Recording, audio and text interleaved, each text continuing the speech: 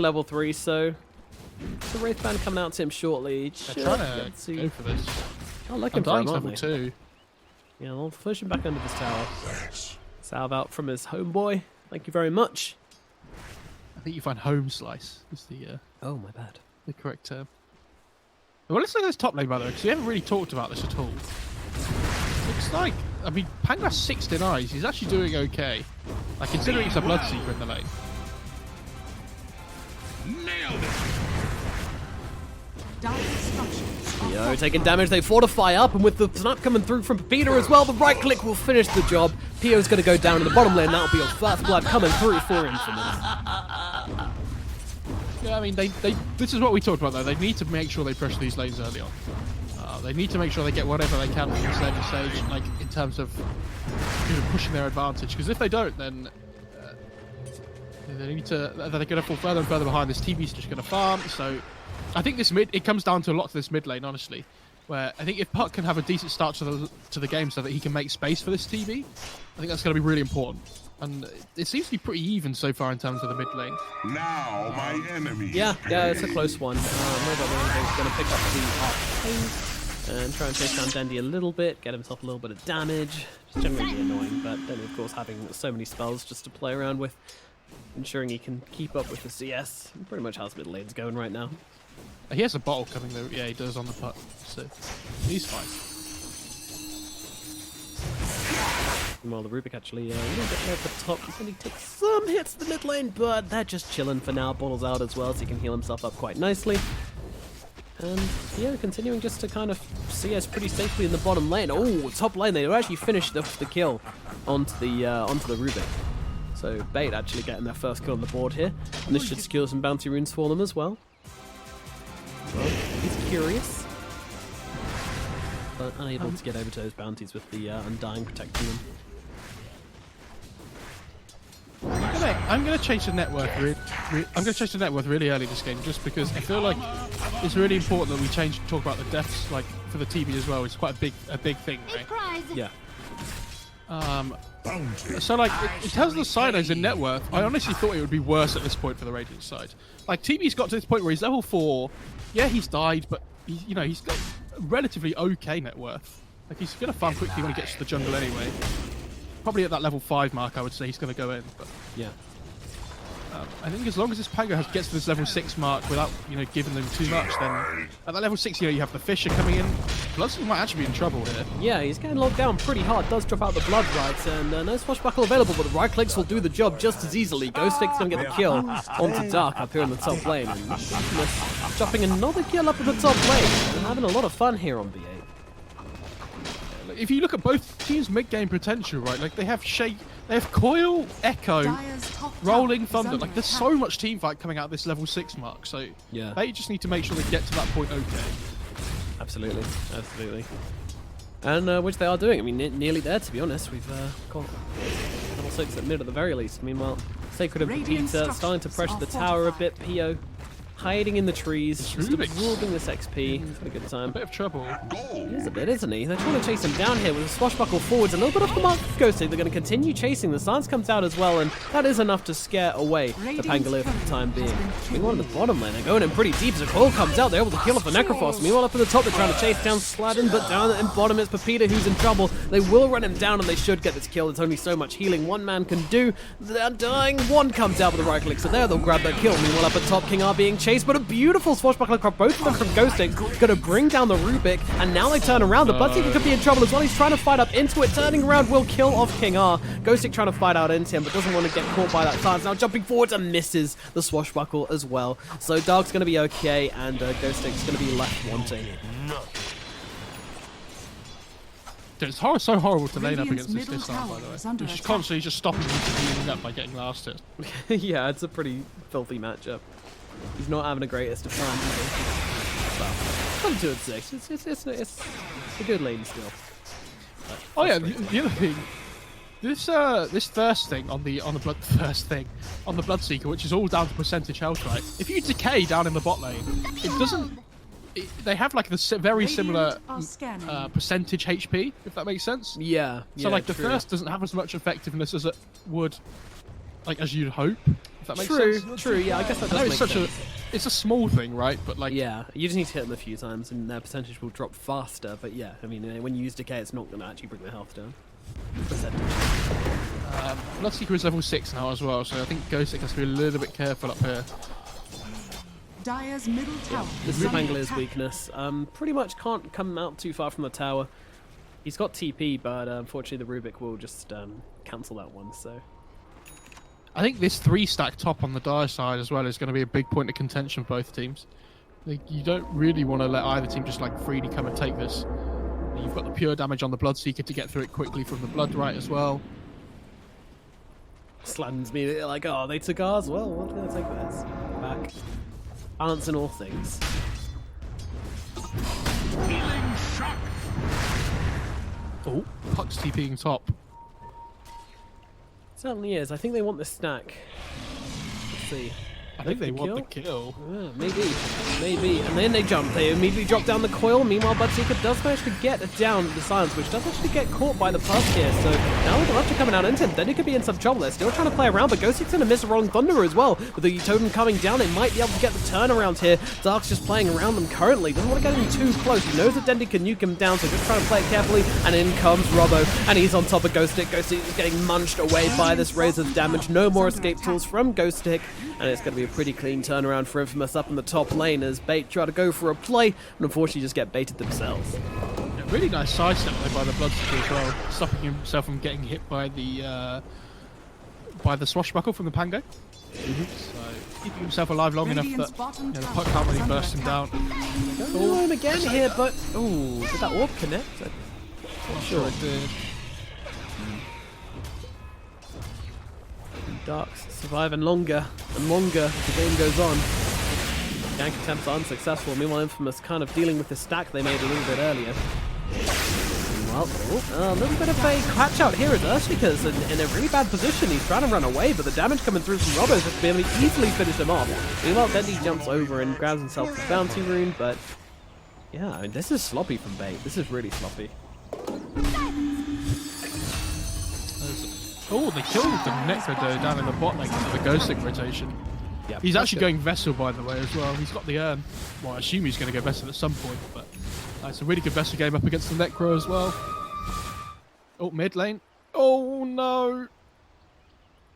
I think you've got more problems than just the Discord. Yeah, looks like we might be down one Sladden very shortly as he is all coiled up and getting beaten in very quickly. Is there anybody nearby to save the day? Robbo is... Oh, he's a long way away. God, I love these games that are a kill per minute. They're just... They feel High so tempo. good. Yeah. You don't have to sit around wondering what to talk about. You just go for it.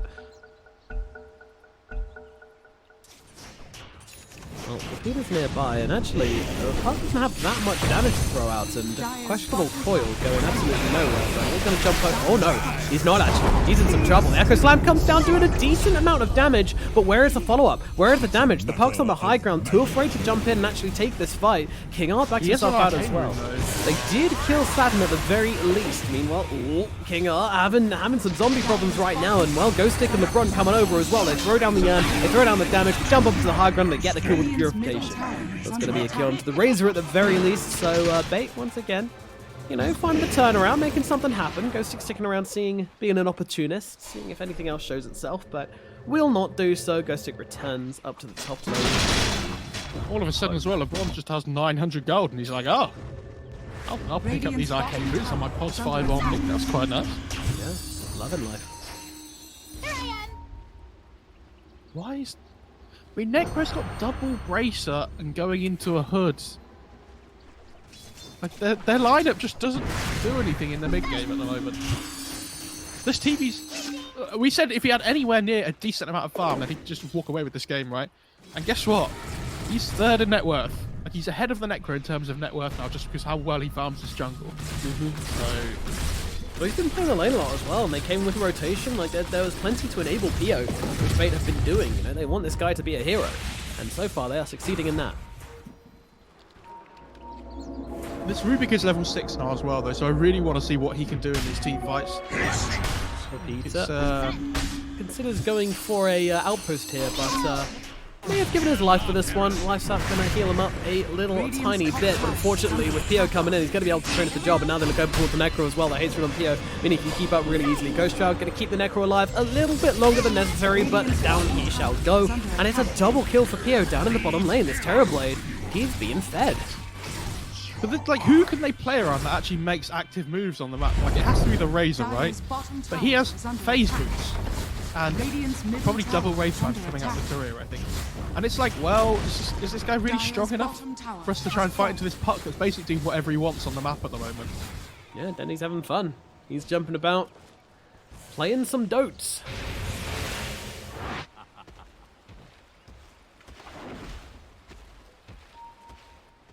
It's got to the point in the game already where I feel like Undying is actually useless as well. I'm going to put down Doesn't take long. Fight. Dire's structures are fortified. I mean, Sorap's always a good spell, Dire's but top tower is under attack. definitely an underwhelming hero in my opinion. He has Yasha coming out in the career as well for TB. So his farm speed's only going to increase here. You know, I think Yasha's probably the best item on all these illusion heroes. Yeah, it's annoying for sure. How much it increases your farm speed? Dire's middle tower is under attack. It's going to be a bit of a slow burner here if Infamous can't pick up the pace, start finding themselves some engagements, finding themselves some kills perhaps. So far, that has not been possible. There's a Rupture available on this Bloodseeker, but doesn't want to throw it out for an Omni Knight. Yeah, and Shaker's getting really close to Blink as well. He's actually only 500 gold away. And at that point, I don't see Bait losing a fight again after that. Like, it's such a big thing for them to have that instant initiation. Just giving King R the farm in the mid lane as well over Dendi in order to get his Blink online. They actually prioritize his Blink more than they prioritize Dendi's Blink, whatever he's going for next. Which I mean, Dendi can just... I mean, it's about splitting the farm evenly though, right? So that you can both... Like, Shaker doesn't farm jungle that well, right? But like, look at the puck. You just clear through it so quickly. Just being as efficient as possible for your team. He's 100 gold off on the Shaker.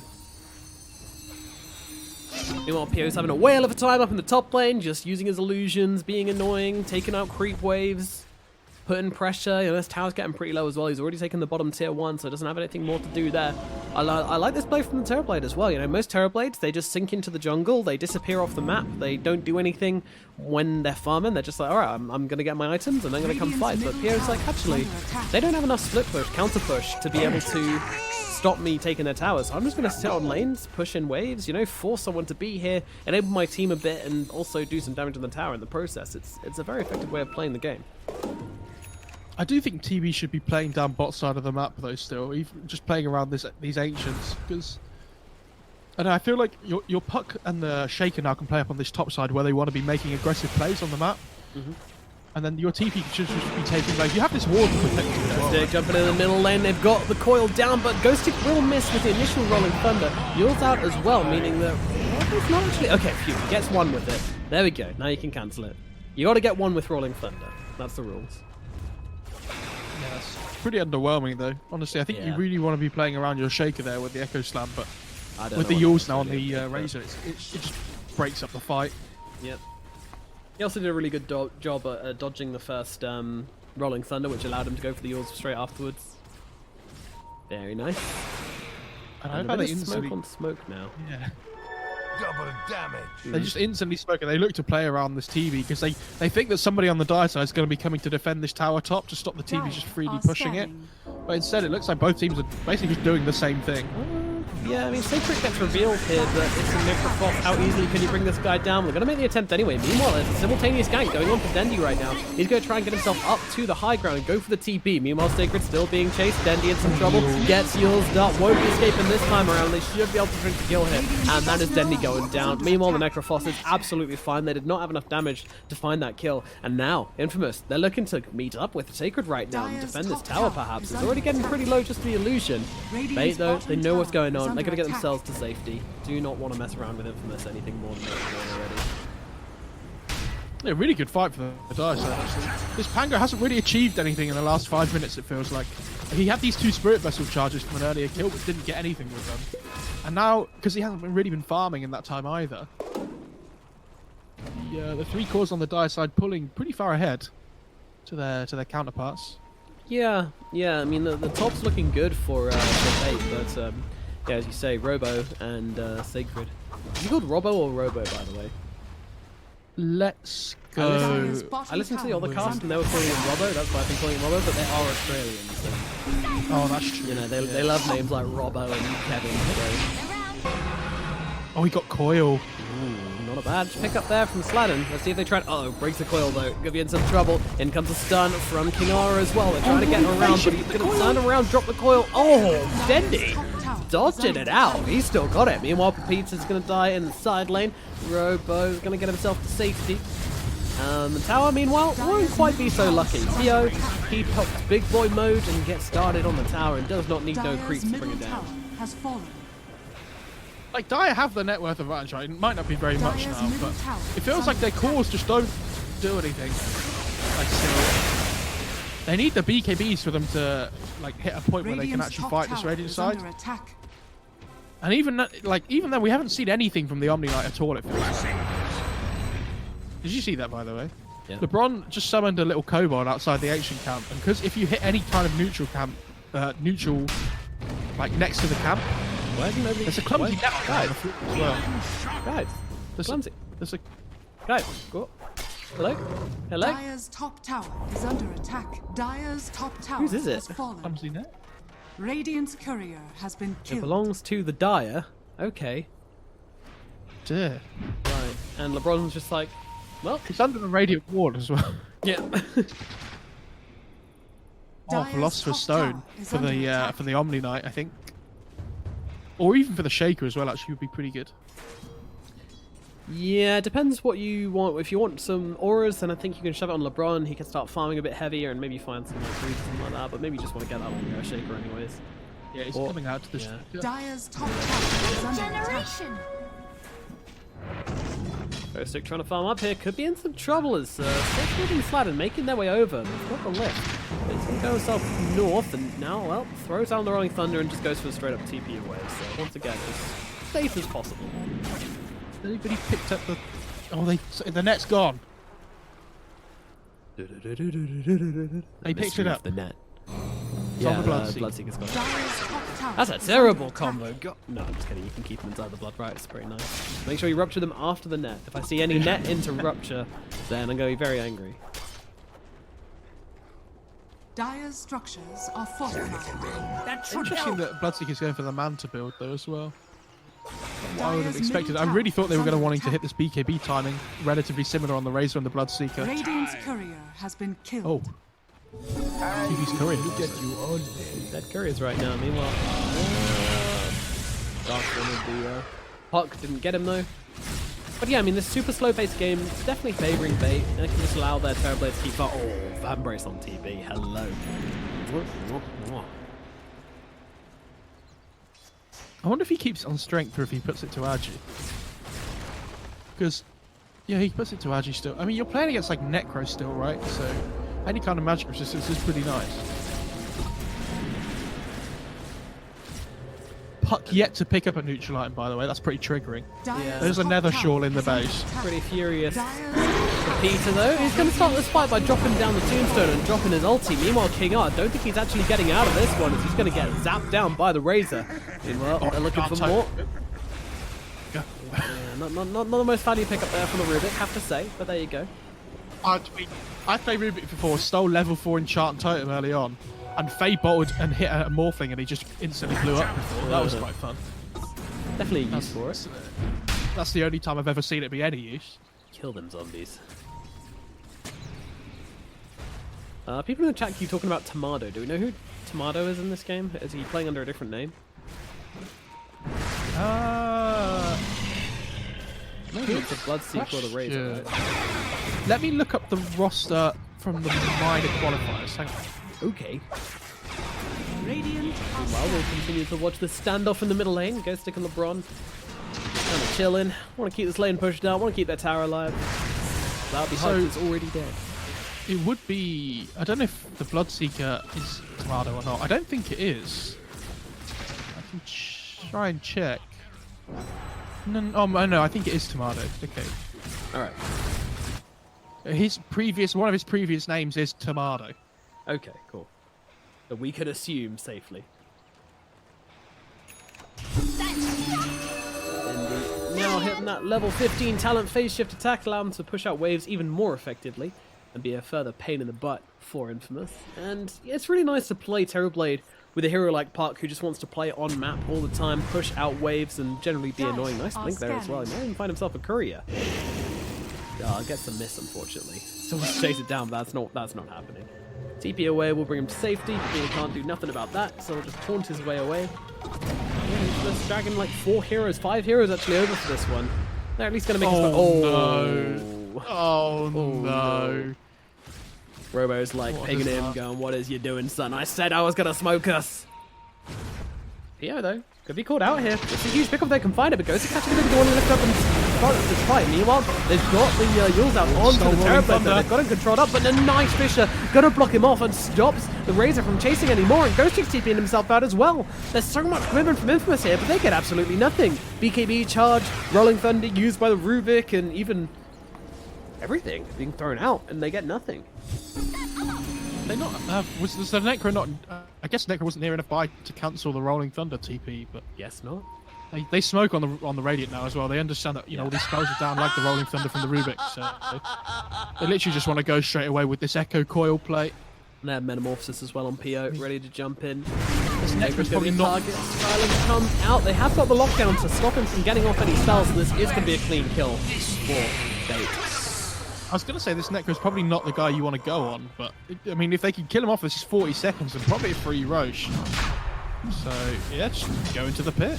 Head in, and Pierre's got that ultimate, and this is going to make short work of Roche damage as well. No anti-armor today, but they've got more enough damage to get through him anyway. Just going to keep him disarmed up as well, making a nice easy Roshan.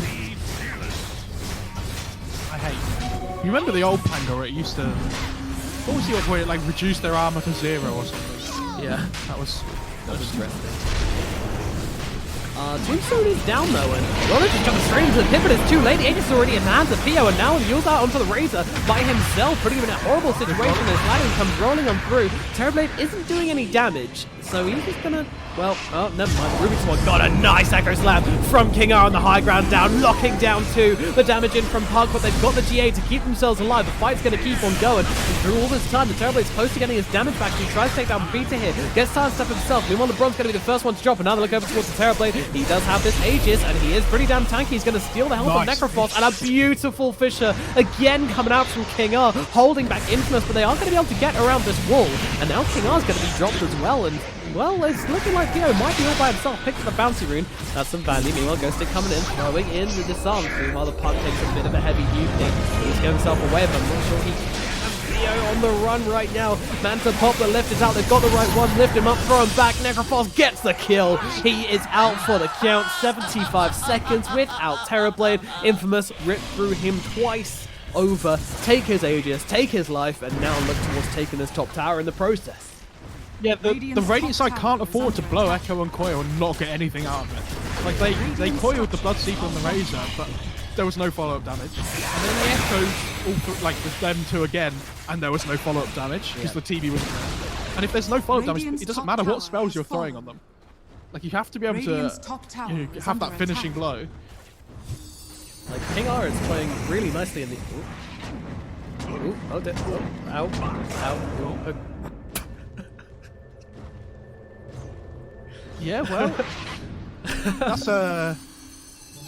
that's a play. Pepita almost died mid, by the way. Just, I'm glad I was watching that instead, to be honest. Dendi still hasn't picked up a neutral item, by the way. Living in his glory days. Maybe he's one of these players that's like, I don't agree with neutral items, so I'm just not going to use them. Yeah, statement player. Wow. Dendy's so brave, making the statement, and just really, showing Valve where to shove it.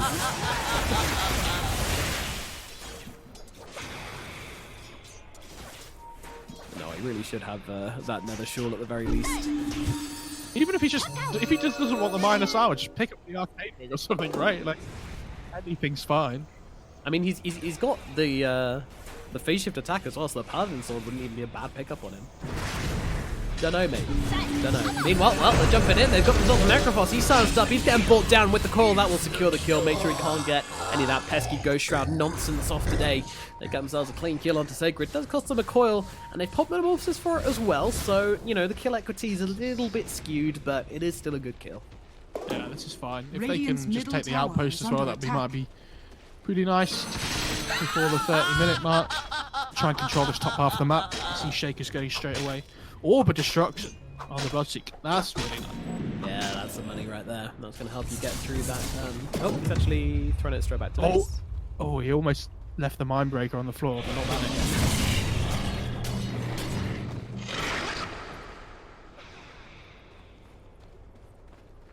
Dendy.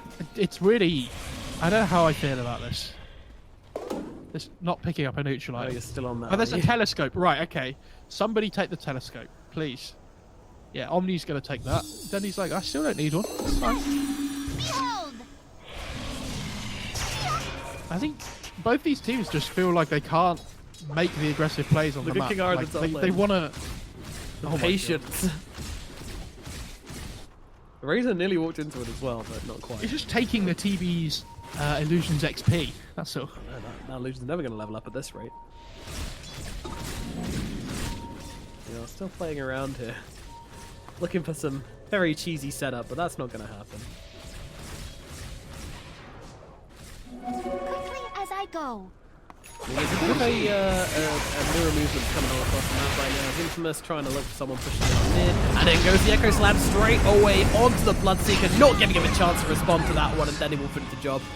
Once again, using that coil to finish kills. I've never seen coil used as a kill securing device before, but you know, this is Dendy. He's a pioneer.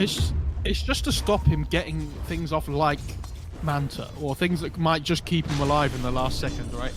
Yeah. You want to make sure that Bloodseeker dies. This is a really slow tempo game. Dyer's If you're middle finding a tower kill with a is under coil, attack. it's like whatever, right? The bot lane as well, they found the next.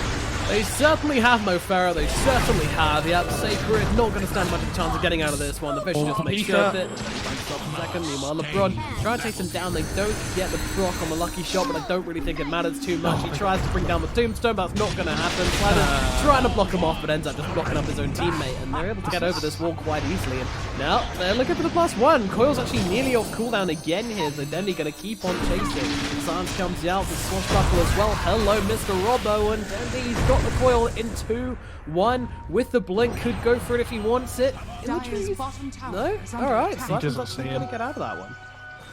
I mean, that was a save your friend syndrome scenario there. 100%. Like, the Necro dies, Undyne tries to save him, then Rubik tries to save him, and it could have been an absolute disaster there if the Rubik died as Dyer's well. middle Luckily, the tower Rubik is under breaks the attack. chain, so it keeps them in business. But Tomato, I'm not sure that's the stairs you want to be walking up, buddy. He's just getting jumped on straight away. Pio pops Metamorphosis, trying to rip through his defenses, and that is going to be the easiest of kills. And he actually completed that TP. So, what's the play here, buddy? What is the play? They are just getting on top of him. King R in Viz on top as well, and the damage is there. The Yules comes out, but it's not going to keep Sacred alive. They will finish the job. Pio gets himself another kill. And they just keeps on coming out for bait right now. They're making the plays and they're keeping up the pressure, and Infamous are just playing into their hands beautifully. I don't know what to say about this Bloodseeker in the last few minutes, I'll be honest. It's like a couple of times in a row he's been picked off. You know, not necessarily... It feels like he's just not, like, thinking, if that makes sense. Like, kind of just doing his own thing.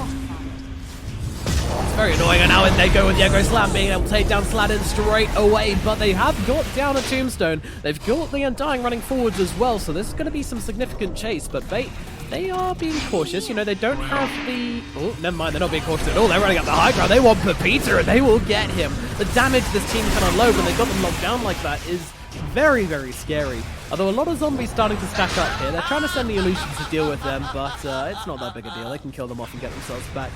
Bait in a pretty comfortable situation in this game as they've got this pair of Raid on top of the net worth chart. They're finding the kills. They're killing off Tomato time and time again. Infamous, they really are falling apart in this one. A prize. Yeah, they kind of just keep dying one by one, right? Like, there's That's no the problem. It feels like there's no communication or understanding of them being on the same page of how they want to be moving across the map, or like making plays together, or it feels like they're kind of very, isolated from each other in a way. Yeah, I get you completely. They have the Bloodseeker, but he doesn't have a BKB. So like this Razor got a BKB, a second item, and they couldn't do anything with it because they still couldn't fight because the Bloodseeker didn't have his either. It just feels like a complete mismatch in their timings of what they want to do. And it's difficult to know who that's on, right? Unless you're you're part of the inner circle of the team.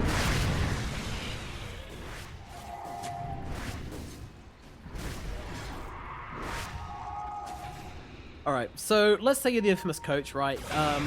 Suddenly we have timeouts in Dota, you're allowed to pause the game, run into the practice room. What is it you say to them? Nailed it! Nailed it! That. Nailed it, and then run out again. They're just like, what the hell is the point in that? What is wrong with that coach? No, I'd be like, alright boys, sit down, infamous, alright? We didn't get on the plane, come all the way out here to Ukraine to play Dota, and then lose like this. Maybe they If did. we're going to go down, we're going to go down playing some games, we're going to make some plays, we're going to run into their side of the map, and we're going to bring them down, or bring them down with us. And then It just screw feels like they're playing so scared, right? Exactly. They need some motivation. They need someone to come in and yell at them. You just gotta chill out, take a deep breath, and just play as if it's just a pub, right? Just do your thing, enjoy your time, and if you play without pressure, So saying shouting at them wouldn't work. probably not. No, Probably not. I don't think that would. Alright, smoke spot from B8 here as they're going to go immediately onto Pepita. Pepita, though, he's quite tanky, but Pio's going to rip through him pretty handily here. And now turn his attention to the tombstone. Meanwhile, Rory trying to get on top of him here, and it's going to try and land that static link. The BKB probably, when the Akasan comes down, they'll be able to take down Sacred as well. Pio doesn't care that all his damage is being taken away because the Razor isn't really doing anything. They're going to be able to control him up, and now they just turn it around. Pio with the jump kill, they take down Sidon on the backlines. Rory trying to do what he can. He's going to be able to bring down King R at the very least. LeBron not looking super healthy either. The Ultimano coming in with the BKB, but he can't get close to the fight because the damage is too much. Meanwhile, the Reaper's side are going to take down LeBron. LeBron buys back into this one. Meanwhile, Ghosty trying to go for the TP out, but he gets your stuff controlled up. Meanwhile, Grio in the middle of the fight trying to deal out so much damage. Then he's going to get Thunder up as well. He's keeping himself nice and healthy. His damage getting sapped out away again by the Razor, but unfortunately, Bait are on top of him. They bring him down, and that's going to make it a full 5-man team wipe from Bait and open up Roshan a bit easily for them. It did cost them a couple of buybacks, but they got the Necrophos die back in response as well, and Jesus Christ, that was not a massacre. I'm drawing you the TV's heat map in that last fight. pretty much, yeah, pretty much. I think he went up here a little bit as well, but yeah, Jesus, that was... He literally just stood still and hit them the whole time. Yeah, they took all his like Razor took all his damage, and he was just like, well, I still got illusions, you know, I don't really care too much. I'm just gonna slow you down and let my team do the work. Without, like, let's say you have BKB, but they just kited the whole duration. Where the puck went in phase shift like twice in a row, and he didn't achieve anything during that time. And yeah, both the supports can't really achieve anything in these big fights.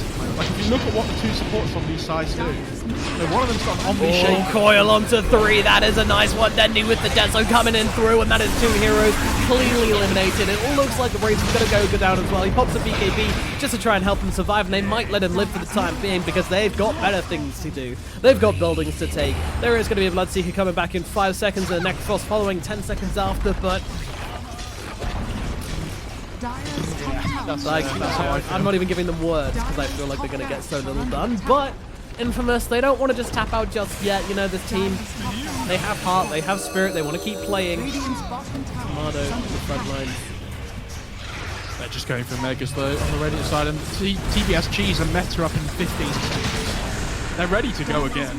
Let's go through the full list. He's got Cheese, he's got Meta, he's got Sunder, he's got BKB, he's got Heavenly Grace, he's got Purification. This man is not dying. He's just Angel not in 5 seconds. Oh, sorry, right back. Go now. Easy kill. Just kidding. They're getting wrecked. Bravo on the front lines, getting beaten on down here. They go down his range, so he just turns his attention back towards the barracks. Fortification comes out, a coil solo onto Undying, keeping controlled up. They see the tombstone in the back line here, doesn't survive long. And now they get off the static link onto Pio once again. Disarmament out though onto the... onto who actually? It doesn't really matter. They're just taking down the barracks anyway. Nice mega creeps, looking pretty good. Pio, is he going to leave the base now? Probably not. Continuing the aggression. Just jungling, dude. Trying to find his farm while his base is dying. He's like, dude, I'm gonna get these neutral items. I was gonna just wait for something to drop, but unfortunately, the game, it is over.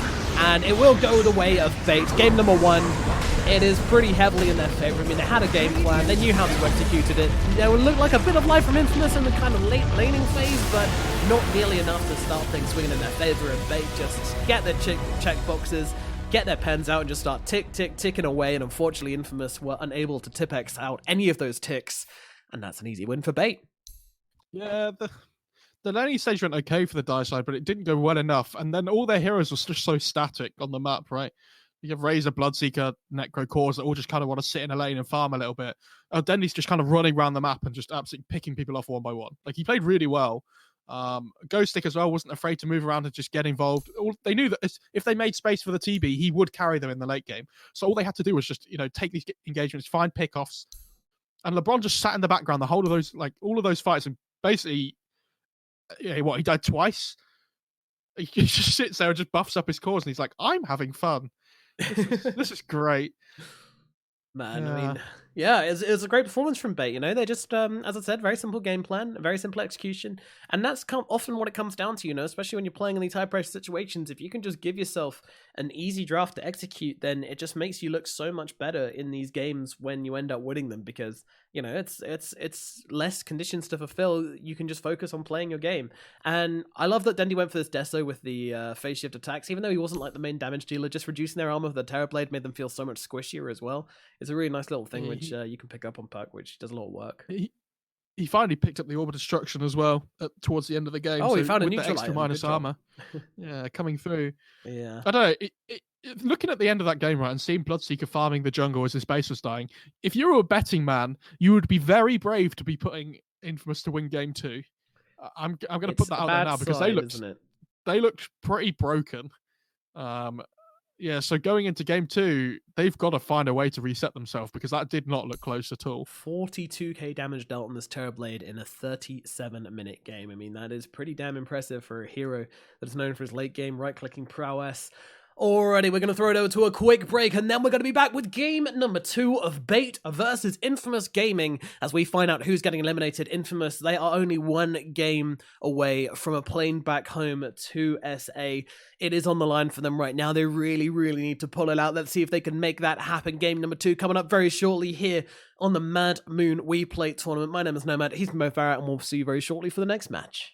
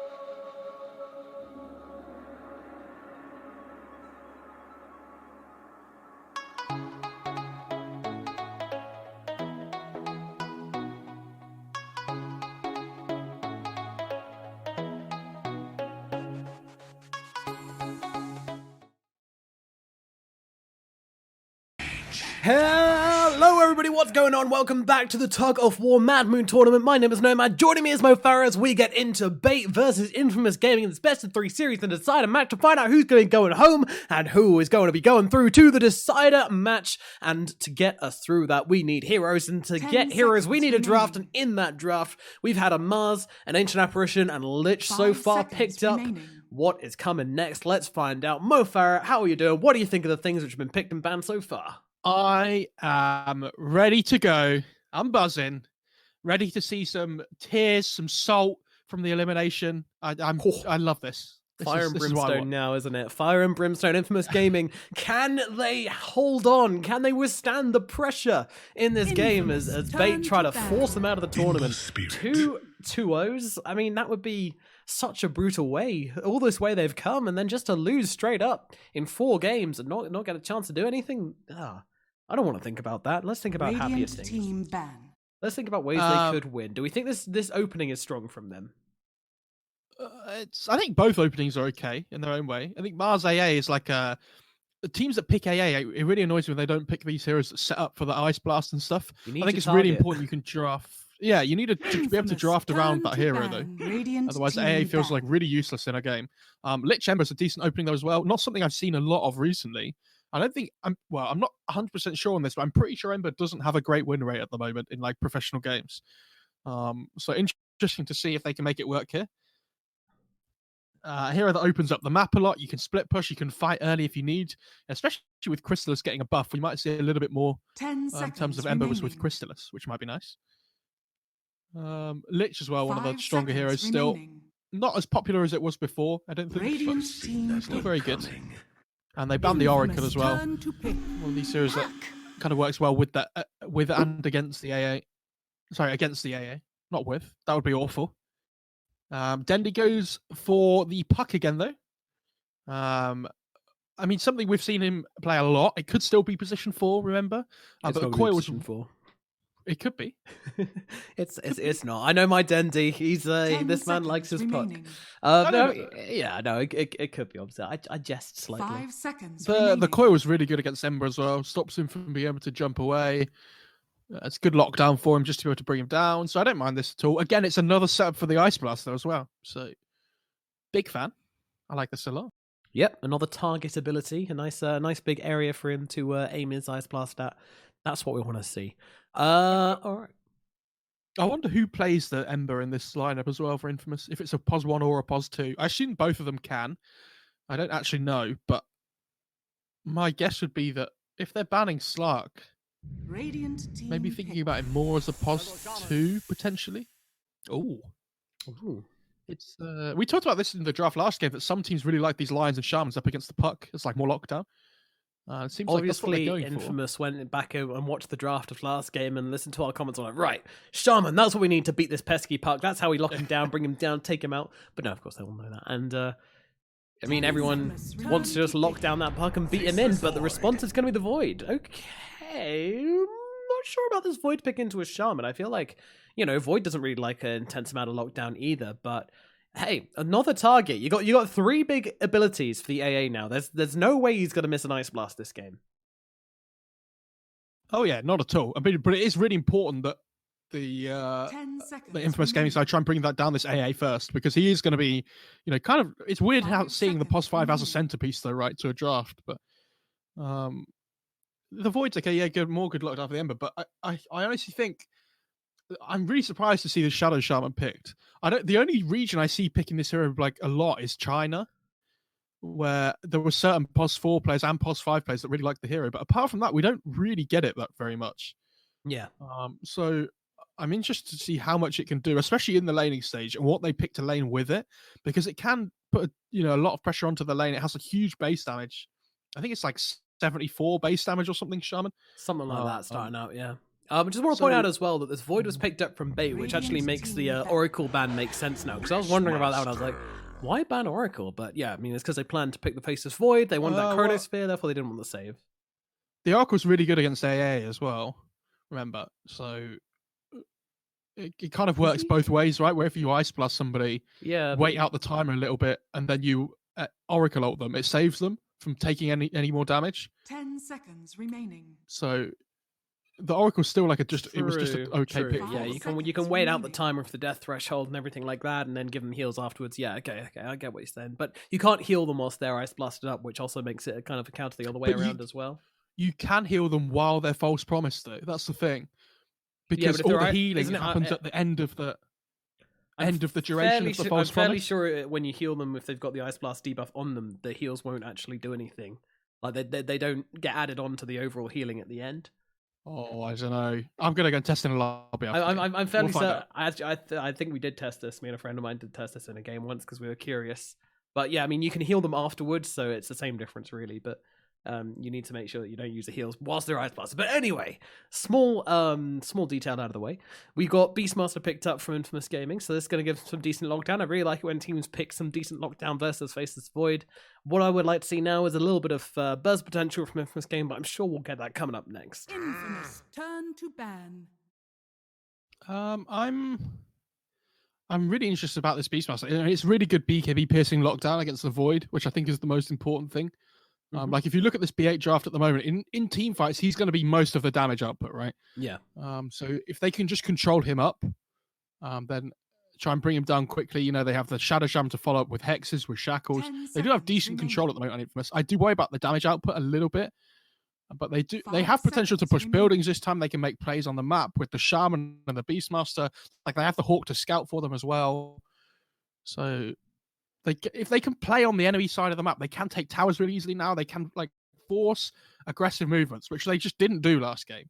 I'm already preferring this draft, like after about 3 picks, actually, to be honest. Yeah, there's some very obvious things for Infamous Gaming to play around. You've got the strong heroes in the Lich and the Ember, and then you've got the Snakes and just the Beastmaster generally existing with his auras, with his creeps. There's so much for Infamous to do on the map right now, which is great, because last game we didn't have this. Infamous turn to pick. Ooh, so what are they going to go for to round it up? Are we going to find out whether the Ember's mid or safe lane as well? I assume they need... Oh, God. Oh. All right, okay. Infamous. Okay. So they want to rely on the other 4 heroes to make space whilst the Spectre farms. Can they move the puck to a 4 and we could see another Meepo game here? I don't think Dendy plays it, though. I think Pio does. I don't think so.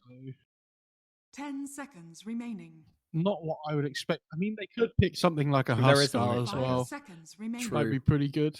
Yeah.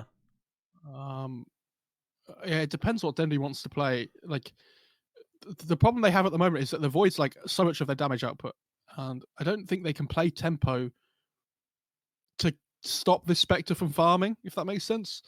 They don't really have the heroes to do it. So I think they need to... Maybe something like a Kunkka might be okay here as well. But I don't think it lanes that great against Ember. Kind of goes both ways, I guess. Yeah. They need some like BKB hero that just runs in and commits to fights, I think. Or you just keep it with the puck and go for some kind of 4 position, which can be aggressive, maybe. I kind of like to see a Tusk or something like that, but... I really like Tusk this game, actually. I really like Infamous's draft, though, right? I don't really see how B8 can play into their tempo at the moment. Like, it's all pick-off on B8, like, using this AA. And I feel like they should be able to make enough space for the Spectre at the moment. Oh, You may now select okay. your heroes. Is it going to be Mars mid? Yeah, it is. Might be, yeah. Yeah, they're going to put the Mars in the middle lane. Dendy Mars, people, let's go. Get hyped. This is something that Dendy has done before, though. Like, it's not a new thing. But I kind of just expected it to be Mars offlane from the get-go. Yeah. And they can pressure the Spectre lane really hard now with the Timber, so I don't mind this. I don't know how Mars does against Ember mid. This is a new one to me, though. All right, let's find out. Mars going to be in the middle lane, played by Dendy, of course. As you say, he has done it before several times, but still an unusual pickup. Meanwhile, it's going to be King R on the puck this time around and Ghostic on the offlane Timbersaw.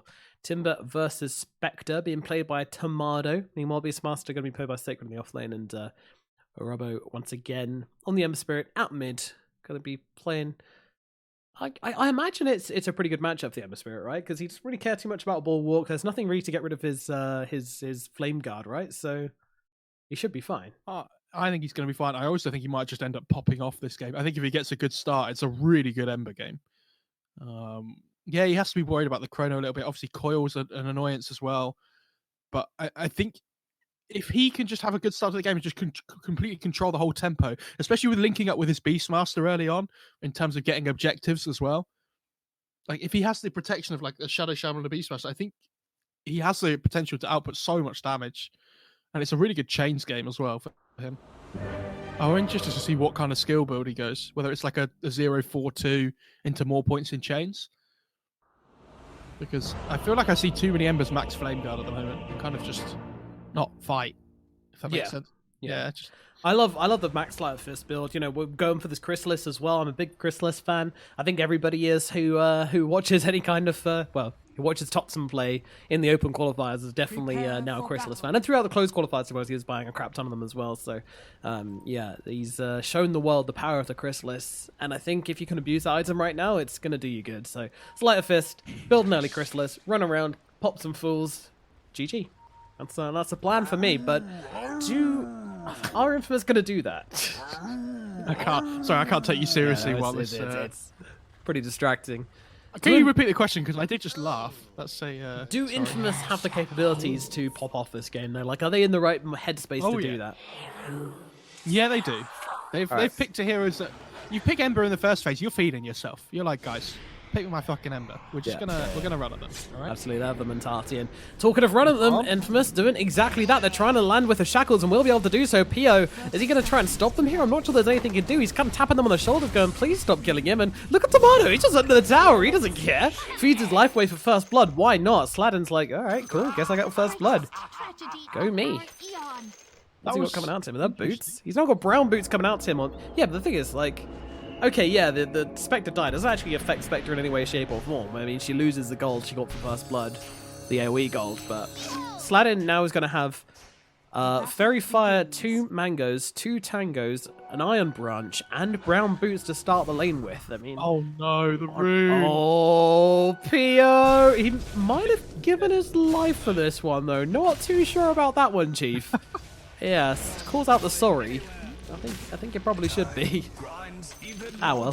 Dire's courier has been killed. Well, it wasn't first blood. It wasn't first blood. Yeah, I'm trying to figure that one out. I love how he tried to get the rune, then started walking back, and he's like, "Oh, I'm surrounded by 3 heroes. Why is there a puck? Just what is happening?" Yeah, Pepita tried to bait his career for him as well, dangled him in front, and King R almost took it. Now he's going to have to find his way out of this one. They have got the shackles, but don't throw them out. King R makes it to the high ground, and Sladden's kind of like, yeah, all right, I'm done. I need to go and help my Beastmaster, and that's exactly what he's going to do. So heading down to the bottom lane to help out the Beast. Meanwhile, Pepita continues chasing King R around the map on a merry old journey. Meanwhile, up in the top lane, it's going to be Ghostic versus Spectre in a solo lane matchup, which is probably going to favour the Timsaw a little bit, but at least she's not a strength hero, so she'll probably hold on, just get a crap ton of regen and exist, get levels, and then try and catch up later. And Dendi versus Robo in the middle lane on the Mars versus Ember Spirit matchup. As we said, I think we kind of favour the Ember Spirit quite a lot in this matchup, but so far so good for Dendi. Yeah, definitely. I mean, he should be fine. I mean, he has decent base damage early on as well, so they both should just kind of farm, trade a little bit. Dendi's putting in a bit more hurt into Robo. Spearing into the tower as well. He's not afraid to spam out his spells early on, is he? He is not. He is certainly not. Popping those mangoes like they're going out of fashion. He has the Soul Ring done in like 65 gold or so as well, so he's doing pretty well. Jesus. Yeah, I mean, the flip side, we said that they've got nothing to rip through the Flame Guard. I mean, they've got Spear, but it doesn't exactly do a lot. But at the same time, it also means that he's got no defense when God's Rebuke comes out. You know, this Flame Guard's not going to save him in any situation. So, yeah, Dendi really laying the hurt right now. He's using his attack damage to just force Robo out of lane. But he's going to go and grab this Illusion Rune at the very least. Might just get killed off immediately by God's Rebuke from Dendi, or... Yep. Oh, it doesn't actually do nothing. It's trialing down bot, by the way, so both these teams kind of... It feels like nobody wanted to really commit down there, but with the creep equilibrium coming back towards the Dire side, they're pretty happy with how things are. Yeah. This Void's going to have to be a little bit careful with his positioning. Oh, I say that, he's managed to grab a couple of creeps, so bringing it back towards him. Pio's chilling down here. Had a pretty nice time of it. 13-0, even though he's against an aggressive tri-lane. Oh yeah, get that boar. All your spells. The Spectre is running out of regen very quickly. Yeah, that does tend to happen. There's the reason I said a butt ton earlier. That's because she needs trunkfuls of regen. And she's got... What's she got coming out? Like 3 parts of a soul ring. They actually missed the orb, which means Pepita's still got plenty of health, and now they look for the turnaround, but Sans comes out, right clicks are there, Salve comes out to keep Pepita alive. Meanwhile in the backlines, I go for the damage here, but Slatten's actually taking hits as well. Pio just laying into Sacred, Sacred laying into LeBron laying into Slatten, and LeBron is the one to fall so far. Oh, the Korea! Got like a conga line of hurt going on right now. Looks like King R's going to make it away. Slatten's still chasing though. He really wants to try and find him with the Ether Shock or with his Shackles. Goes for the Ether Shock, doesn't have enough damage. King R, silence down to the low ground, going to mean that he survives for now. Meanwhile, in the middle lane, looks like the Ember actually was forced to walk back to... Did he die? Yeah, he died in the middle lane. Then he got a solo kill. Oh my god, I didn't even see. Yeah, there's too much action going on the bottom lane for us to really check that out, but that's already insane. He's just spamming everything out whenever he must have brought out so many mangoes to the mid lane, actually. I think there's been at least 6 in 4 minutes, which is pretty crazy. Also, this Spectre has a soul ring coming out on the courier with no other regen, and I'm pretty sure he needs more than the soul ring. Yes. Yeah, 8 regen ain't gonna cut it, Princess. Like, Timber's going to hit level 6 relatively soon. Probably the next, 2 waves or so. And then... Yeah, they're going on the tower. You don't need no 6. Hey, son. How's it going? Let me introduce you to my Timber chain. And Tomato's just like, well, I don't have a lane.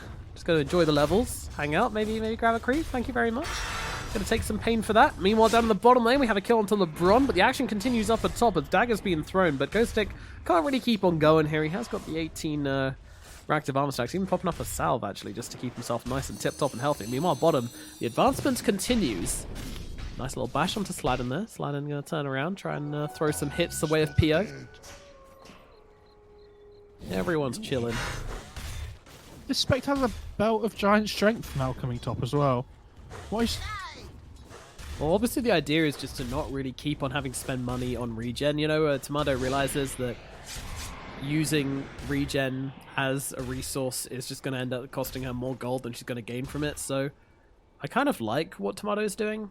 I think it's a really crap situation, and she's making the most of it and not putting herself into a worse situation by just spamming out regen. Like, it's okay, but this Timber's now going to hit level 6 just before you, right? And now you can't come back to them. Yeah, like, sure.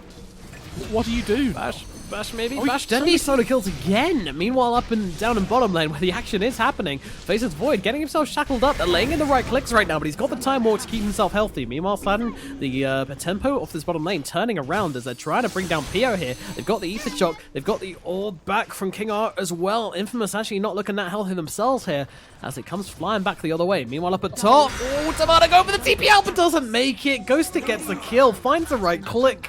And that is going to be a costly death. No TP now on the Spectre either. She might just taunt to get back to lane.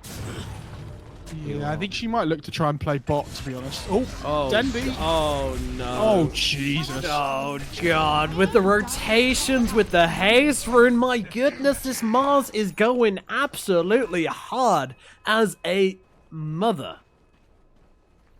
And there's a catapult killing the tower top as well. And it's 6 minutes in and there's already a 2k advantage. Jesus Christ. Infamous, their towers are burning. Children are running away, screaming, sirens in the distance, but they're not going to get here in time to save Infamous. No, there's still hope. There's always gleaming hope when you have a Spectre in your team. You do have the possibility of finding a late game, but Jesus, this is like so bad. Talk about the tri-lanes for both teams, right? Like, if you think about it, this Beastmaster, he really wants level 6 as soon as possible to try and make plays on the map, right? Void doesn't really care if he has to tri-lane, right? He doesn't mind sharing his XP as long as he can get farm. And now there's this Ghost level 8 Timbersaw with 4 points in reactive armor top. The Beastmaster's level 5 and like, what do I do? This guy's too strong for me to deal with. He's literally just using balls from high ground. This is his contribution to the game right now. Eating these trees. Balls from... Oh, yeah, bringing the creeps over. That'll do it. Meanwhile, down in the bottom lane, Peter's going to drop. They finding more here. Nice bashes onto Sladden, helping out as well. Time walk forwards. The right clicks come in. PO, another bash. Finds a kill. Nice. He says. And now they see Tomato. Dendy's coming bot as well. Oh, Tomato. Well, he's just going to say, see you later, boys. I'm going up to top. I think he dodged out the chakram there as well, which is kind of cute. I think he tried to. I'm not sure he actually did, but...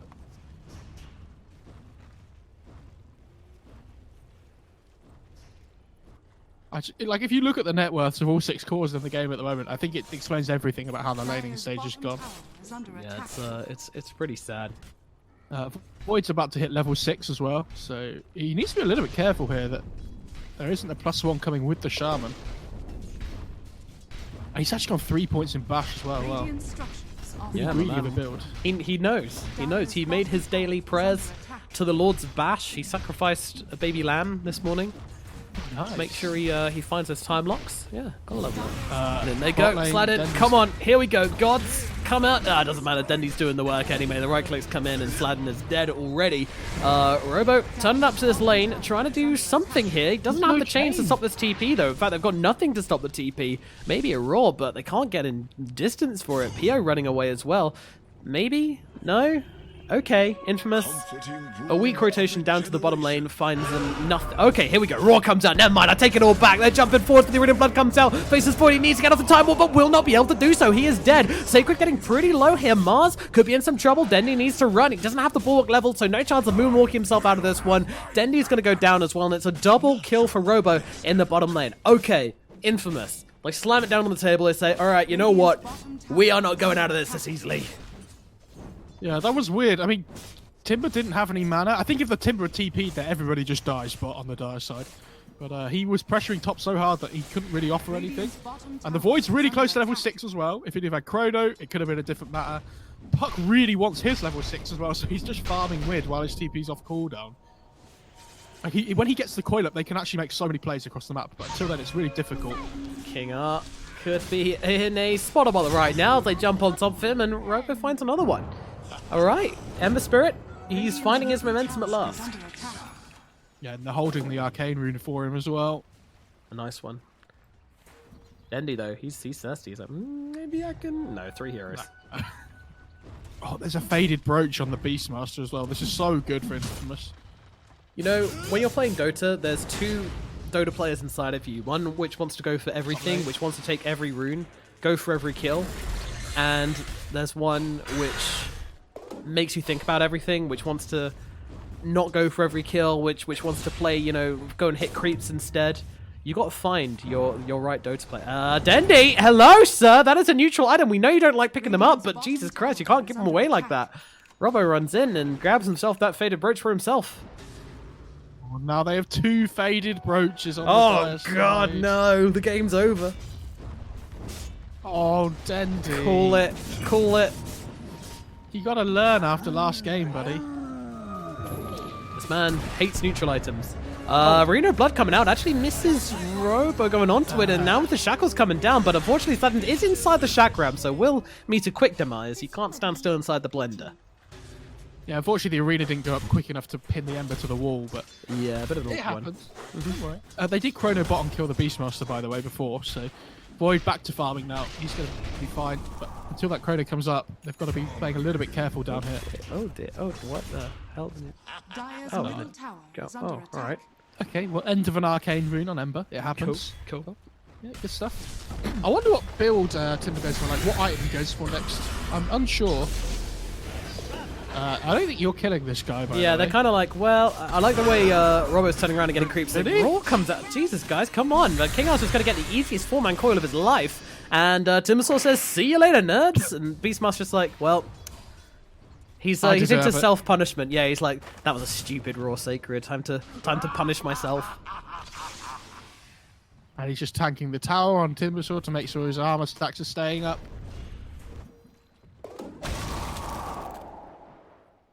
Well, you got to try it, don't you? AA's just like, oh yeah, time to make Dota top 10 reel with this Ice Blast. Get myself on the front page of Reddit, but doesn't happen that way. Sad. Tomato is farming really well, by the way, on the Spectre. It has to be put out there. the Timbersaw kind of left him alone top, and now nobody else has pressured him at all this whole time. Just because Emma's been running around the map and doing so much. Yes, I call this the I won the lane scenario. When you go, I won the lane, so I expect it's not going to be a problem, and then 15 minutes into the game you're like, I won the lane, so I expect it's not going to be a problem, but we haven't seen her for 5 minutes.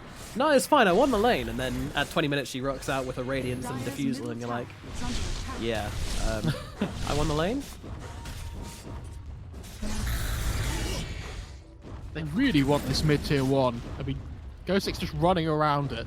I feel like you should probably hit the tower if you want to kill it, though. Yeah, there you go. He's too busy running around it. Look at how aggressive they're playing down bot, though, on Infamous. This Beastmaster and Shaman, they really want to make plays. Yeah, King R seems to be pretty aware of this. He's like, well, I'm just going to sneak out the trees. Ooh, ooh, ooh, ooh, ooh. Run, hide. He knows what's up. Middle tower has fallen. And finally, the middle tower doth fall. Dendi doth receive the last of hit. And Timbersaw's still just sitting under towers. Yeah, so they have anybody building. There's nobody building Vessel on the Daesh side. I guess they're not. I would have liked to see it on Beastmaster actually. Yeah, I was going to suggest that. It's not awful against Void either, so you know, why not? I guess. It's not the best item on Beastmaster in King R, himself. he's going to set up for this one. They think they're going for the gank, but instead it is them who is the gankies, although... Oh no! Oh no! The golems, they ruin it, but the Air Blast's going to come in and still secure the kill onto both of these, so... I feel like Infamous could have left there, but they saw the little play from the stone golems. They were like, well, maybe we can... But no, there was nothing to be done. They get finished off, and that's going to be another easy couple of kills. Down in the bottom lane for Bait. Find themselves back on the board, keeping the pressure on. Possibly the worst initiation to a fight I've seen in a while, but it still ends up getting them 2 kills. I mean, that's quite impressive. You don't need to hit Arena of Blood. They just smoked under a Radiance Obs Ward, by the way, so Puck should know this is coming. Yeah, pop it and get out. Easy peasy, easy. Ooh, Jesus Christ. Okay. Making it hard. Wouldn't want to make it too easy on us, would you? Meanwhile, Pio looking for the Chrono, but not going to find it onto Robo. Meanwhile, chicken down onto Ghost Stick. AA Blast going to come in. Oh, another good one. Catching 2.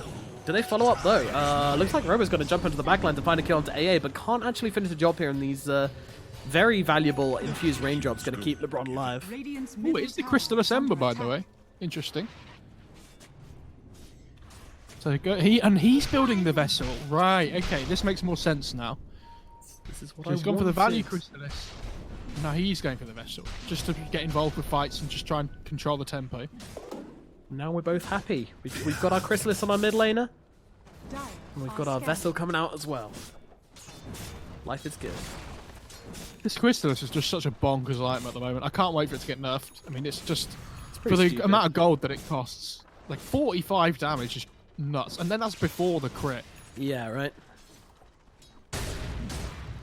Dire's bottom tower is under attack. Isn't it like fundamentally better? There's an item which costs like way more, which is just fundamentally better than which someone made the comparison to. I can't remember which one it is.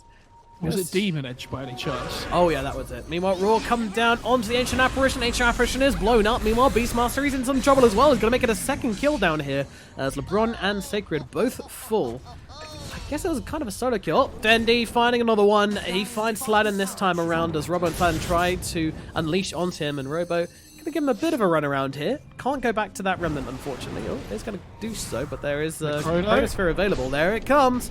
They can start beating into him. He's fairly tanky though, but Peter gives him the Frost Shield, and that means Pio can't actually finish the job. So underwhelming Chronosphere if ever I've seen one. Thank you very much, Lich. Yeah, I mean, I was gonna say Lich, one of the better heroes at dealing with that Chrono, having it's like a pseudo save, right? And the Frost Shield. I like that Bait are trying to play before the Spectre gets his first item online. He picks up an Aquila as a neutral item, which is really good for him. But tasty. When this Radiance comes online, it's going to be a little bit more difficult for the Radiant side to try and take fights. So they need to make sure they can get done whatever they can here before the Spectre really becomes a hero. Yep. Yeah. The map is kind of free, and then you're going to have to play around Haunt, which doesn't feel great. How much do they care about this Radiance? On who? On Bait, you mean? Yeah, I think they do a lot, because they've got like the Puck, who should be doing a lot in these fights. With the Radiance won't be allowed to do much, but then they go down at bottom. They're looking for the Faceless Void, using the Horn, try and get the kill. They're holding him still with the shackles, and they'll find him. PO was dropped, and Ghost Stick is kind of just nearby, trying to sneakily get himself away. They won't go for him as well, but still, a kill on the Void, very, very valuable. And this is really swinging the momentum back in Infamous's favor. Do you remember how brutal this laning phase was? I'm way back into this one, though. Yeah, and again, like the Relic's up, and now because the Spectre secured those kills with Horns, that's all you want to be doing with your first few Horns. Right? Down onto the Shadow Shaman. Once again, the Frost Shield comes out, but not going to save him from the ridiculous amount of magic damage they've got to throw down onto Sladden here. So that's going to be a pretty clean kill. And again, Shaman just picking that cliff. And you use Arena for him. It's 60 seconds still until you get that one back up. I don't think it's a big deal. Oh, Deadly picks up the Dragon Scale this time. Nice. Pretty good going. Wow, he's picking up neutral items. Good job. Do you reckon because he's the captain, he's so focused on trying to think about what they want to be doing that he does maybe not think about all these neutral items dropping and stuff, whereas like other mid and carry players, it's like the first thing on their mind. Maybe. Who knows? Who knows? Hard to see inside the minds, but yeah, Dragon Scale's really nice. It's going to apply on all his God's Rebuke hits as well, so any kind of unique attack modifier like that is pretty swell. I'm wondering what item Puck's going to be going for next, to be honest. I feel like this Veil's big, but like, does he want a blink or does he want to go straight for the Axe next? Because if you don't go for the coil with the Axe now, by the time you get blink and then you build the coil afterwards, Ember's probably going to have a BKB. So like, yeah, at the same time, you really want the Yules when you're playing against Spectre. I don't think he can go the Ultra game. I know. I think when you're playing Pos 4, you have to be playing as if like you want to be aggressive, right? We need to have a bell or something we can ring whenever Spectre finishes her Radiance, because we are ringing that bell right now. Ding, ding, ding, ding! Spectre has finished the Radiance, and we're going to have a Haunt on 18 seconds, and Infamous are well and truly back into this game. In fact, I'm starting to get worried for Bait right now. It's feeling pretty tasty for the Infamous lineup. Spirit Vessel finished as well. Oh, this is timings galore. And Ghost Stick, he's about to be on the receiving end of this one. They throw down the Vessel onto him, however, they're not able to follow up with the kill. They've instead found the Ancient Apparition, and there comes that. Oh, but look at the damage coming through from the Timbersaw. They're trying to hold him steady. Robo's just going to die, though. I mean, they get... Well... Oh, Ghost Stick surviving. He's living through it all right now with the Vessel on him. Surely they can finish the job. Raw's going to come out. The axes come through. Do they have the damage? Surely they've got enough. Ghost Stick will finally get finished off, but... They just turn around and kill the Ember Spirit. Timing's my ass. They just got wrecked. Yeah, that was really unfortunate because they used... I don't know if he had any Vessel charges. I think he had one. And they went on the Timber straight away, but he got the chain up to the high ground just as they used the Vessel on him. So the whole first Vessel duration basically just got wasted. Yeah. And then, yeah, like the Ice Blast comes down onto this Ember that just takes a full round of spells from the Timbersaw and kind of just dies straight away. 1,000 pure damage taken from the poor old little Ember Spirit there. That's not an ideal situation to be in. And they still have Chrono up on this Radiant side as well, so not an easy kill up here. Oh, Void, you good, buddy? Controlled up, and here comes a Shaman, and this is why he's good against the Void. I'm not quite sure they're going to do enough here, though. He's going to be able to get the Time Walk away, but comes back in. I'm going to use a yeah. Oh, no. Oh dear, meanwhile on the other side of the map, they do get the return kill onto Sacred. Dendi, King R, Ghost Stick, they all turn up and punish the Beastmaster. Alright. Trades are happening. My phone. You might have used Chrono and not found a kill where he was, but he used the Chrono and found a kill elsewhere. So, in a way, you know, this is the equity of life, the balancing act, which is the lives we lead on our day-to-day adventures. Dendi has BKB coming out in the courier, and with this Deso, the Roche dies really quickly, so... Yeah, I think they're scared, though. They've got to be... got vision. No fault, though. I think they have to be scared just because they have no Chrono, though, right? Like, True. If they had the Chrono available, I think they'd just be doing whatever they wanted. Yeah.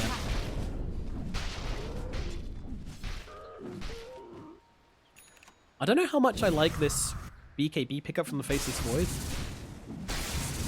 It feels necessary, right? You're playing into the Shaman, but at the same time... The Vessel as well, like... Yeah.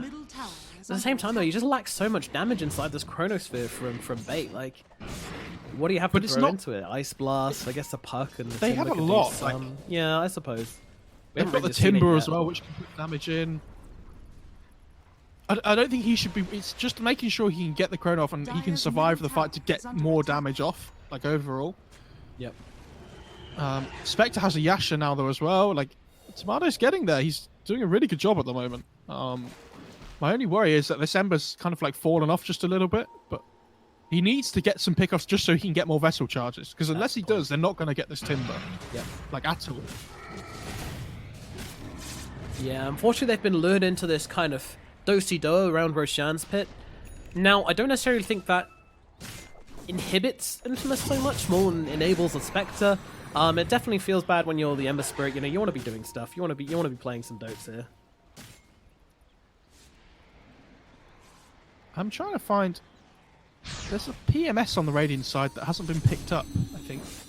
Unless it's in the base or something. I'm on scouting duty and I can't find it. What are you looking for? There's a PMS in the shop that it says they have, but isn't in the base. Unknown. So Yeah, it's there's lots of definitely faded done brooks as well. another oops. Maybe.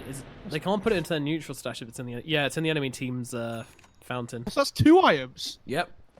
Oh no. I don't want you to blame Dendi, because we I mean, don't I'm know gonna who assume lost it, but yeah, it's a pretty safe assumption. And it looks like I've got a fight breaking out here, actually, as Ghostix just taken their outpost from them, and everybody else smoked up from behind. They really wanted them to jump the Timbersaw there, but they know they can't, and now they look for someone else, and they've actually found the Shaman. It's a great pick-off here if they can find it, and look at that God's Rebuke coming in, breaking the coil, and finding the kill. Sladden gets dropped. Now, B8, what do you want to do with this one? Sick Timber Chain as they head back towards the pit, maybe. Still hard, though. There's the Haunt available. I don't know if it's enough. Like, the Shaman's going to be up in 15 seconds. You have to take this so quick if you want to. Radiant's bottom tower is under attack. Scary. Roshan getting low. Hawk's over the top here. They're going to try and kill the Hawk off quickly. Spear will land. Roshan down to his last slither of HP. They're going to go for something here. They're smoked up, but nope, nothing going to happen.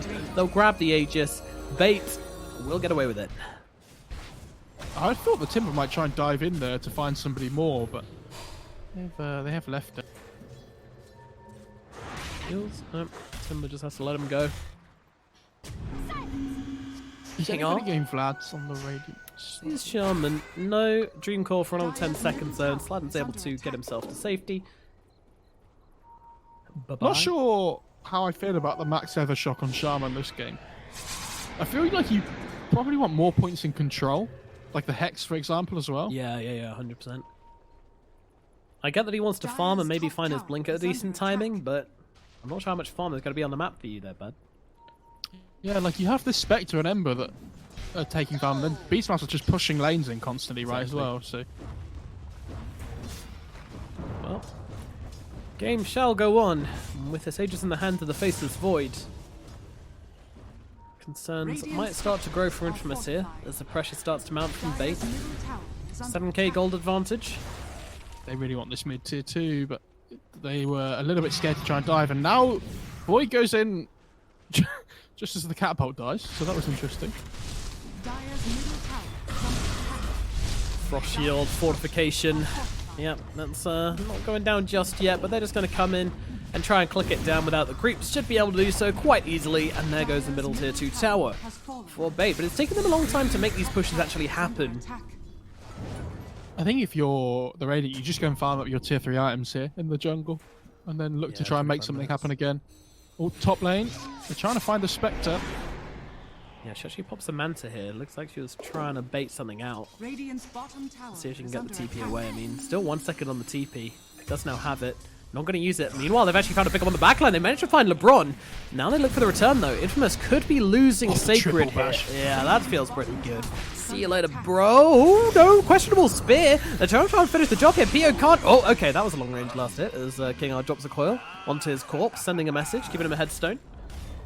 Yeah, you gotta make sure they know. And this Spectre didn't TP away top, by the way. He stuck around.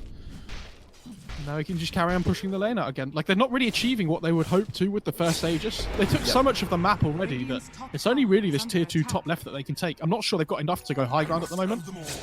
Yeah, I actually think that's such a key play from Tomato as well. Like, not TPing out in that situation, just having the balls to stay in the trees and just be like, they're going to assume I've TP'd out. I'm not gonna.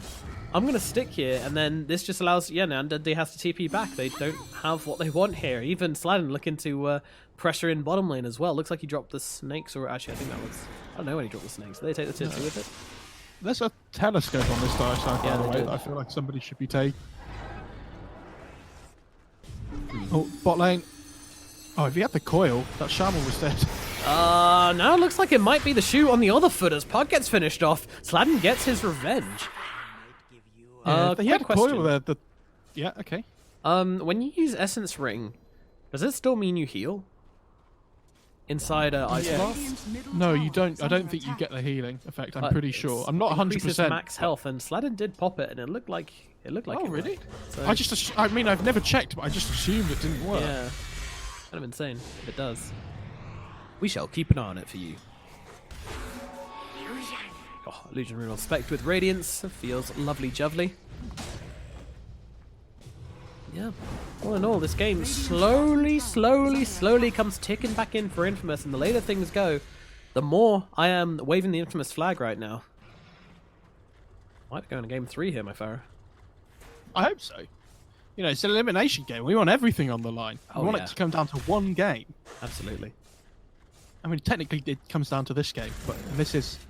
Okay, you get my point, though, right? Like, It could be down to either team, down to one game for Yeah, either team. yeah. Where both teams are back against the wall. We want to see these guys reduced to nothing. Is under attack. I'm not sure about this mech on the AA, by the way. Something mech like AA, a... Like, it's okay, but Yeah. it's something like a glimmer, not just like better. Like, Oh, especially I when love there's this, Spectre though. coming onto you in Horde, right? You ready though? Enchanted Quiver plus Oh, Chilling yeah. Touch. The range on, there's a reason this guy is called LeBron Dota. He's going to be shooting it from downtown. I'm ready for that. It works until you realize he didn't take the level 10 talent, which is very sad. Yeah, that's a pretty weak move, LeBron. If he went for the Chilling Touch attack range, he would be smacking them from so far. It would be on brand, for sure. Oh, Pepita finds a courier. Thank you very much. Not sure what he's doing here.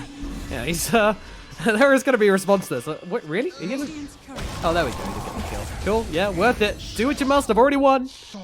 Yeah, they are going to find the ward though straight away. Yeah. Oh, Not Chrono. sure how worth that is. Oh. And going for the kill onto the Beast Monster. Does he have the damage for this? Looks like he just about does. Nobody here to save him, but in comes the Horn. What are they looking Bot for lane, here? bot It's down lane. at bottom. The gun for Ghostic, and they will find him. And that's a gem as well if they see it. If they see it, Sladden does. Comes back for it. can't This get is it. why he's a support player. Oh, he can. Oh, the Hang Void on. though. Oh god, you can't fight what this is he guy. doing here? Why is he here? He's got a BKB, but I mean, that's just not the fight, not the engagement. You don't have Chronosphere. I am so Is under attack. questioning that play from Pio. Turning up to the complete wrong fight. And completely pounced upon by Tomato. Tomato just sees the opportunity and grabs it with both hands. Yeah, I mean, Tomato's now the strongest hero on the map by like quite some distance. Oh, yeah. And he's going to pick up a heart next, and if he picks up that item that allows him to tank a lot more, I don't know if they have the damage anymore on the Radiant side to kill him. Like, he's going to be really difficult to deal with, especially when there's a Lich behind him. King R's just playing with Sladden right now. Sladden's just like, what's the fuck doing? Like, I'm just gonna disable. Oh, I'm just gonna, and then Denny comes in and murders him. I also think Dendy's played well this game, right? And he's managed to pick up loads of kills, but I feel like he should be the one trying to hunt the Spectre more, right? And like putting pressure on the right heroes, because it feels like a lot of the time he's been killing supports, and it's like, yeah, this is good, but like it's not game changing, right? I feel like sometimes, yeah, he's been parting kills and been, you know, doing a lot, but if it's not winning you the game, then is it enough? I know what you're saying, and yeah, I definitely echo your concerns. Like, maybe it's the lack of playing together which we're worried about, but there's definitely something about Bates' gameplay which just isn't feeling kind of snappy enough, convincing enough, game-ending enough, really. It felt like in game one they had like a really big draft advantage, right? And that helped them a lot, because even though they maybe made like a couple of mistakes along the way, they kind of had this big advantage, so it didn't really matter. But in this game, the Spectre's the one that you really have to worry about, and he's been untouched so far. And now Void's just Oil dead out, again. Lich being focused down, but Pio is the big return kill up on the top side of the map. They get baited in, and that's going to be also LeBron dropping. But this is exactly what I mean, right? Like, they kill the Lich, and it's like, yeah, cool, this is really good, but it's not game-changing. Yeah. Meanwhile, the Void dies, which is game-changing, just kind of swinging things back into Infamous' favor. Gold by gold, gank by gank, play by play. Infamous are searching for this win. They do not want to be going home just yet. They want to at least have one win under their belt here in Ukraine, and they are doing it. Rocheborn has hit minimum time as well, and it's a pretty quick one. Yep. So with this Solar Crest on the Beastmaster, if they can get into the pit on the die side, it's going to die really quickly. Chrono up, though. I don't think you want to get too cocky here in Infamous. There's still a way to throw this game. But yeah, I don't know, it's just such high commitment as well for these Lich kills. It almost feels like Infamous are committing less to a Void kill than Beta committing to... Oh, indeed. Yes. Oh, big O. That's a lot of damage, though, with the Shadow Step. Right, It's like a pseudo haunt, so that if you find one target alone, you don't have to pop the haunt. Here we go. In it comes. Timbersaul's going to be the target. He's right on him, and look at this. It is doing work so far, but the Avalon's going to come splitting through. They've already found the kill. Pio is going to drop the Chronosphere. Well, Dendi says, I'm going to drop the arena, no problems. Peter's going to be the target. In comes the dagger, but they've actually got the Void locked down. Can he get on this BKB? He's losing his health. He's going to die. He's dead. Out of here to the Snakes and to Robo, but meanwhile, Slatten's going to die in response. They're looking forward to more here. Infamous on the big retaliation. Mars going to go dropped as well. You keep murdering these supports, Bait, but unfortunately the calls just come and slapping you right back. I mean, this Void's had a really horrendous game, I'll be honest. Yeah. I mean, it's been a few times in a row where he's just been picked off. It's the hesitation, it's the unsurety, it's the lack of kind of cohesiveness on this Bates team, which is really putting them into an awkward situation in this one. I don't know if he is unsure. I think he is really sure about what he's doing. I think he's just too overconfident in these fights. Like, he's not respecting the damage and the control that the Shaman can offer. So, like, if he doesn't pop it into the fight, he just dies straight away because he gets hexed, followed up with a shackle. And the Shaman's going to have a BKB soon, so it's not even like they can interrupt it. He is? Oh god, he is. Yep. It's like a standard Shaman build though, right? Where you just go mana boots back into Aether Lens, into the blink, and then you go for the BKB. And you get the talent at level 25 with shackles. And you pop your BKB and shackle somebody and you're like, alright, I can't do anything, but neither can you. And you're the position 1. So this is a good trade. Arms for the dead. Infamous now very much in control of this game, and then some, to be honest. I think it's a really, really steep hill for Bait to kind of come back off. They're going to need to find some miracle fights in the next kind of 10 minutes or so, and the further we get, the harder it becomes for Bait to make a comeback in this one, I'm afraid. This is looking like it might not be reaching the end soon. Oh, in we go. Another haunt coming out. Yep, that's going to be a nice little freebie. And that was actually the full haunt. Oh, no, it wasn't. It was just the Shadow Step. That's the thing. It's not even a haunt, right? It's a Shadow Step. And it's got like half the cooldown. Oh, they found a turn kill onto Slided. I mean, that's actually kind of nice because it's slowing down the BKB and everything. Taking back some momentum and some vision, some control of the map. But Shaman does ping out the ward, though. He knows they have vision there now. So it's not the end of the world. Tomato's still hanging around here. He's got teammates as well, so... The thing is, he still has Haunt, so like he can just get into the fight straight away. Yeah. It's not a big problem for him. I've never seen this axe before in a Spectre in a pro game, which is interesting to me. I've seen it being picked up off Roche, but I've never seen it being built this early on as a kind of, you know, 4th item. It's pretty crazy, but yeah, I really like what Tomato's doing with it. It feels great. And like the thing is, he doesn't even have a heart, right? And he's sitting at 3,100 health. Yeah. Like, they don't have the damage to kill him before he has a heart, so he doesn't even need to build it. He's just doing his own thing. And he's gone for the Haunt Illusion damage at level 25. Ooh. So, you know. And in we go, jumping on the bottom lane. Denny's going to be the target. King's going to turn around, try and drop a lot of damage, but it's not enough to keep Denny alive. The puck gets himself over the hill and far away, but is it far enough? Because now the big boy Haunt's coming out. This ain't no Shadow Step. This is a real damn thing. And King Art, well, he's not surviving this one. The Spirit Vessel and the damage from Sacred's going to finish the job. And all of a sudden, they're up into the high ground. Interesting Sinister Gaze. Timber Chain for some reason completes. But yeah, Tomato, he's on the high ground. He's got an Aegis. He does little Karen. Look at Sladden just jumping in deep. I think that's a little bit too deep, though, as they will find the kill. And now with Pio jumping into the front lines here, trying to find them. They also hand deliver a gem to Bait. They keep the tower alive. They're looking for more, but Tomato gets himself away in the tree lines.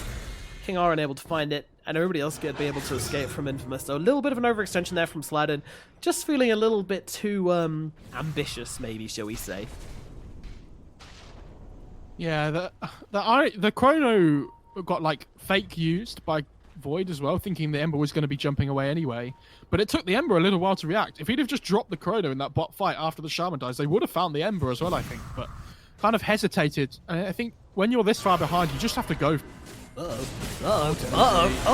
Dendy, not again, my friend. The Shadow Step again coming out. And now, well, Pio, he's going down. Ember Spirit's taking damage. So they have enough to finish the job. They will be able to kill off the Lich on the side. And it looks like Robo's going to head the same way as well. Meanwhile, Sacred trying to sneak his way away on the backline. Sladden backing him up as well. They're actually turning it around. They're going onto the Void right now. The Lotus Orb comes in a little bit too late, but Void's still able to get himself away. And yeah, the bad boy is here. Spectre coming over the hill, throwing the daggers the way of Ghosted. Ghosted trying to get himself away with the Timber Chain, but they are just closing in this gap so quickly. A buyback from Ancient Apparition going to try and turn this one around, but unfortunately the Timber Sword is just being controlled up, but he's got the Bloodstone. Oh, Should be okay. Oh no, King R, a much easier target, but he does have the phase shift to keep himself out of trouble a little bit longer. Blinking up, but Tomato's still chasing. He doesn't give a shit. He doesn't care about anybody. He's on the high ground, smacking away. Fortify comes out just to try to force him back, but they fortify for nothing. Wow. Amazing. Amazing. Good job, Boar. Boar MVP of that fight, taking the tower all by himself with 130 HP. What a god. He's really close to Butterfly as well on Tomato, so Age is about to disappear in 20 seconds, but without the Ember, I don't think you can kind of try to put the final nail in the coffin just yet. Yeah, still a little bit of a way to go before they can close this one out, but they are very near the end of this journey. They put it in the box, sellotaped the box shut, got out their wrapping paper, sealed it all up tight, and now all they need to do is slap the bow on the top, and the game is done. Infamous. Well, I know it's a sad thing to point out, but Shaman does have 14 deaths, by the way, which is pretty sad. He's kind of just committing every fight. And he actually went BOTs instead of BKB because he got greedy at the end, I think. Oh yeah, wanted to jump back in and try for something. What a crazy dude. What a crazy guy. I actually think that's really bad, but I think if he has the BKB, these fights are like so much easier for him. Oh. Shadow Step. The Shadow Step. Hi, King R. It's really annoying that it plays the same sound as Haunt, isn't it?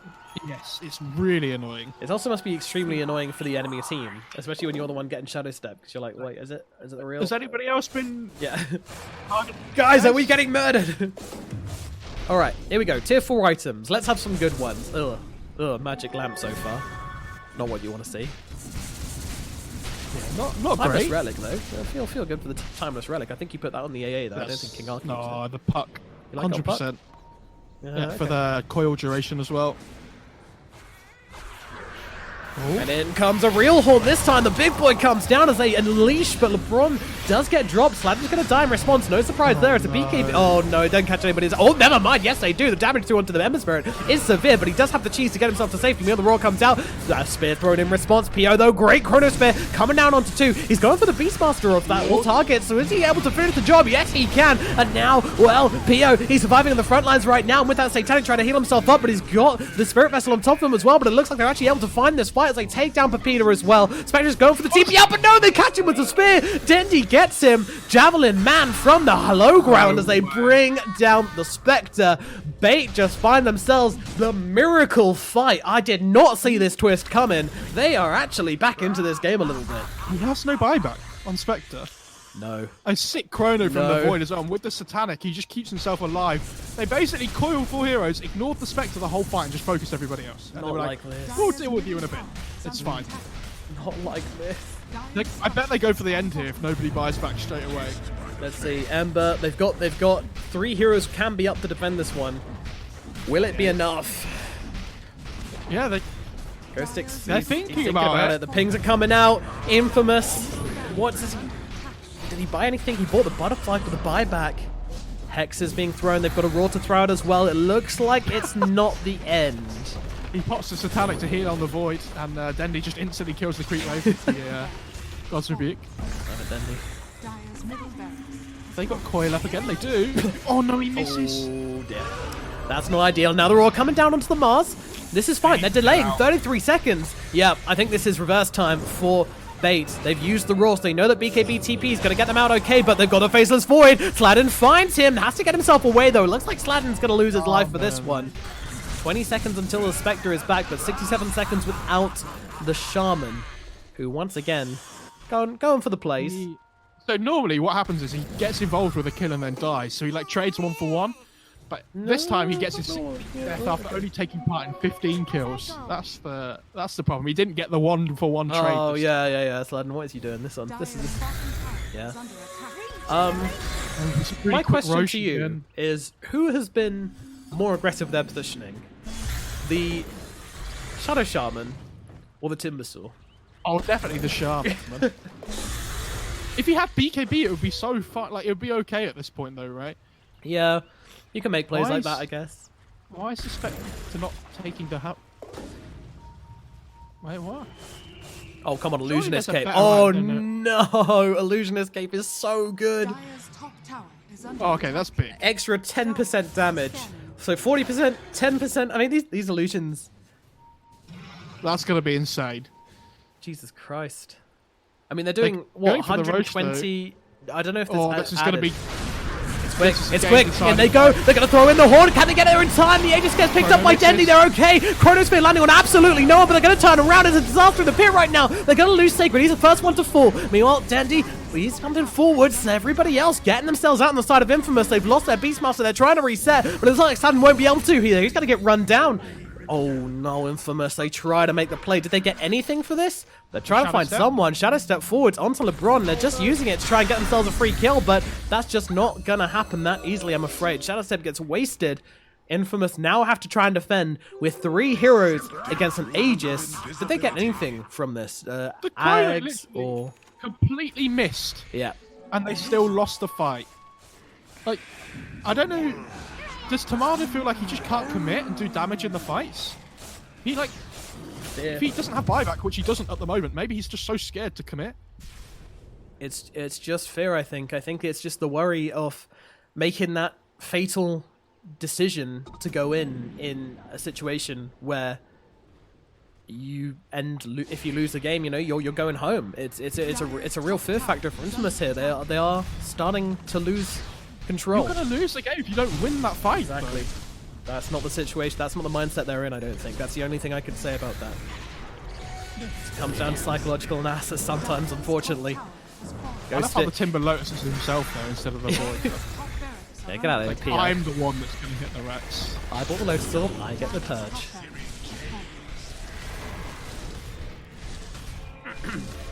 And there is still a bottom lane of barracks available for Infamous, and they've got 30 seconds till their Beastmaster comes out. The pushing isn't that severe on the side of B8 that Infamous need to be super worried about things right now, but this is the second time they've been in this awkward situation. Love this. Do you reckon he's doing that in Discord as well? I hope so. I hope he's throwing out some roleplay.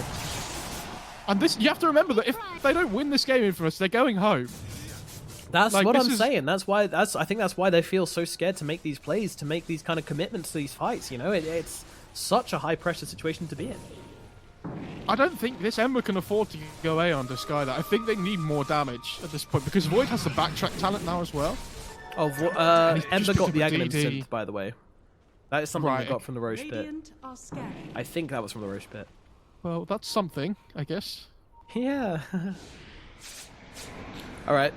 I feel like you got one more strike, Infamous. You can make one more mistake. You can make one more bad fight before you lose I don't this think game. they can. I think if they lose the next fight, the game's over. I mean, they have buyback on Spectre Yeah. now, actually, so maybe not, but... Yeah, that's a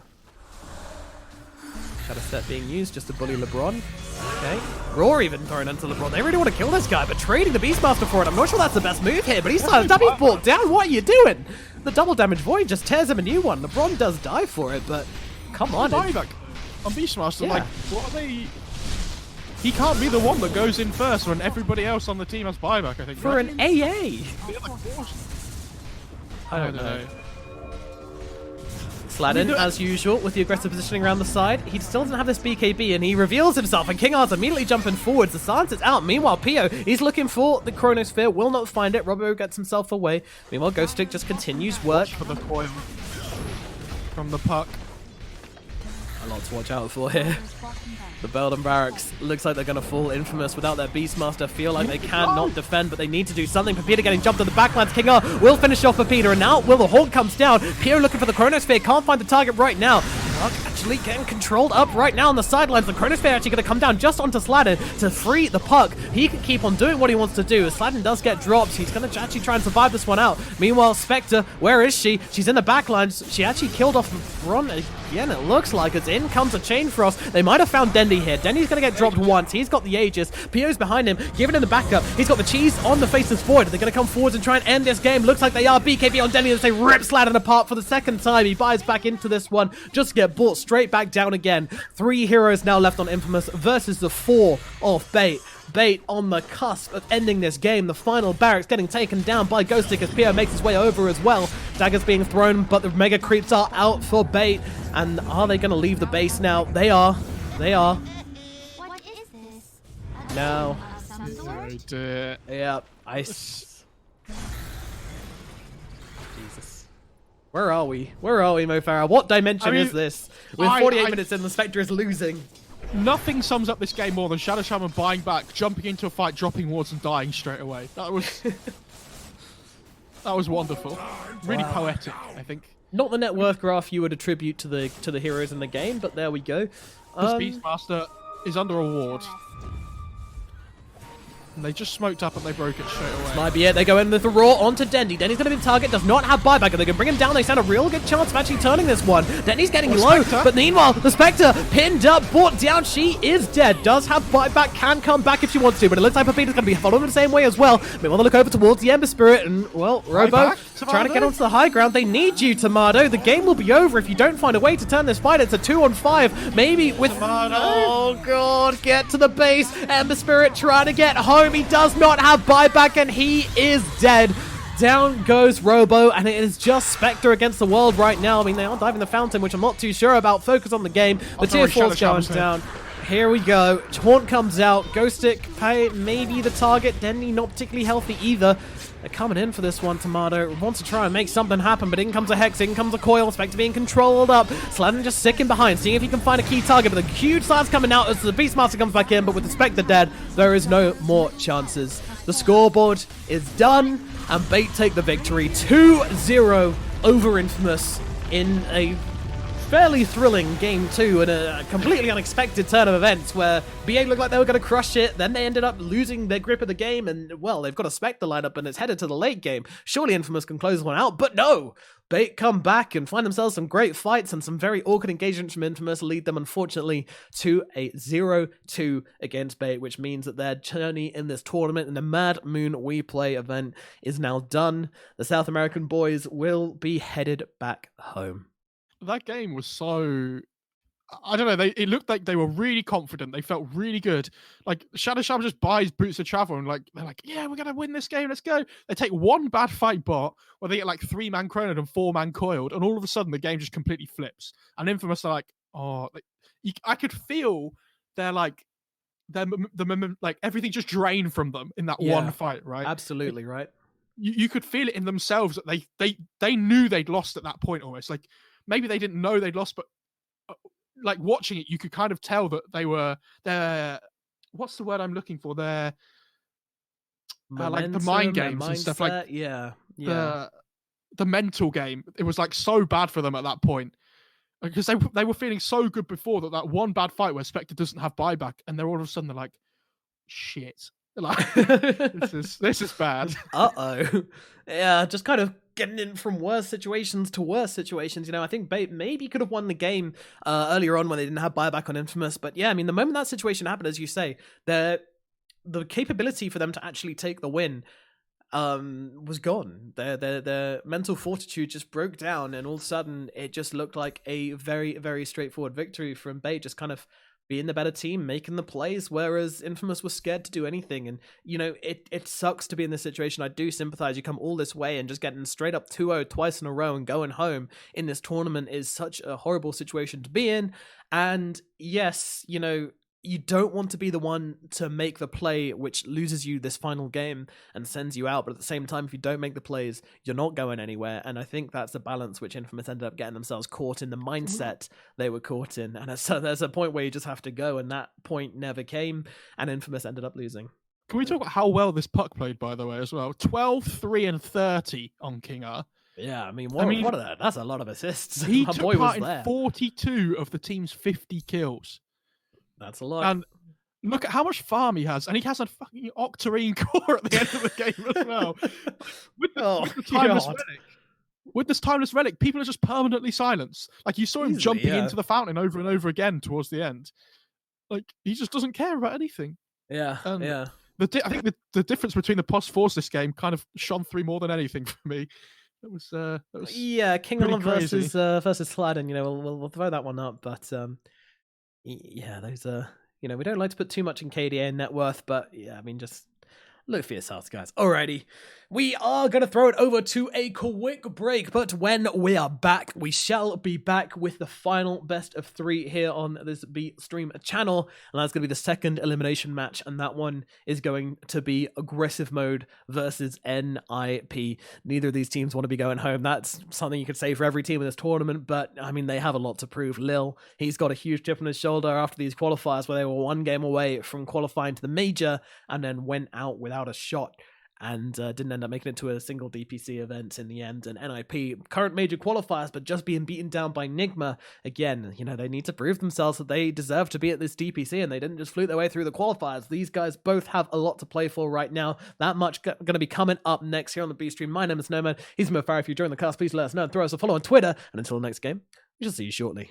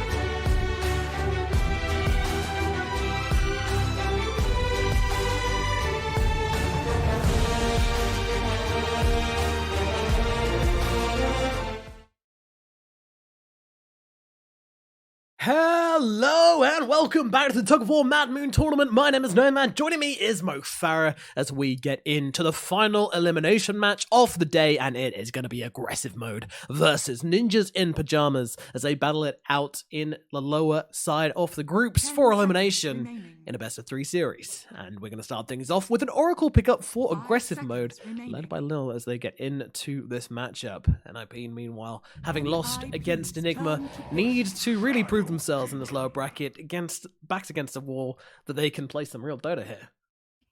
Yeah, NIP need to kind of buck up their ideas after their series from earlier on. They got absolutely destroyed. And what was game 2, like 16 minutes, 50 seconds or something? It was absolutely horrendous. Yeah, they got a bit meepoed, didn't they? They did, but it felt like they weren't playing on the same level that they have been. And I also think the draft was a bit of an issue for them. I don't say that about PPD very often, but I think they need to just change things up a bit. And they go back for the Shadow Demon again from game 1, which wasn't very successful, but here we go. You were asking if people were going to play Void Spirit. We get to see it. Yeah, I told you. Tanner's been spamming this out in his pubs quite a bit recently. It's his most played pub hero out of this patch, so we're fully expecting to see Void Spirit coming out, and that's exactly what we get.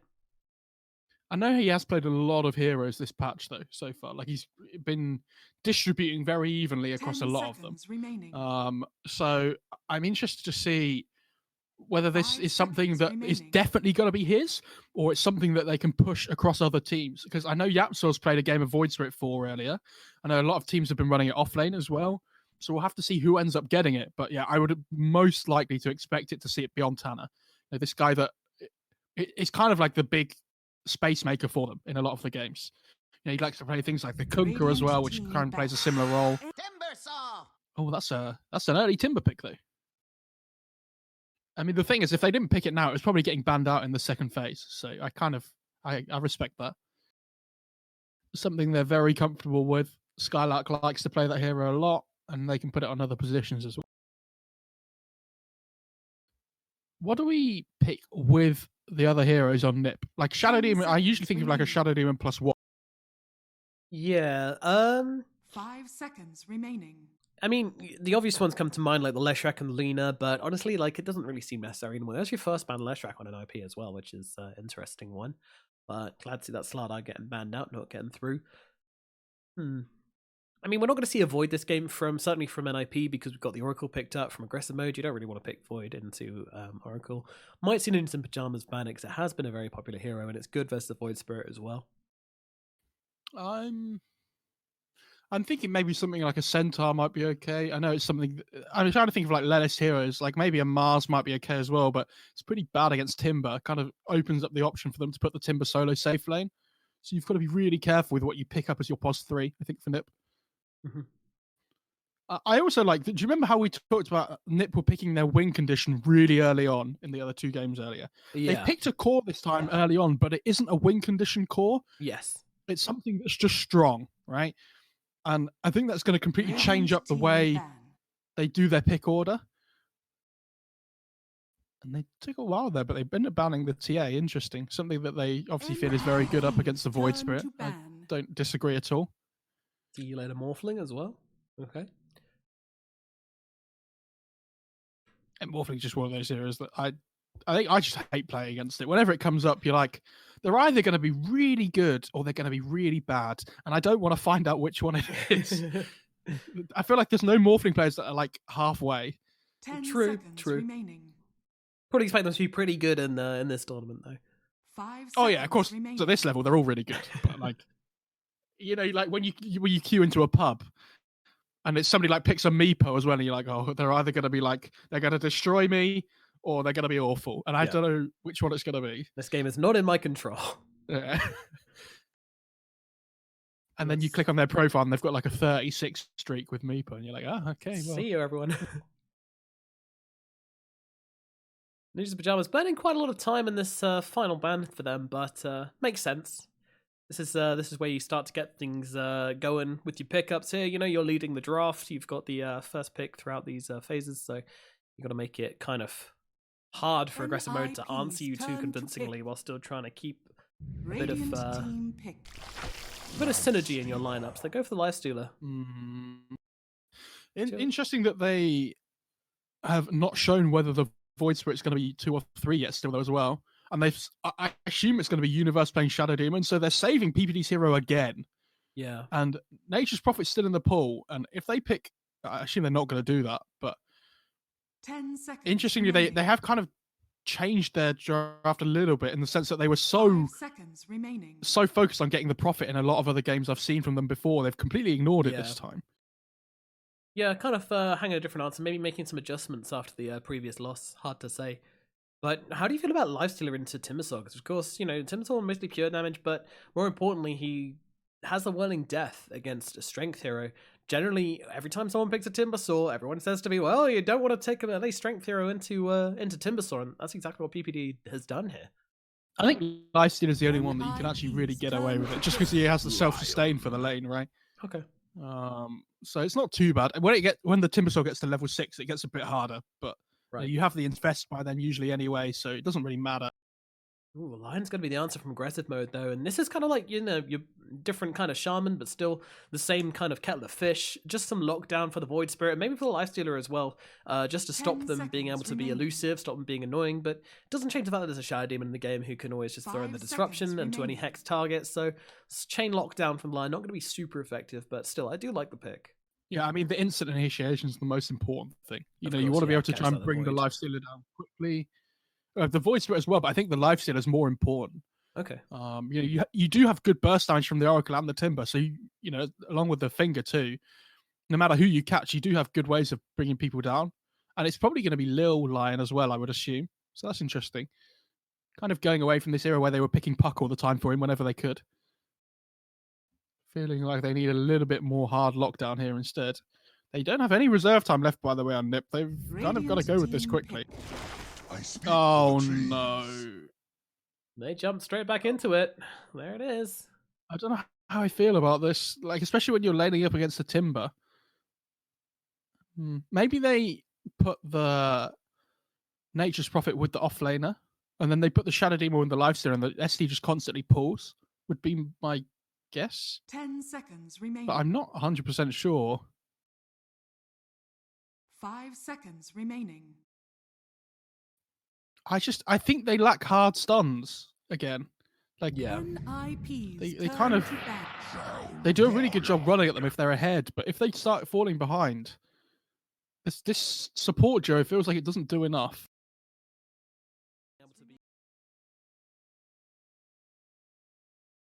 I like this troll pick into the Lifestealer as well. One of the few heroes which is happy to just kind of stand and fight into the Lifestealer. Of course, it depends on how much farm you have and, you know, who's got what items, but generally speaking, it's pretty nice just to stand and fight. That said, the Lifestealer does like building Heaven's Halberd, which I feel is like a really strong counter to the Troll Warlord in a lot of situations, so yeah, they hit different timings, right? Where the Lifestealer does okay in the early stages of the matchup, but as the game goes on, you know, Troll's a natural basher builder as well, which is going through the rage of the Lifestealer. I think you have to be really careful about what you pick here as your fifth on.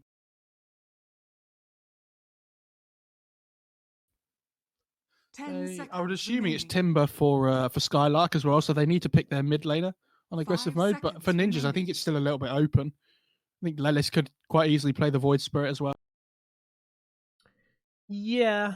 I mean, I'd like to see Ninjas in Pajamas kind of just show the Void at mid, show the Lifestealer in safe, and just kind of grab some Underlord or, you know, something straightforward. And although Underlord versus Troll is horrible, but something which could just kind of lock down the offlane, be nice and safe. Maybe like a ban Beastmaster. I still think Centaur's okay. Yeah, great, Centaur would be good.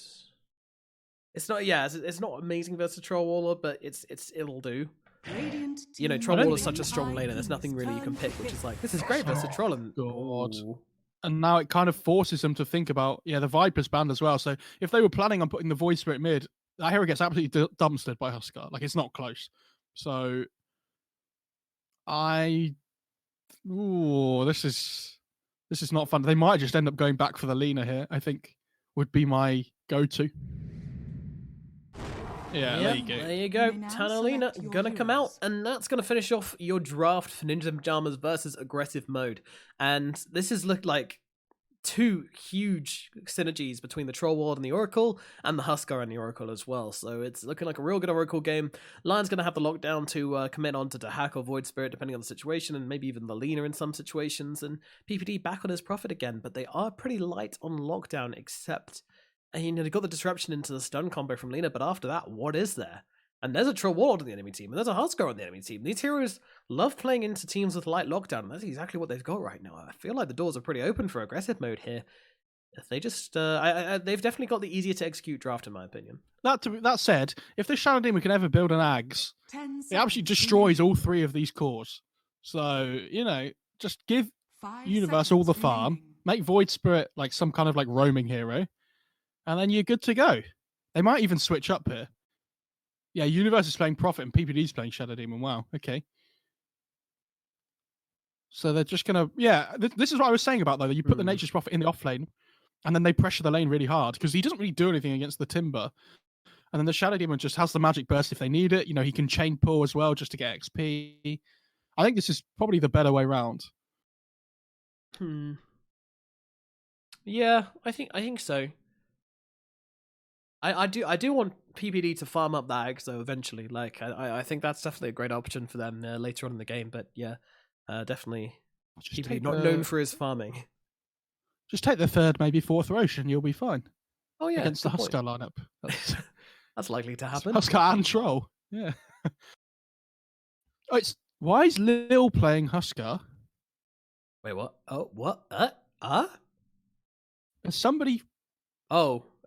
Remake after picks. Okay, never mind. Okay, this isn't the game. We're gonna throw it to a break screen, and then we're gonna be back with the real game. So hold on, people. We got some slight tech issue or something going on. We'll be back very shortly with NIP versus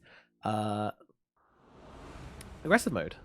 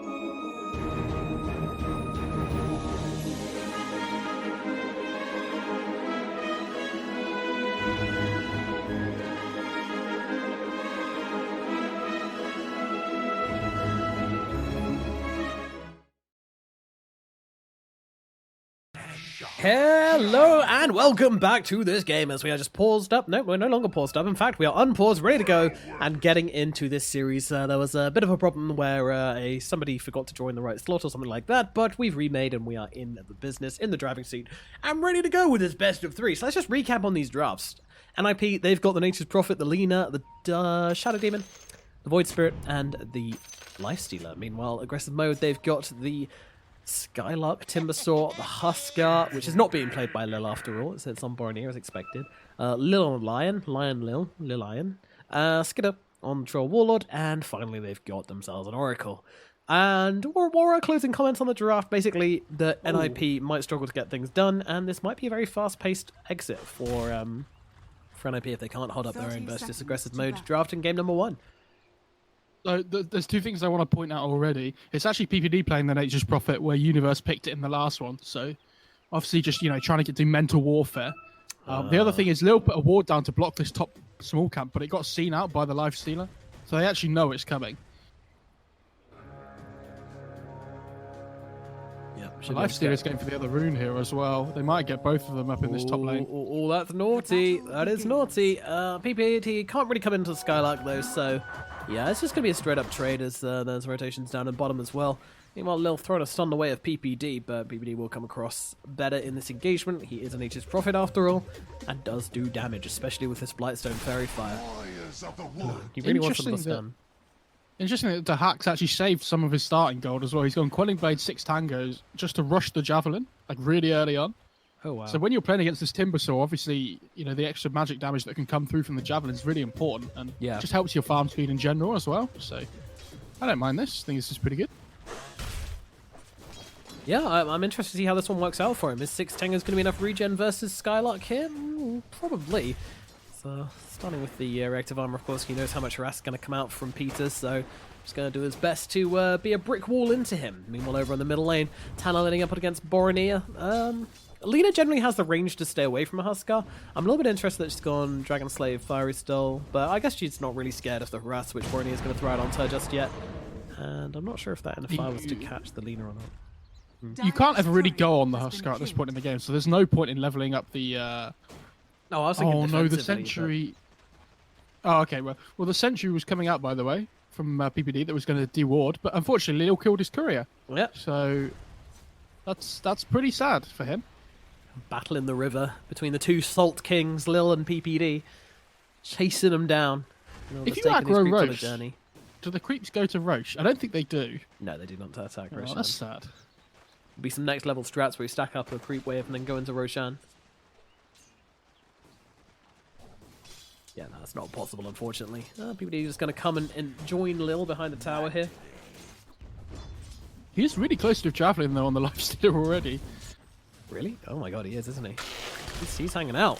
Guess did get a couple of healies off Skylark here. Skylark trying to get over to the trees to get the whirling death damage coming through. Set him right back. Yeah, this is it. Eat down those trees, buddy. Tango, Quelling Blade, get them all. Never stop Quelling Blading trees. It's a free spell. Lil hits level 2 here as well. I assume he's going to go for the Hex and try and make some plays across the map. Would be my assumption. Maybe bot lane as well. They might be able to find something on either Lelis or Universe. Yep, definitely wants to be more active with that leveled up.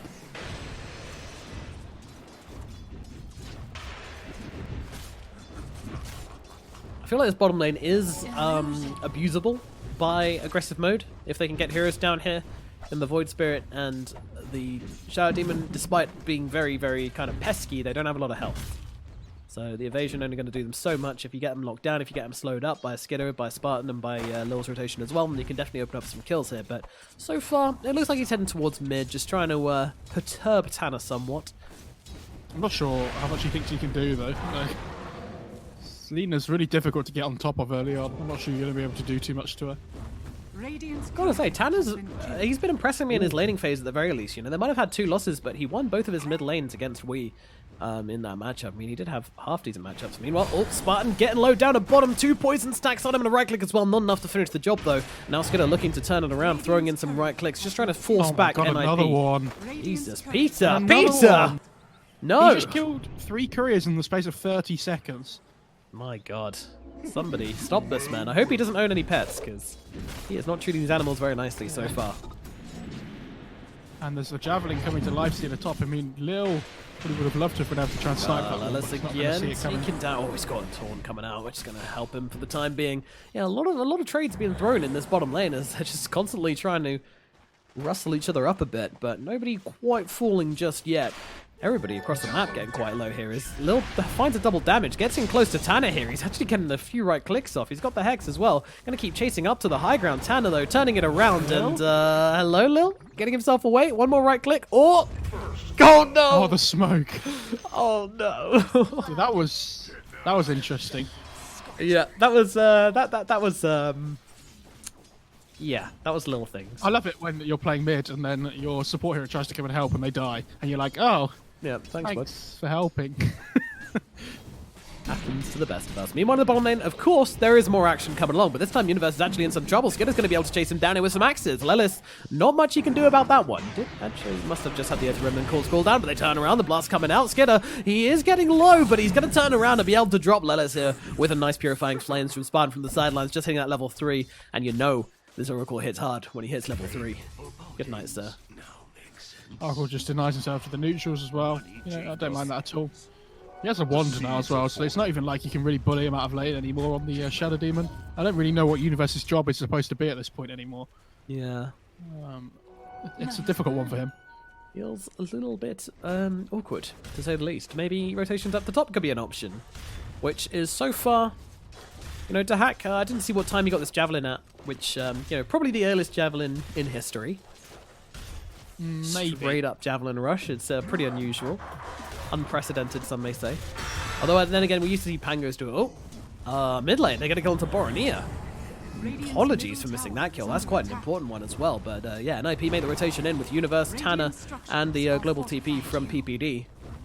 Gotta find Well, the... Dire's structures are Universe fortified. instantly answers my question after I said, "What's his job this game?" And they was just go and Tanner. kill the Barney mid with the follow-up, you know, from the LSA into the Radiant's disruption. middle So tower is under attack. a massive kill for them actually. He has triple bracer and they still managed to bring him down. Yep. It's enough. PPD still hanging out around mid. I don't know how much more they can make happen on this middle lane, especially without Laguna Blade, but they're hanging out. Meanwhile, They can't really pressure either of the side lanes anymore is the problem. Like, Timber's just going to do his own thing. Troll's had this start to the game where he's absolutely fine now, right? And he has Yeah. an Oracle sat behind him as well. Universe just trying to take some Radiant's stacks turret away. has been killed. oh, I thought it was That's going to wait another until courier. 7 minutes, but... Oh, God. So I think it's 5 couriers that they've got this game. Yeah, he's on the dark he's straight up murdering them. Meanwhile, Boromir gets a turnaround killer mid as Lil comes into the middle lane this time around. Stop distracting me with your couriers, Peter. We need to catch some kills now. Yeah, a good rotation from Lil towards the mid lane. Yeah, That's the just thing. a If you can simple- get the setup for the life break mid, then the Lina will just die every single time. Like, Yeah. he's just getting on top of her in the first place is the difficult bit. Not, they don't have any vision mid on this dire side at all. Oh, sorry, on the top side. Like, they've got the on the other side, but Lil just, I don't know if Lil realised that, but top lane as well. I mean, I don't blame you for missing that. That was very quick. I was literally watching that a second ago. I was like, well, we're done here. Oh, okay. Never mind. Yep, they get a kill onto Lil. Lil just, he feeds mid and then he's like, Sorry, okay, they get a kill onto Dahak. time to go Super Saiyan. And he goes mid, gets a kill on the Lina, goes top, gets the kill on the life. Mid lane as well. Barney. Down goes Boromir. The 3-man rotation in as they manage to find the kill onto the Huskar and now start opening up. There's a lot of pings coming down though. It looks like they want to make a response to this one. Skylark going to TP himself in. He can defend this middle tower by himself, so that's going to help him out quite a lot. Interesting that Timber's not getting soul in lane. Oh my god, not again. How many couriers? I mean, how do they? I don't think they have any items on aggressive mode right now because Look at how farmed the 4 and 5 are on the nip side just because of all these Jesus. courier kills. Like This in is comparison to the ridiculous. Radiant side. They would be pretty far behind at this point if they didn't get all these courier kills though. yeah, this is mad. This is so mad. There's another courier coming bot. PPD might actually just No. get it. No, no. It's gonna go into a reward. No. Oh, this one's Lelis's. He's coming in. Jumping forward. Meanwhile, double Radiant's middle damage tower is under on attack. Lina, wondering, he just wants a tower with this one. Huskar's nowhere to be seen either. He's jungling right now. He wants lane through the lane. He realizes it's over. Hannah's going bots first again, which is interesting though. They caught the Oracle. Oh, Spartan getting low. He's going to try and heal himself up, but they got the right click damage. The damage to rip through him, and that's going to be a kill on to Spartan. God, look at these deep obs that the Dire have down though. But just because they've got this Nature's Prophet, he can just kind of TP anywhere and do whatever he likes in terms of putting vision down. I did smack Cook the Prophet in the draft, but they are proving me all top lane.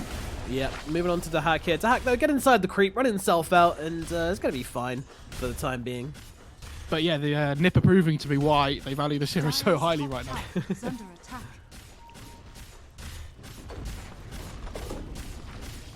Interesting that the Void Spirit's gone 2 points into Dissimilate this game.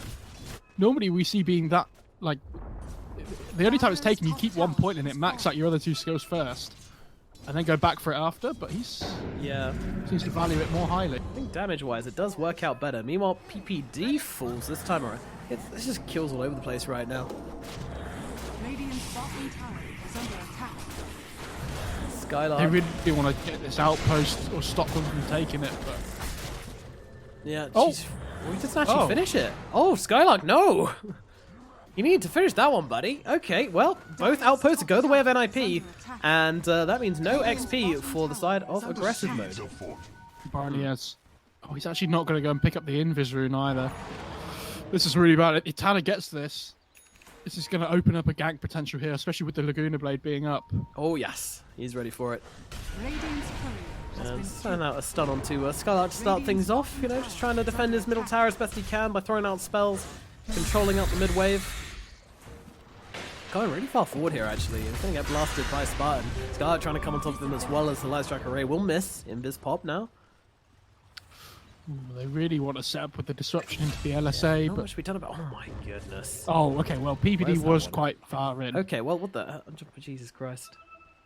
I assume he's looking to try and ward or something here, but couldn't quite get it off. And they ping out where a potential ward might have been, but it's actually just about to expire anyway, so... Alright, here we go. Smoke up from NIP. They're looking to make something happen. Bottom lane is going to be the target, Skylark. Not the easiest person to bring down, but yeah, with the Laguna Blade, with the magic damage, with the burst, they should be able to get through this Timber Store pretty easily. How easy this is. Disruptions out. There comes the Soul Catcher as well. Light Strike Array comes down. In comes PPD as well. They are bringing everybody to this fight. Laguna comes through, and Lelis will finish off with the Astral Step damage. Still pretty close, though. Yeah, that was everything. Like, if he survived that, then he probably would have lived, because they were out of spells from there on out. The only thing they didn't use was Demonic Purge. Oh yeah, pause guys. Definitely. This is when you slide dash ping in all chat. The good old days. When you're playing Pudge and you miss a hook and you just go just all chat dash ping. Yeah. On Dota 1, there used to be a thing you could do where you would type dash HA and it would tell you your hook accuracy. And it was the same with arrow accuracy on Morana. I think there used to be a stat for that as well, which was really cool. I don't know why they took that away, but never mind. Good times, good times. Now we just have to guess. Well, you've got to calculate it yourself. That's what real players do. Anyway, Unpaul's going to come out. NIP going to be looking for the push down in this bottom lane. They've got this Nature's Prophet. They've got this Lifestealer. Tanner, nowhere to be seen anymore. He wants to defend his middle tower, but they're pushing down bottom pretty hard. They should get it without him. They've already lost top to Skitter anyways, who is going for this Battle Fury, by the way. Interesting. They're becoming more and more popular as times go on. We saw it a decent amount in the qualifiers, and now it's becoming almost a pretty common option for a lot of these heroes. Yeah, I know it was Samael's go-to item when he was playing Troll. It's like his scaling item, but I don't think I've seen many other people do it. I think a lot of other people are going for like the Yasha first, for example, as well, and just going for more of a fighting build, possibly. But yeah, I think when you're playing against Nature's Prophet as well, like I don't know. I think the Battle Fury's okay. Yeah, I think a lot of players actually value the, using it in team fights actually, which is surprising. But we seem to be a lot of people picking up the Battle Fury and continuing to join in fights, play high tempo, even with the Battle Fury, which you don't expect. it's a new way of kind of playing with it, but it seems to work really well, and even the cleave inside teamfights actually seems to be quite useful in some situations when you're playing against very clustered teams or when there's a lot of mobs on the ground, such like that. No, I agree, but also at the same time, have you ever seen a troll in the late game play against the Prophet without a Quelling Blade or a Battle Fury? True. Like, True. It's actually, like, you can't play Dota because you just get it sprouted over and over again. So I think he's planning that I'm going to need a Quelling Blade anyway, so if I need a scaling item, I might as well get this. Lelis going to get jumped on a little bit here, but Lil can't get in range for the stun in time, and Lelis is going to get himself away to the trees. Got a haste rune bottled as well, so hard one to bring down. Going for the TP out, but Lil doesn't see him and not going to guess it, and will not be able to find that kill. Dahak just making the magic happen in the enemy jungle, breaking through these ancients. Sure, why not? Yeah, always feels good when you've got a Maelstrom and these nice non-magic immune ancients spawn. So Tanner's always finished the Yules as well, which I think is Nip's next timing that they're looking for here. He's almost level 12 as well, so that extra little burst of damage might be quite nice, helping him secure something. Mm-hmm.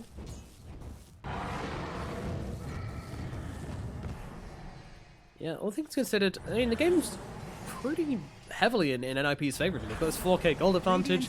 They're all over the map. Dahak is doing what he wants. The only thorn in their side is the Troll Warlord right now. They're actually going for Roche. Yeah, I was going to say, it's in their favour at the moment, but I don't think the net worth particularly matters when you're playing this Huskar lineup. You know, he picks up the armor, he has an Oracle behind him. I think they can just do whatever they want. This is when I it think gets it's up hard. to Ninjas to try and... I think it's up to Ninjas to try and split the map up, though, so that they don't let aggressive mode hit their timing that they're looking for.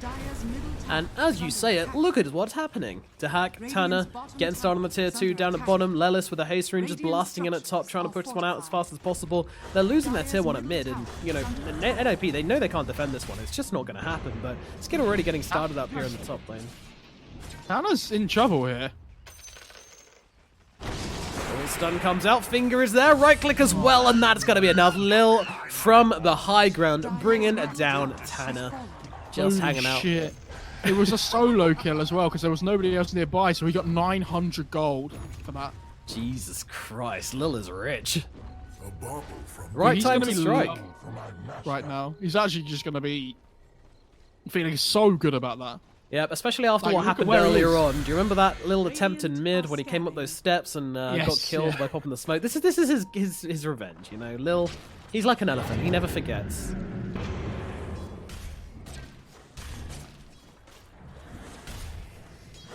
Jeez, I am... Oh, has he got pipe coming out on the timber or something? Ooh, growth. Oh, he does, going okay, on. but he's doing the lock trick. Okay, fair enough. Tanner. That's it, getting the double pop. He's going here onto Spartan. He's going to find this kill. Skylark's on top of him, but with 4 heroes from NIP around, this isn't looking like a good fight for Skylark right now, as he's getting controlled up. Does have a lot of health, though. I'm not sure they do. Timber chain away, and Skylark's going to be fine. And now in comes a raid boss. Spartan here is here. He's got himself an Aegis. He's got himself an armlet. He's got himself a shit ton of braces as well. So he will say see you later. And that is going to put an end to this one. See you later, boys. Really big TP there, and without the Oracle as well, that slows down their timing that they want to hit a little bit, so it gives them a tiny bit of breathing room to work with. Certainly do. And Yule's now picked up on the Void Spirit, so NIP, despite the fact that, you know, they should be feeling real pressured right now, I don't really feel like they are. They're finding pickoffs. I mean, yeah, Tanner has a bit of a done goof down in the bottom lane, but they're holding it steady regardless. And they're losing their top tier 2 tower to Skidder and Profit, Boromir. though. But yeah, down at bottom. Just trying to They're make just the trades. trading. Yeah, really, really good from NIP so far. They're playing this map great. What lane though? Oh, Lydon again looking, but Dahak was ready. They knew. They were ready for it, and they got themselves out. And again, you know, this is heroes just dragged across the map. NIP, they might have lost their tower and not gotten one in return, but they got a decent amount of damage onto the tier 2. And can look towards brighter futures now. Meanwhile, Spartan, in trouble once again here. Gotta keep himself alive. Might have to drop the ultimate and will do exactly that. Meanwhile, PPD trying to hold him steady. Dahak getting in as well. They're just ripping in the damage to make sure he dies after this Fortune's End, and that will certainly happen. Les is going to grab that one. No response coming in from aggressive mode right now. They have got all the concerns. And there's a lot of pings coming out towards a Husker. He does still have this Aegis, guys. Lil, by the way, he had Aether lens queued up, but after that solo kill, he's managed to pick up a blink, like Yeah, I just was now. expecting that.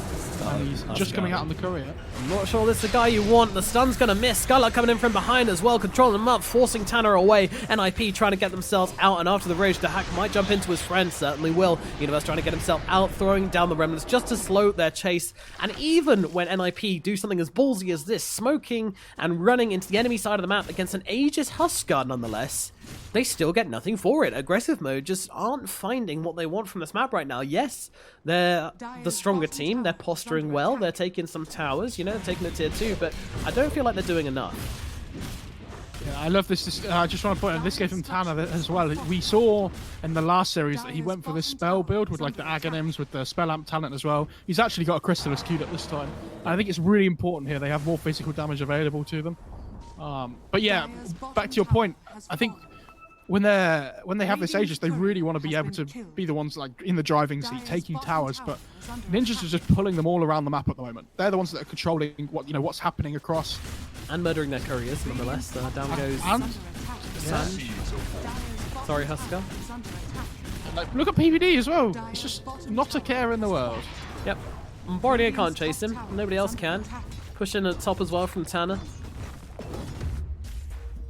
Never sure for the from Troll. Probably going to be dropped to the either the line or the timber, which is nice. Yeah, All see day. you later, Talking about Lion. that. Talking of which, yeah, he's absolutely dead. Shredded in the river. Meanwhile, Skidder going the same way as well. He's got a battle trance, got an ulti from Spartan. They might actually be looking to turn this one around. The hack, is he going to be the target? No, PPD, is he going to be the target? Maybe. Here comes the ultimate from Skidder, healing himself up, and Spartan's going to drop as well as PPD. Meanwhile, they might look towards Tanner here, but Tanner, he's up the high ground. That's a hard time to jump. Meanwhile, Void Spirit running out of spells, running out of life. In comes Universe, though, trying to save the day. Going to wait for those cooldowns from Leonard. He can astral step up, but Skylark is waiting. And comes a remnant as well. Oh, thank you very much. Lifestealer coming in, saving the day, getting inside of his buddy, and getting Here him comes Tanner out. as well. He's got the Yules. He's going to throw it down. This onto the Timbersaw with 0 reactive armor stacks right now, so a real possibility here, but NIP are hesitant. They do not want to overcommit to anything here. And actually, I kind of like that. I don't think that Timbersaw is going to drop that easily, not with his pipe available to him. It just didn't really seem like the play, so they just hang out. They're just like, all right, cool, well, we're forcing you away. We're taking hold of this game still, and my only concern still is Skitter. I don't feel like this Huskar is really going to be much of a factor in this one. Do you mean? Yeah, but I mean, Skitter's doing fine though on the Troll. It's just. Oh, hang on, let's just check. Yep, gets himself up a cliff, jumps himself down the other side. Spartan still chasing, has the Fortune's End in 1 second. Lelis, he has got the Yules. Gonna jump himself away, but Lil is just chasing here. He's got that blink. Thank you very much, Tanner, for giving me that blink earlier on. That's allowed me to kill your teammate. I don't really know what he's doing there though. It's my my only worry. He's just kind of chilling in their jungle. Unfortunately, he was under a ward as well in the middle of the fight.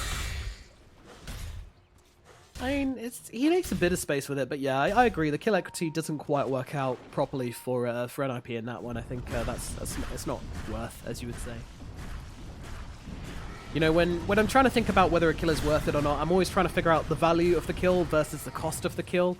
Did it really cost them much on aggressive mode? It cost them positioning, it cost them, you know, a little bit of time, but overall, no big ultimates, no big timings, and nothing really missed on the map. It's also And sending the a reward is pretty high. permanent message that he can't play on your side of the map all the time, Yeah, which is yeah, for sure. quite nice. Radiant's bottom tower is under attack. It's like, oh, you think you can dive our tier 3s? Well, we'd rather you didn't. Yeah, and this is, again, feathering the kill equity for aggressive modes. They take down this middle tier 2 tower. This is all off the death of the Void Spirit, so really just making it as horribly unworth it as possible for NIP is what they're doing, capitalizing upon that kill. Very nice from aggressive mode. Although NIP are nearly taking this tower in response. I mean, they've been bashing away at this thing for a long time now. It does seem like they're a little bit scared of fully committing towards it. Aggressive mode think elsewhere on the map. Aggressive mode are just waiting for this second Roche now. I mean, they didn't really get to use the first stage just how they wanted, but I think the second age just has to be like the big timing for them this game. Like, they really want to be able to go high ground with it. I don't know whether they're actually going to be able to manage that, but they can always give it a go. Radiant's bottom tower is under attack. We're at aggressive mode. Roshan's going to be opening up for hours in... Oh, dear. 2 minutes 20. Not what they wanted there, I don't think. Not at all. That's a very long slow spawn. one. Oh well, time to hit the jungle and flex it, boys. They don't know.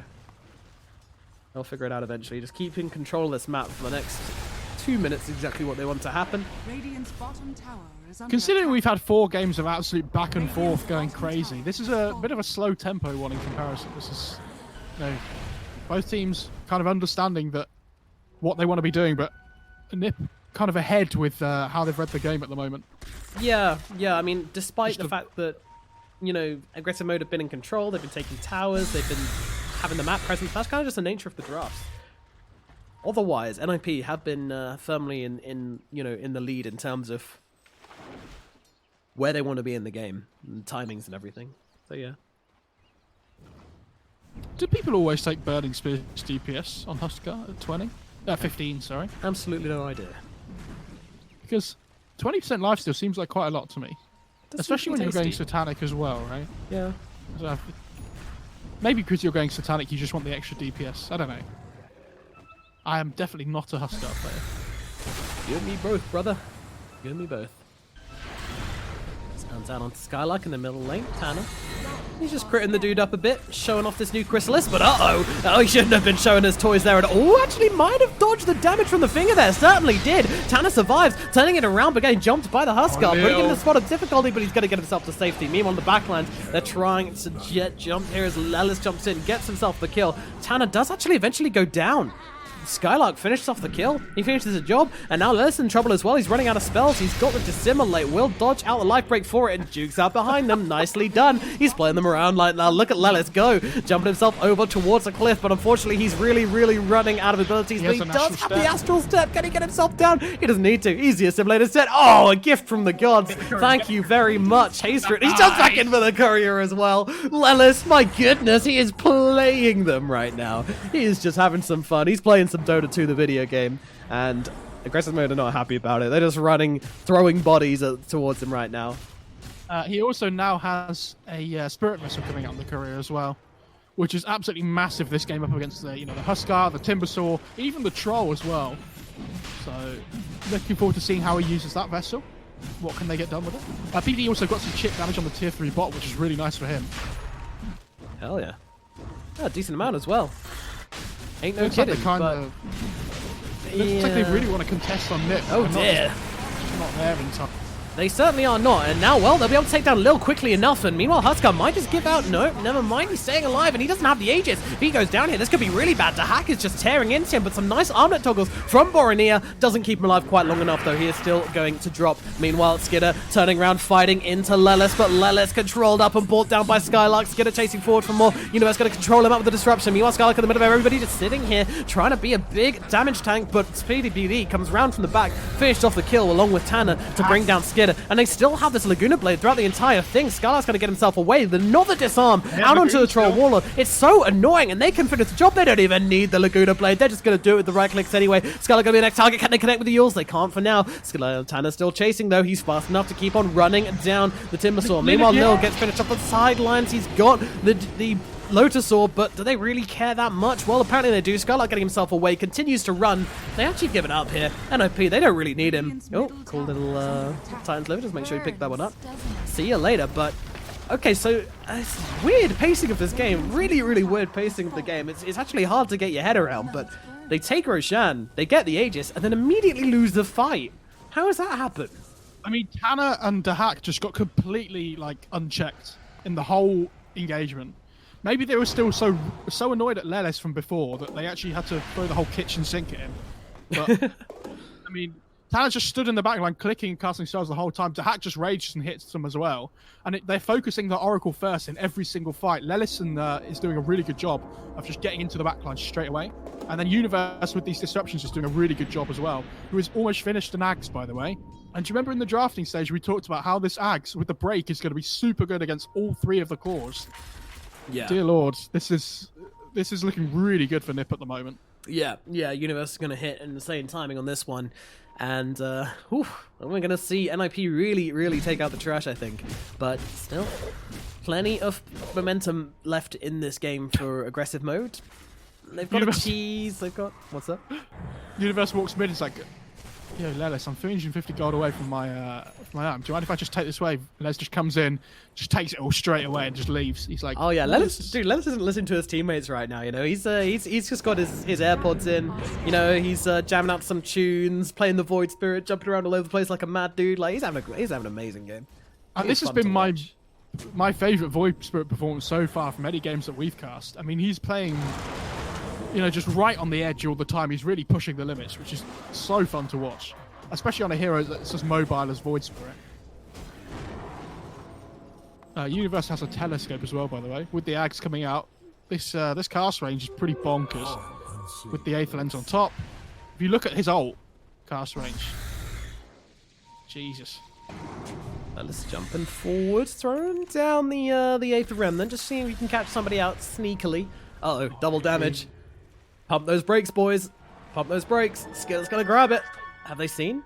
There's pings. They've got nubs down. They must know. Yeah. They're out of there. They're just pinging that there's a ward down as well, so they know, and NIP know that aggressive mode know that.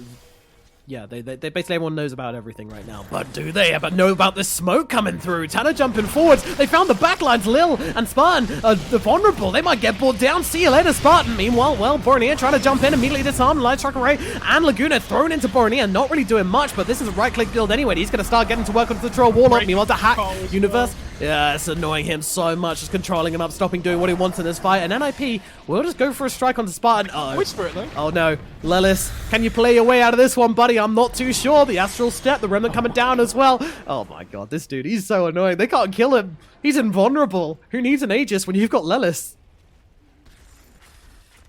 I really wonder what he goes for next as well. Like, he's already sitting at 2,500 HP. I'm wondering if he builds any tankier, if he'll ever die again. The man who cannot be killed unless it's in the middle of a team fight and they just throw all their spells onto him, in which case he's like, yep, that's fine. They jump into the pit though, but he immediately gets a Remnant down. How did he know about that? It looks like, though, they will get him this time around, and Universe, he's in a bit of an awkward situation. Skitter's jumping on him. He's going to chop down the break with the immediate ulti, but then the immediate disarm in response, but now the immediate... What? Oracle, what are you doing? He's playing with him right now. Disarmament onto Skitter means that he gets absolutely nothing done in his ultimate. Meanwhile, Universe does go down on the backlines of the fight at the very least. Yeah, Lelis coming back in for this one. NIP not totally convinced they want this fight to end right now, but yeah, he doesn't want to overcommit to this, but he is doing. Cancel the TP. I feel like that was almost like a bait, but they jump in with a Huskar right now. To hack on the front line, slowing them down, being the barrier and protecting Lina. Lina gonna get jumped by Skitter, but Skitter can't close the gap. Meanwhile, aggressive mode, hanging out. Look at PPD! What the hell? PPD, what are you doing, kid? He's bringing it back to 2013. Playing some Alliance Dota, pushing the side lanes, getting his rat on. Squeak, squeak, boys. Squeak, squeak. I love that he's going E-Blade as well, just to annoy the troll and the Huskar even more. He's probably going to end up getting someone killed by a finger, but, you know, I'm willing to accept that might happen. Yeah, I'm into it. Let's see. Crikey. He has so much farm, actually. Look at PPD's net worth. I know, he's a little baller in it. He's got more than Lelis. This little split pushing around. Yeah. Orbit destruction, though, for the troll. That's a big pickup. Yeah, it's going to help out his damage a fair bit. When he finishes this Abyssal as well, he's actually going to be able to lock people down and, allow himself to get his damage off. Because at the moment, it feels like that's the main problem, right? Where people are popping BKBs like Tanner and just running away. And he can't really sit there and just, get his right clicks going through. And it's often really nice to pick up this Orbit Destruction. We always say, when someone has a Desolator or, running an anti-armor lineup with an SF or something, and then you pick up this Orbit Destruction, everyone's like, oh my god, what an amazing pickup. But it's still an amazing pickup if you don't have any anti-armor, because just having a little bit, just to chip away the top of their armor is really, potent. In fact, a little bit of anti-armor can be better than a lot of it in if you have other items, if you see what I mean in a weird roundabout way. This is a poor point, so I'm going to jump ship. Can you save it? Yeah, I was going to say that I think an underrated part about the Orbit Destruction, though, is that it's the slow as well. Skitter doesn't have a diffusal, remember? So he's struggling, this is what I mean, to lock people down. Yes, he has a basher, but the constant slow coming through... The constant slow coming through is really going to help him. There's an MKB on the life stealer now as well, by the way. He's really farmed. Yeah, he's a big boy. Big, beefy boy. Invis in bot as well. Yeah, NIP have just, you know, we said it a lot. I'm going to say it a couple more times, though. They've just played the momentum of this game so beautifully well. Like, with the split pushing, with the item building, with the fight playing, with the momentum.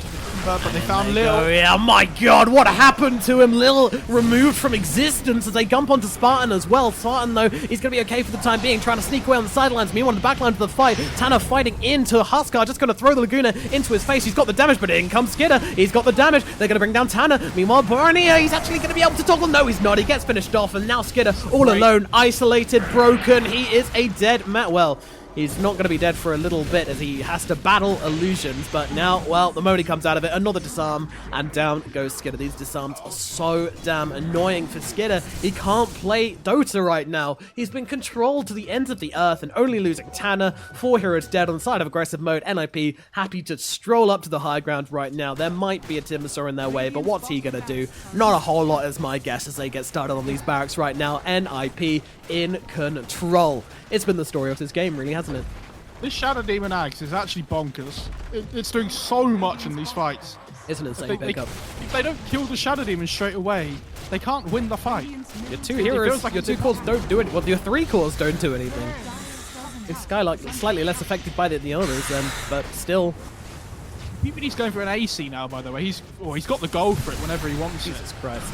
He's ditched the Ethereal Blade dreams and going for an AC instead. I mean, why not at this stage? Why the hell not? 2 melee barracks taken, bottom and mid claimed by NIP, and Roshan up for the grabs right now. 22 seconds left on the Troll Warlord's respawn time. It is looking like it's all coming up Peter today. Well, not today, but this series at least. I was going to say you might have to go back on that.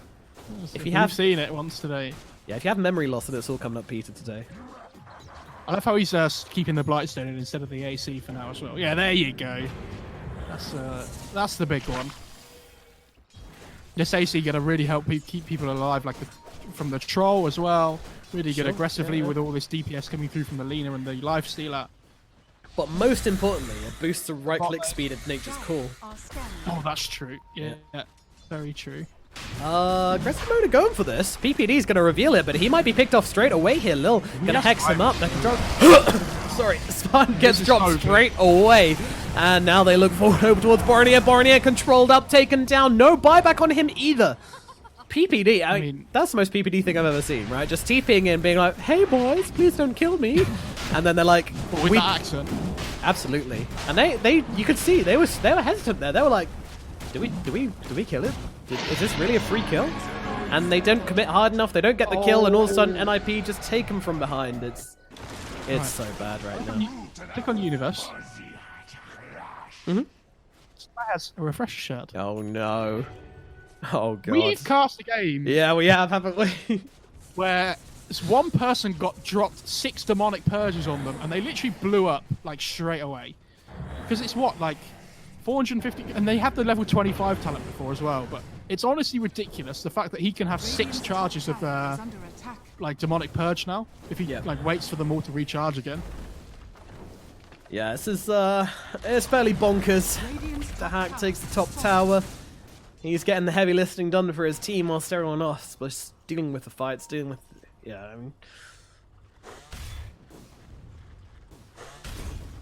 What is there left? 27k gold advantage. Roshan attempt failed. The final lane of barracks is all that remains. Oh my god. He's having some fun down here. Looks like he's having some fun. Playing around 2 heroes, no worries. Throwing down the Absorber, dodging out the stun. Happy feet. Hello, jumping in, but Lelis is here to try and help him out here. Lelis is jumping to the backlines. They're going to be able to bring down Lil. Meanwhile, PPD, well, they've got the Yules to control up Skidder. PPD will still be dying here. Meanwhile, Lelis, he's got to play his way out of this one, but here's Universe. The breaks are coming in onto the Void. Oh, actually, it's the Void Spirit who's in trouble. He's got the BKB, though, so he's able to jump himself out. Meanwhile, Dahak finds the Troll, got the bash, starts a TP, gets the kill. Down goes the Troll Warlord, and now they look over towards the Timbersaw. More breaks, more breaks, more breaks. Down goes Skylark, and it's 2 kills down in the bottom lane. Tanner, he's like, well, where'd the enemies go? I'm here to kill them, but you guys have already taken them out. Guess we'll go and push some lanes. I don't think there's much more left in this one for aggressive mode, I'm afraid. They do have buyback on their Timbersaw, but the Troll Warlord is about 500 gold away, so not going to be seeing that. Meanwhile, Spartan is just getting beaten down by PBD. Oh my god. Dearie me. Oh, dearie me. Oracle, not long for this world. Gonna get taken down. I don't think any amount of heals is gonna save him from this. Pops. Middle barracks gone. Top barracks going. There's just been too many fights where Spartans died first.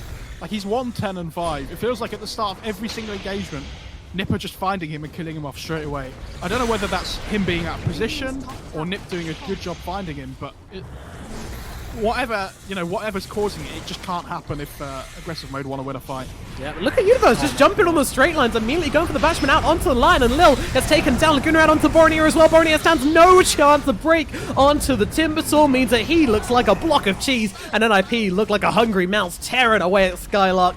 Once again, I mean, there is no contesting them right now. And there's your GGs coming out. We were waiting for it. With a 36k gold advantage, 37 minutes into the game, NIP will take the victory in game number 1 here over aggressive mode. And it was an artful game of Dota 2 being played from them. I mean, they were just controlling it in every which way, knowing what aggressive mode wanted to do, stopping them from doing it, and making sure they're in the exact right position at every stage in the game to glide themselves to a smooth, buttery victory.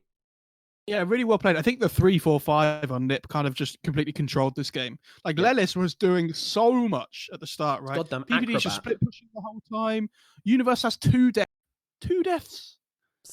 Very, very impressive, and the reason why I was able to pick up the tags at such an early time. You know, you don't die, you don't lose money, you spend more time on map, you get that sweet, sweet cash money. And yeah, I mean, as you said, can't really praise the strategies from NIP in this game enough. You know, there's such nice pickups, such nice plays. You know, this Aghanims was sick on Universe as well. All in all, a nice game of Dota 2. Aggressive mode, you know, it was a nice plan. They did, you know, they were in the lead for a significant portion of that early game, or maybe not in net worth as such, but definitely they were making the right plays. They weren't playing badly aggressive mode. Unfortunately, NIP just played really, really well in this one. I also think PPD's early warding was really good for this.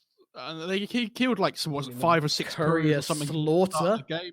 Well, like, they just got off on the front foot really early because of all this gold that was coming their way. Because I actually think the lanes didn't go that great for them overall.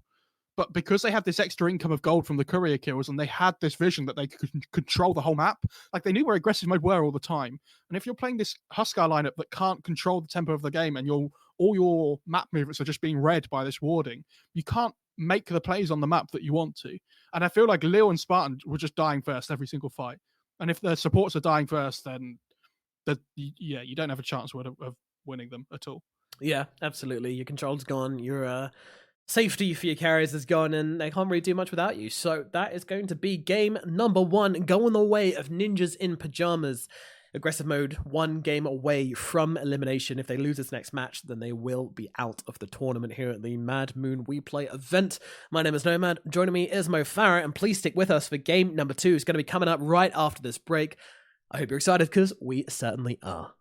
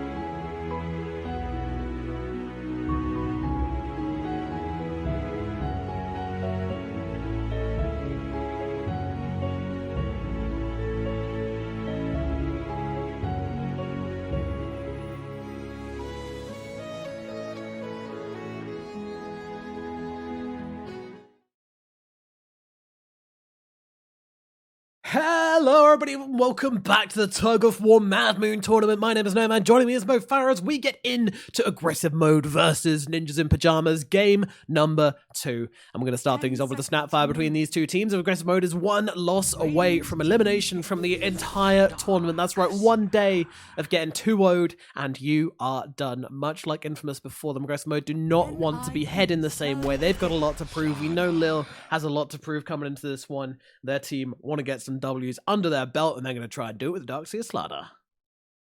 Yeah, it's interesting to me for the start of this draft, though, that I was looking at what heroes were left in the pool, and I was saying like Ench, Slaughter, and Snapfire were. Ench got banned out, and then I was thinking Ninjas have first pick, right? So which hero do they value more? Do they value the Slaughter more, or do they value the Snapfire more? And they went for the little dragon lady.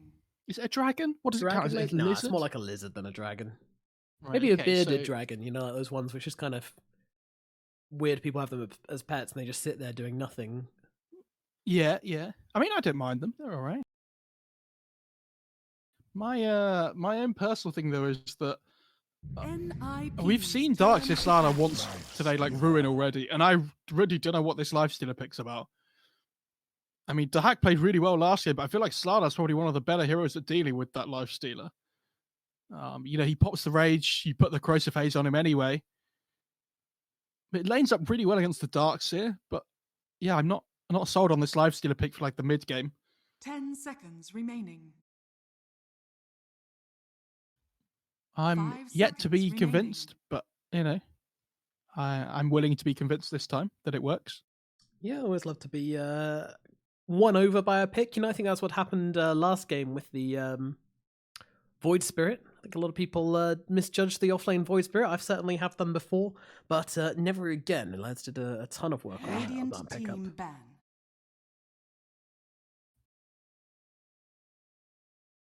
I think it's funny to see how Disruptor's completely fallen off the face of the planet, by the way, in terms of like priority.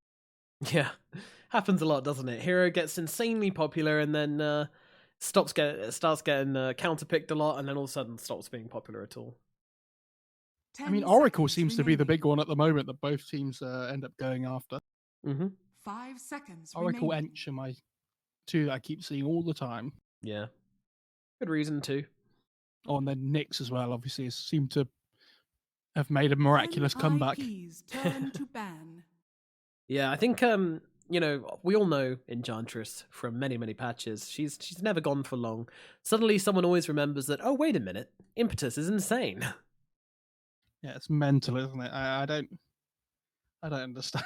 Fairly certain that spell will never be balanced. You know, Enchantress is one of those heroes which they try and, if they ever want to nerf the hero, they'll nerf everything else and just 10 leave Impetus seconds alone. They remaining. want to make sure that his spell's still really strong for some reason. 5 seconds remaining. It really annoys me that Untouchable goes through BKB now, though. That hero is annoying. Like, I don't know. So what do you pick? I mean, Lich is still in the pool if they want to go for that on either Ninjas or aggressive mode. Might be nice for Ninjas to pick up and then put the Snapfire as the 4, just as their way of like kind of sort of dealing with the Slaughter, with the corrosive haze. That's the point I wanted to make as well. If it doesn't get banned out here, I think it's a really nice pickup for Ninjas in Pajamas, just because, as you say, it gives you some kind of counter towards the corrosive haze, Slaughter, plus your core. Also with the Darkseer, and this is just such a good combo of these two heroes, the Darkseer and the Slaughter. Basically, you just whack corrosive haze on them, then you whack haste on them. They might pick up the troll here. No, they go for the AA instead. Okay, fair enough. I don't mind this. Makes Lifestealer's game really hard. Mm-hmm. I think this is a good pickup. Kind of doesn't really show anything more about their draft either. which is nice. Yeah, just straight up decent in lane, decent in the mid game, has a strong ultimate to kind of counter the lifestealer out a little bit, stop him 10 life stealing, seconds which is remaining. basically what he Radiant's does. team pick. Now you've got that sick vacuum into ice vortex combo. That's Everyone really knows nice. and loves, yep. NIP's turn But talking to to Disruptor, he's raised from the dead. Ninjas in Pajamas whip out the defibrillators and say, come on, Disruptor, let's have a go. And he's going to come out as a position 5 for Ninjas in Pajamas this game. Yeah, maybe they were feeling like they were lacking a little bit of catch or something, which they don't, Snapfire and Lifestealer don't really have, so it makes. Yep, and gives the Snapfire a nice target to fire her kisses into as well. Just something. 10 Connect seconds field. remaining. Hold them still whilst Snapfire goes to work. Ember All against over them. 5 Disrupt. seconds Ember remaining. against Disruptor is an interesting matchup as well. So obviously you can dodge the glimpse with Sleight of Fist, so kind of like a really high skill based hero, Radiant especially team this game. I best. think Yeah. the aggressive mode lineup is very aggressive though. So I think if they can start playing from in front and finding pickoffs, they're going to look really good. They have a lot of catch, but I think if ninjas start to kind of pull ahead, then this Disruptor constantly finding +1s like the Darkseid trying to surge people away might end up being really difficult for them. So I think NIP's both turn teams to going to be wanting ban. to play on the front foot this game. Well, I mean, both teams probably always want to play on the front for every single game, but you get my point. I do get your point. Don't worry about it, buddy. We're there with you. Shadow Fiend, Tanner, one of his favorite heroes, and he's very good in it as well. Should probably wreck this Ember Spirit in the middle lane if he tries to go towards the mid. So, NIP going to be happy that they've got this one locked down 10 for themselves. seconds remaining. I think they need to pick up some kind of extra bit of 5 lockdown seconds on ninjas remaining. now. Thinking of a Lelis here. Maybe we've seen the Mars once today already. Could be an option for. Yep. Something like an Underlord might be quite good as well. As the Root's really good against the Ember Spirit.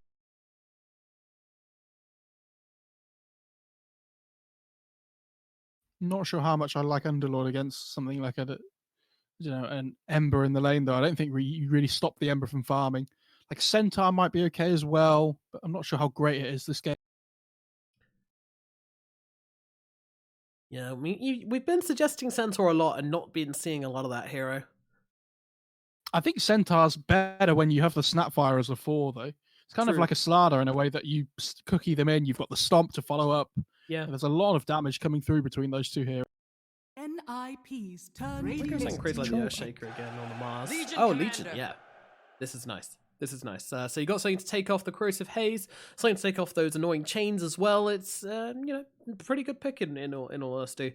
It also counters out any not any possibility, but it's gonna make picking something like a PL or the Nug or something like that a lot less tasty into the 10 Legion Commander, because it seconds gives them some remaining. kind of illusion clear, which comboed up with the Shadow Fiend's raises and 5 the seconds extra damage remaining. they've got should be enough to keep a PL or something under wraps. But yeah, still definitely an option for aggressive mode here for that carry pickup.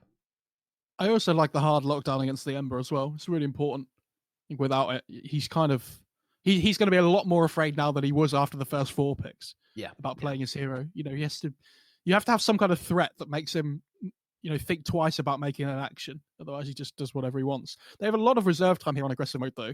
They can really think about what they want. I actually think something like a Husker might not be awful. Again, they don't have to Yeah. save this time, but I'm trying to think of I don't think you want to put the Ember mid here. I think you want to put it safe lane, even against the Legion. He's not going to have a great lane either way. But Don't let Tanner get away with his free Shadow Fiend game. That's can be quite important. Although it didn't work well versus Enigma, but that was a different draft. I know Boromir likes to play Pango mid, but I don't really see it here. I'm trying to think. Maybe like a Kunkka might be okay. I think they need something like that can fight early on still. You don't want something too greedy. Yeah, okay. This is interesting. Yep. I don't mind this. So they're going to put the Ember mid still. Yeah, they will do. I mean, it's pretty free lane for Tanner, but it's not like the Ember's going to get nothing from it. He should still be able to lane well enough, provided he doesn't accidentally die in the first 3 levels, and then he can just kind of chill out and pull on whatever. But yeah, Skidder in the safe lane with his Ursa. This can be a pain for the Legion to deal with. This can be a pain for Lysiel to deal with as well. He's a hero which likes to just sit in the front lines and attack people and heal up, but Ursa's going to stack those Furious Vibes on him and be a pretty big annoyance. I really like this of aggressive mode that they have really good Roche taking potential now as well. They've got the Slardar and the Ursa, and this all three of these like melee cores apart from the Darkseer do really well with the Surge and the Iron Shell. Like we've seen once today early on that what was it Void and something else were getting enabled by this Iron Shell early on, and I think it's going to be the same for the Ursa and the Ember Spirit here. And Ember pops Flame Guard and he has an Iron Shell in, and he just runs at you. What's Ninja's play here? I don't really see it, the answer. So if aggressive mode can play, like put deep vision down, find pickoffs, they're going to be all over the map. Like they're going to be running at them non-stop. Yeah, I'm excited to see this matchup here. I think this is a little bit more even than the last draft. Although to be fair, we said that aggressive mode had the advantage in the last draft, but NIP played a very crispy game of Dota 2. Let's see if they can be as crispy in game number 2 here as we get into Ninja Pajamas versus aggressive mode match number 2 as they battle it up. Now, aggressive mode backs really against the wall here. They need this win or they are going to be sent home early, and that is going to suck. If you don't win a single game on LAN, that feels bad. That does suck. Yeah, that's really bad. I mean, they're not technically... Are they on... Does it count as being on LAN at the moment? I guess it does. What do you mean? They're in Ukraine? Yeah, they're on LAN, but it's not like the actual main event, right? I like to distinguish it still. My favorite? No. Not often I say this to you. This is LAN. They are playing on a local area. Okay. I know it's LAN. I get that. But, like... I feel like them not main getting stage, to, like, I think, is what not being a main event match is still like a big jump. Kick in the teeth, yeah, sure. Moving on. PPD and the hack. This time, yeah, same build as before. Give me some tangos. Give me some. Wait, where are his tangos? I think he gave his tangos to the SF. Yeah, because the Snapfire started the damage with the Thunderstruck. I'm trying to remember who it was who went Bazzy on their core. I think it was Envy. Yep, securing the range creep as well. Skylark's going to take that one and continue doing a bit of damage to the hack as well. The hack. Oh, it's Lil's playing the Darks here. I've just realised. Yeah.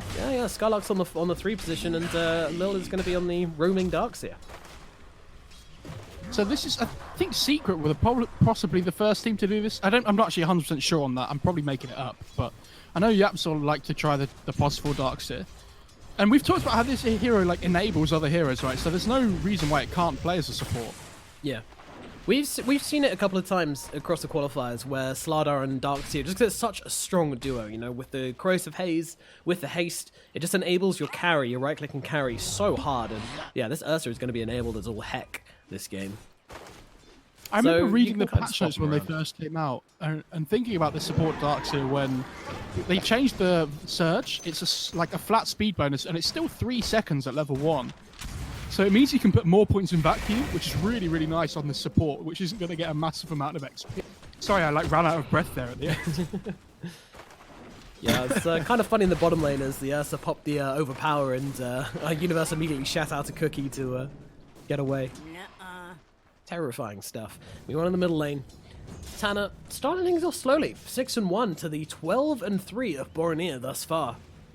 Doing excellently for himself. He's just getting clicked down a little bit here. I mean, when the level, when he starts to build up a few more souls, it gets a bit more difficult for Boromir. He's up to 6 now, so yep, should be able to click through this Ember Spirit a little bit more now.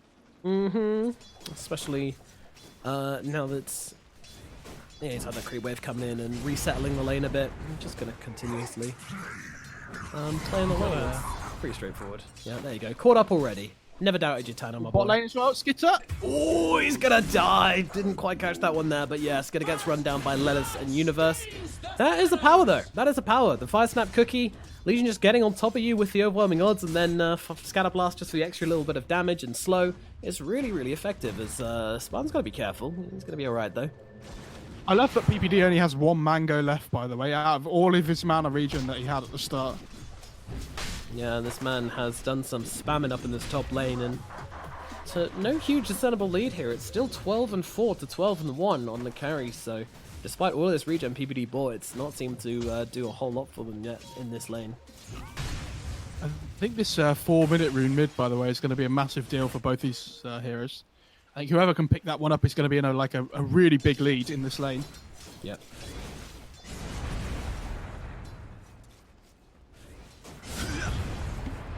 Nice try by Borneo to try and dodge the raise there with the slide, but Yeah, didn't quite manage it. It's a very hard one to pull off, but now he can't come to lane because he's got... Oh no, the stack's run off now, so... top lane as well, they surge in.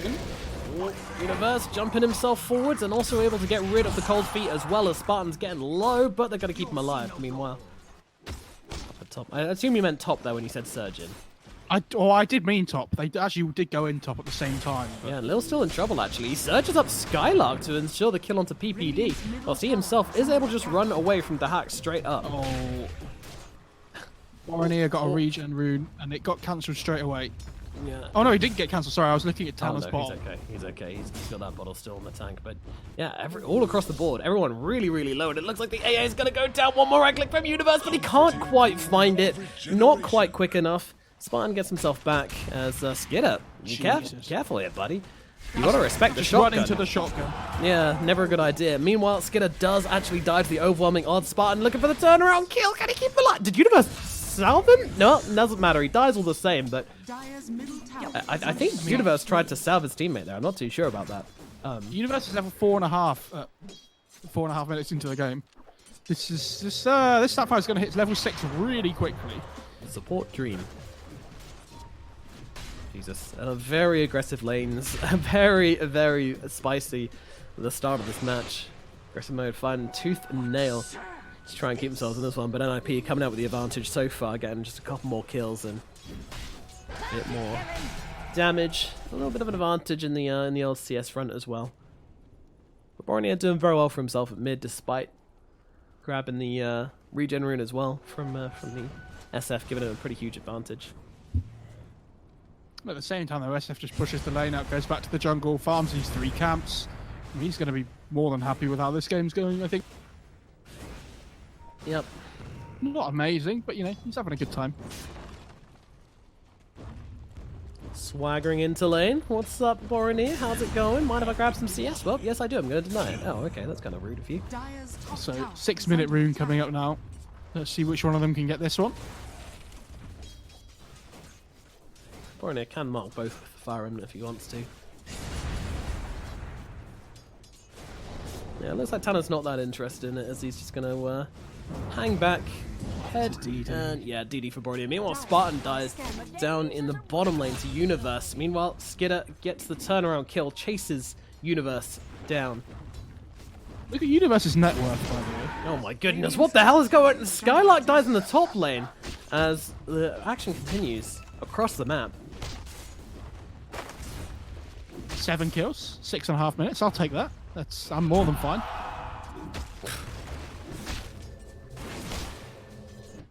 I'm struggling here, man. It's been a long day, and there's action coming out across every single lane right now. I don't know who's going to drop or where.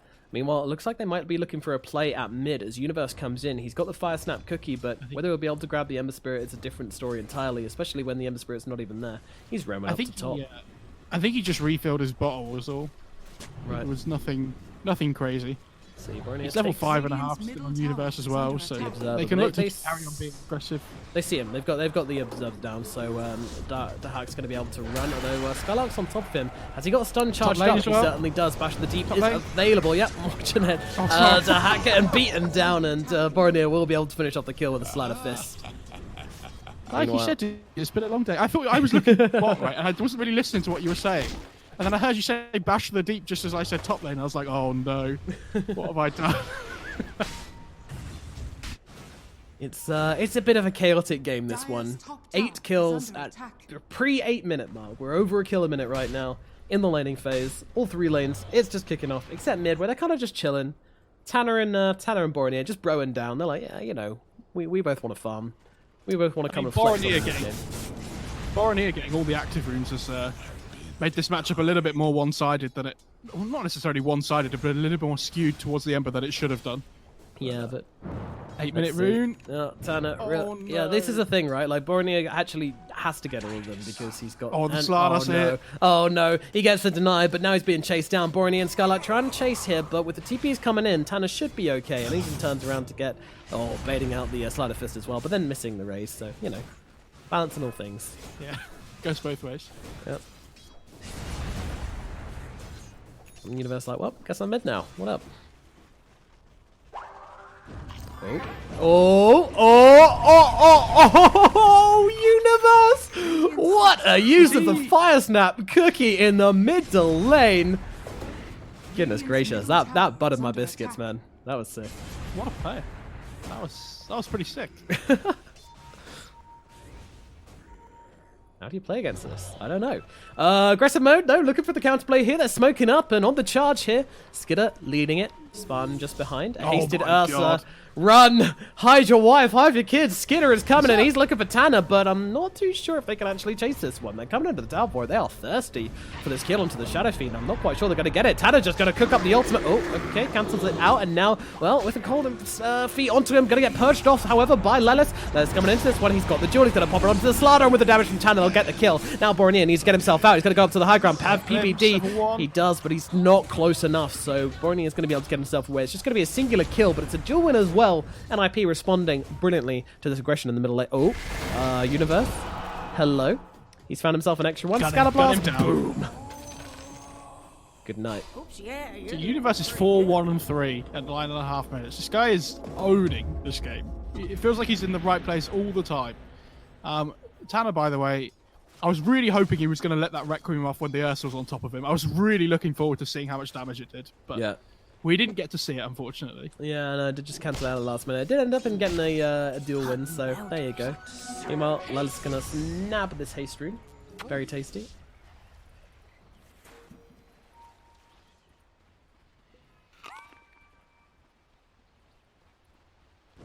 Yes, SF's almost got drums here as well. This is going to be Radiant's bottom tower a is nice under first attack. item for him. A little bit more stats, allows him to fight. And Lelis won his first duel, by the way, as well, which I think is a big point of, to talk about. Yeah, in the middle lane, of course. Yeah, gonna head towards the straight into the Top lane. oh blade mail. Yep. Angry Bear comes strolling in and immediately strolling out again. Not sure if he's going for a gank or playing the hokey cokey, but either way, I'll start pushing on the tower. Top tower is I under think he's doing the hokey cokey. It does seem that way. Now he turns around. Meanwhile, NIP. Yeah, I mean, this is 4 heroes up. It feels awkward, doesn't it? Okay, they're going to go for a smoke. This is a bit more decisive. Yeah, get PPD. Smoke up for a kill onto the Disruptor who's dewarding. Remnant is down, so Borneo comes bouncing straight back in, and they'll be able to kill off PPD and probably secure this top tower with his smoke. So, all things considered, Ice not Blast too coming bad, but oh. Yeah. Alrighty. Return kill onto Skylar. Much more valuable from NIP, and they'll be taking this tower as well, it looks like, with Dahak and Tanner. Here comes the Ice Blast. Better late than never, I suppose, but still, Radiant's tower at bottom Shelffall. tower Dahak takes it. Radiant's bottom tower That's going to be the has Maelstrom on the Lifestealer coming out as well, so top tower is he's under going to be happy with how his game's going. We haven't really seen too much from Skid of this game, honestly. He's kind of been like trying to get involved in the fights, but they haven't really been able to Dyer's achieve top it. tower has fallen. I don't know why Lil doesn't have a point in vacuum either. I'm not sure about this. What, I guess the just, Surge is really good, but like, Yeah, I don't know. I'm not really surprised not to see it. It's, yeah, I don't know. I think 1 point is still pretty good on that skill though, right? Like, you can set up for a Slitherine Crush really easily, or like an Ursa. Radiant's cancels bottom tower Requiem. is under attack. But I guess the Surge is just really good here. Okay, he goes for it at level 6. Fair enough. Cool. I think that's okay. How much does Aghanim Scepter reduce vacuum cooldown by? I don't even know that's a thing. I think it goes down to like 12 seconds. And then if you get the cooldown reduction... So you have that? No, it was a neutral item I looked at it with before. But yeah, I think it's 12 seconds. I'm not 100% sure, but... Okay, that's cool. Alrighty, well, Quiet falls upon a very, very spicy laning phase, but NIP and aggressive mode seem to have reached a peace treaty, at least for the time being, whilst we reach the mid-game here. And everybody just trying to reach these item timings and look for a chance to make a smoke gank or make a play. I imagine both teams will be thinking about Roche. Much more likely that aggressive mode will be able to take it in, probably, my guess is about like 8 seconds with Corrosive Haze and Ursa. Yeah, it's very quick. You see the Dyer's warding, like they know that they have to try and play around this Roche. So there is this one outside the pit on the other side, which is really nice. I mean, aggressive mode probably never going to find that ward. And I don't know how it stayed. Forever. Oh, actually, I don't know how it stayed there that long because it blocks the camp, Yeah, it does doesn't block it? the camp, That's yeah. pretty crazy. Also, I love, by the way, that Lil got a faded brooch and a broom handle, and he gave his Ember the broom handle. He's like, I got the brooch. It's mine. Okay. Yep. I'm going to do more with it. Finders keepers. Now NIP are looking for some action here, and that might be onto Bornea, the target, as the hack just they go- hitting down this creep wave. Do they go Roche, though? Is that not just better? They're already going there, and uh-oh, the Ember Spirit's already made his way over. NIP, you need to be aware, you need to be quick. Oh, but aggressive mode are looking for a pick-off first. They haven't read this perfectly. Dire's middle tower is under attack. Realizing that nobody's home should Ooh, probably this- indicate that the possibility for Roshan is real, but NIP are already responding to it. They're going to re-smoke here. Oh, go Right on. in the back. Start sending the kisses in. Let's go. Just... Yeah, they are. Okay, alright, They there we think they're go. doing it. Nice scouting kisses. Roshan is burning inside his pit. Meanwhile, Tanner being targeted down. Oh dear, he's away from his team. Down goes the Shadow Fiend, 45 seconds. If Roshan was an opportunity before, it certainly is now. Straight into pit they go. Is under attack. Yeah, Nip even aren't even going to try and fight that anymore. Without the SF, there's just no news. They're just going to try and farm up on the heroes that are alive. Not entirely sure what series of events led Tanner to be there in particular, but yeah, just get caught out. That's really bad. Alright. Yeah, I counted. That was 8 seconds. Very good. Oh yeah, Radiant's sure it bottom was. tower Okay. is under Aegis, attack. Basher on Skidder. Doesn't need to go for a blink or anything like that because he's got the surge, so you can just rush straight ahead for the Abyssal Blade. Gonna be terrifying to play into. Yeah, aggressive mode are finding their timings this game. I don't know, that was such an awkward series of events though. They have the 4 points in Iron Shell as well now, so this Ember and Aesta are going to be really scary to fight into. Yep. There is a mech now on the Snapfire though, about to be bought, I assume. Yeah, you've got the money. Universe having a pretty great game on the Snapfire thus far.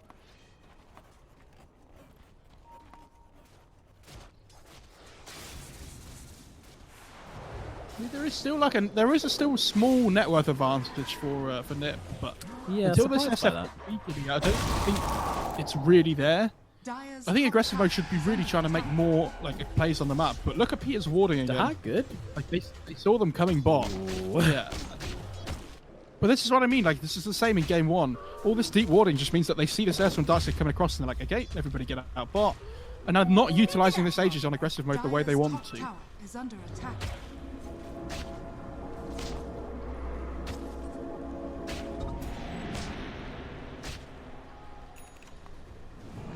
$60 minutes in now, and yeah, aggressive mode. They're holding on to this Aegis. They're just farming really, really hard right now, actually. They're using this Aegis as kind of like a safety buffer. SF is heading his way towards his BKB very quickly.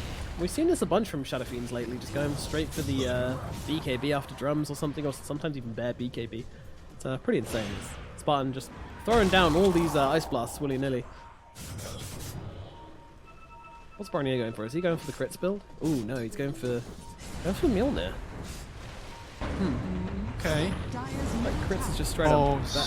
Tanner has to be Tanner. careful. Oh, they managed to actually get the Requiem onto the Ursa, but I'm not sure it's going to be enough. Skylark's still chasing him down, trying to chase. Meanwhile, they'll get distracted as they go on towards Dahak here. Dahak is a really easy target, though. He's going to have to get inside PPD. Well, safest target around. Meanwhile, Tanner's going to get finished off. PPD, get yourself away, kid. You don't want to be in this fight. They're picking him out. They know that Lifesteal's inside of him. Meanwhile, NIP are gathering. I don't know what they're looking for here, though. I mean, maybe they think they can get... Yeah, holding two of them still, but they'll control up the Ursa for the time being, and the shotgun's going to finish the job. Get the first kill on them. Ice Blast onto 3, though, putting NIP in a bit of an awkward situation as Tanner buys back into this one. He's on the front lines, though. Tanner, what are you doing, buddy? He's getting ripped apart by this bear. That's going to be 2 quick kills onto Tanner by aggressive mode, and now, well, they're looking for more. Les trying to get himself up onto the high ground. The Universe trying to defend with the kisses, chasing them away. His shots do land astray, though. Very hard to land due to that lead Alright. time. Unable to Alright. get it. As UK individuals, Yes, that is us. sometimes we can be maybe a little bit biased towards the greatest Dota player that's ever lived, Tanner. Yes, But- yeah. That was Dire's middle tower that is was under not attack. the one. That was I've seen very better interesting. series of events carried out by players in a professional game of Dota2. Yes. Yeah, We'll and he's leave it down at to that. 9 souls now as well, which is Oh dear. pretty sad. Never a sight you want to see. Man with 9 souls is not a man at all, but 'tis a boy. 'Tis a And all of child. a sudden, net worth advantage belongs to the Radiant side. Back into Aggressive hack. mode. Now you're on his team, but you don't need to fall for the same trap. He sees Skylark. Skylark immediately throwing down the Corrosive Haze, but Lifesteal's on the run. Getting back to his team. Getting back to the safety of his friends. Nestling in with Universe. He really needs to finish his Halberd as well. I think he's just picked it up off the courier, yeah, so it's going to be really useful up against the Ursa and the Slardar as well. Yep, great pickup. And Skylark does have a blink now, though, so this little fish, going to be jumping into every single fight. Oh, Tanner was so close to his BKB before, and he's so far behind in net worth now. Oh my god, yeah. These few deaths. Unforced buybacks. Yeah, it's not where you want to be, really, is it? He's got some stacks to farm at the very least, so can help get himself back into things a bit, but still, yeah. Does not have many Necromastery stacks, and actually, aggressive mode already looking at putting the pressure back on to NIP.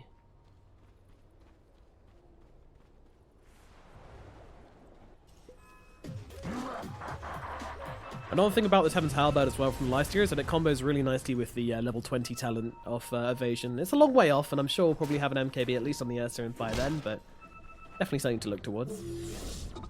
Yeah, and it also amps up the healing from Feast. It's almost like it's a sick item on Lifestealer. Yeah. It literally, like, in every sense with what it does. It's really good. Gives the disarm, it gives you strength, gives you status resistance, gives you lifesteal amp. Just gives you a bit of everything. I would expect that item's going to get nerfed again, to be honest. Yeah, it's a little bit insane, isn't it? I think the numbers are just going to be touched a little bit in the when the item's brought together. One would hope so. Meanwhile, AA ults. I swear we've seen more AA ults in this game than I have in any other game so far. Spartan's just like, hell yeah, gotta fire him out. Structures are fortified. Dire's top tower is under attack. When in doubt, throw an Ice Blast out. They have smoked Alright. on Nip. Yep, no AA Blast for 16 seconds. But there's only 34 souls on the SF, so, you know, can't really fight with that. Need 36. Yeah, need 36, come on. They One see hero them. kill.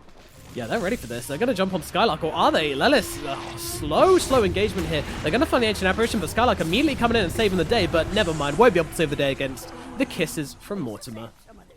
A cool combination from Lelis there with the Snapfire backing him up as well. Middle tower is under attack. I do take the outpost, but I think we already had the outpost popping, and they went the way of. Have a quick look. It was one apiece Okay, it at was 20 one minutes. apiece. Yeah, sure, it was one apiece. All right, chill. I mean, considering they have this Aegis though, or they had the, it's not up anymore, but they haven't really achieved a huge amount on the Radiant side. I thought they would have done more, but I guess they got the Tanner buyback and eventually dieback. So Yeah, but you're kind of that's a allowing him big just to win. bounce back into the game if you don't try and pressure him afterwards. That's what I feel. Builder Hack's like, great, been Ice Blasted again. Very cool. Enjoying this a lot. Thank you very much, Spartan. You're a great guy. Appreciate you a lot. Yeah, I gotta get this top tier 2 here though on the Radiant side. So Is under attack. that's something. Nothing in trade for Nip. Middle So tower is under attack. gaining that little bit of map control. Dire's top tower has Who has an Abyssal now, by the way, on it, so he's Yeah. pretty big. The Ursa item gives you maneuverability, gives you lockdown, and gives you jump. It's everything a little bear could want in life. But there's the BKB on the SF. Okay, so this is where he's not. Well, he might just instantly die still, but Dire are you know, scanning. he's not quite as much of a range creep as he was before. Yeah, and as you He needs say, that it's- damage item still before his output is really something in the fights, but he is going to stay alive now, hopefully. they It's just an Abyssal and a Corrosive Haze to worry about now. yeah, and Bash of the Deep as well. Also going through Radiant are BKB. scanning. Very much a pain in the ass. As Lifestealer getting inside his teammate, as all good teammates do. And they're going to look for something here. Let's see, I would have Lelis actually. on the hunt, but I would've Skylark actually- pops it from inside the pit. The pings are coming out. They're immediately just like, they're there, guys. They're there. Run. And now comes a return smoke. Aggressive mode. This is a nice read. He's just chilling at home in the river. See somebody. Yeah, and he just. There you go. Even the tip comes through. I like that. Yeah. It's We mental saw you. warfare. We saw you, son. We saw you. And now they go for the wraparound play. Look at this. Whose drawing is You can that, see though? it. Yeah, I that's think it's Lil's. That's Lil's drawing. Yeah, he's ready for this one, unless it's going to be the time. But the play comes down on the Disruptor. He's taken out immediately. Jules does come out in response with the kisses from over on a high, but they are actually able to finish off the Esther as he goes flying off to the other side of the map, jumps off a cliff just to survive the fight. Meanwhile, Lelis, Dahag, both taken down. Tanner's got to follow as well as Boromir just comes sliding on through and cleans up this fight. And meanwhile, PPD is going to get finished off as well. It's a triple kill for Boromir, an absolute disaster for NIP, and now their high ground is going to be up for grabs. I just want to point out something which happened in that fight. They got the duel off onto the Ursa, nearly killed him. Then they get the Requiem off, but Lil comes in with the surge onto the Ursa, meaning Requiem sends him flying out in this direction. And then he's just like, oh, well, I guess I can just jump off this cliff. Gets himself to safety. Gets out on very little HP there. Absolutely insane play from Lil for sure. I mean, that whole map movement was just insane by aggressive mode. Amazing wraparound. Following up from their immediate smoke. They saw it. They were like, all right, well, Yule's coming out from the Ember Spirit actually first. Very nicely done from Boromir. Realizing that his teleportation is not going to complete and he has to save himself from the Blade Mail duel. Very, very nice. I really liked that in that fight, Skitter just got sent flying back by the Fear, but because he was surged, they couldn't catch him. Like, they blew the Requiem and everything onto the Ursa, but they couldn't get on top of him anyway. That was pretty cool. Just flying away at a million miles an hour with the surge. Even despite the Requiem, just kind of benefits him instead. I just don't... Tanner doesn't have his damage item, right? Like, he's got Drum's BKB, so... The BKB doesn't even do anything this game, it feels like. It does, but it doesn't save him from everything. Whereas, some BKB games, you're like, okay, well, I can do whatever I want in fights now. This Ursa's just so big, and Boromir is dancing around these fights really well. He's got Deso Crystallis. This guy's doing so much damage. Oh no, Dahak. See you later, buddy. The Abyssal comes through, and the killer's there. Boromir finds himself another. This Ember Spirit is off the chains right now. Yeah, and this lifesteal is... both the cores, actually, on NIP, the 1 and the 2, have felt like complete non-heroes this game. Like, they can't fight into this Slardar Ursa combo. Feels rough, man. Feels rough. A little in the rest of aggressive mode. Seems like they can do what they want right now. So what is it they decide to do? So far, dominate the map has been the options. Break high ground has been the options. And they've taken that one. And now mid is the next one on their agenda. Aegis and Cheese still up for a long, long time still. Really precious. It feels great to play this game for aggressive mode right now. Oh, I love seeing Skitter tip PPD. The NIP history. Oh, love it. Love it. There's just the right amount of salt, you know? Yeah, no salt. Just, it's taken 26 minutes, but I don't mind. It's fine. Yep, playing the long game. That's what it's all about. Mid lane, the jump onto Lelis. The Cookie's going to try and help him get away, but Skylark's closing the gap. He's got the bash to the deep. He's got the corrosive haze, got the stun. The Abyssal Blade will finish the job as well as they bring him down. Meanwhile, they're jumping in deep. Disrupt's going to be the next target. Drops the ultimate onto, well, Lil. He's fine with this. Meanwhile, Boromir holding down 2. Kills off 1, kills off the other. He's looking stylish here on the Ember Spirit right now. It's Ember Spirit doing what he wants. And nobody's home on an IP. Tanner's out farming, Dahak's out farming, they dive the base, and they're just like, well, nothing we can do about it anyway. Dire's middle tower is under attack. Yeah, this he has Crystallis on the SF now, so that's good, right? Sure. He's level 18. Oh no, the Abyssal Blade again! Skitter! Oh, no. He can't get away. He's inside a creep, but guess what? The Ursa is just following him down, and the creep's gonna die, and probably Dahak along with it. Lil controlling him up. There's no more rage available on Dahak, and a hasted bear's coming in quick, and they will finish the job here. Skitter brings down Dahak. Aggressive mode, finding kills all across the map. Now looking perhaps for a jump onto Lelis. This surged Ursa just running at people is having the time of his life. Skitter's just all over the place. I'm gonna have dreams where they're peacefully farming in the woods and then a bear just comes hurtling at them at a million miles an hour and they wake up in cold sweat. Oh my god. Oh, thank god we're not in that game anymore. Jesus. Do you think, the 3 bears, which bear do you think he is? I think he's the child bear that's really angry. He's Daddy Bear right now. He is Daddy Bear. Dire's middle tower is under attack. Overwhelming odds. Not doing much to defend this high ground right now, to be honest. Yeah, and they still have the Aegis for another minute and a half or so as well. So Skitter not really too worried about taking damage from this tower. Dire's middle tower Nope. has fallen. He's going to be a healthy boy regardless and can jump with the Abyssal whenever he fancies it. And in they go. Oh my god, the initiation from Lil, jumping in, catching out 3, aggressive mode. They find an amazing jump here, but the buybacks are coming out from NIP. They look over towards Boromir and the BKB pop from Tanner as well, but they actually get the duel off. Boromir is dead. Hello, sir. You cannot do that. And now the Ursa's running around, but he doesn't have his Emma Spirit anymore, but he's still looking to turn around to the lattice. Let's need to be careful. There's Lifesteal inside of him. He's going to jump out. Cookie comes through, but they get hits off anyway. Meanwhile, to Hag, he's getting melted here. The Lifesteal dies for a second time, and this might be it. Tano, they will take down the Aegis, but slowly but surely the Ember Spirit's coming. This right click comes in. Skylark finishes the job. There is no more Shadow Sheen. There are no more heroes left on the side of NIP. Only supports. And with aggressive mode coming in, Boromir coming back. Meanwhile, they get off the cookie onto Slardar. They're trying to get themselves back, but in comes the Abyssal, in comes the Chains, and in comes a Pain, and now comes a good game. The game is over. NIP lose, and the series will even itself out. Oh no. It's getting awful sticky for NIP. Radiant That last fight is VP.lil mode initiated. How many times did we used to see that where it was like the Slar? He used to play the Slardar though, didn't he? But this time he's the Darkseer as the boss for. And yeah, I mean, such an amazing initiation to a last fight. I mean, the Aegis was about to expire as well, so they didn't really have to worry about that. Like the Ursa dying straight away.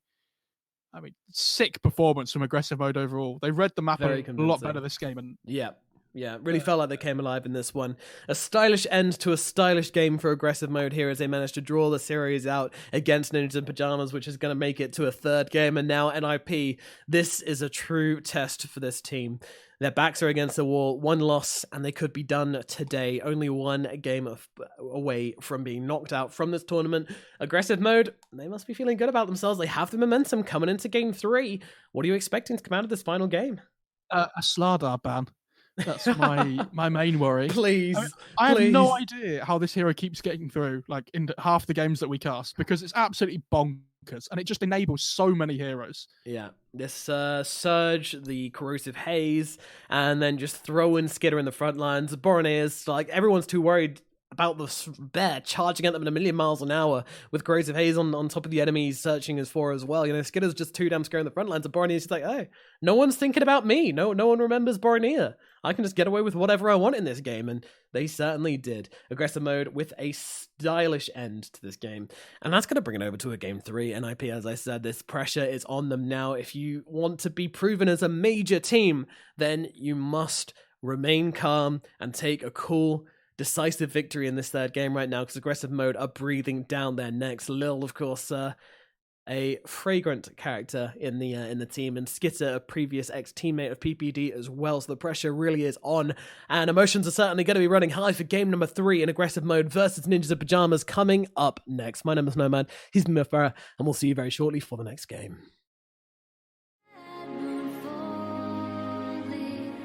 Side by side we stand strong till the end of days. Through the clash of our blades, we'll sing the warrior song.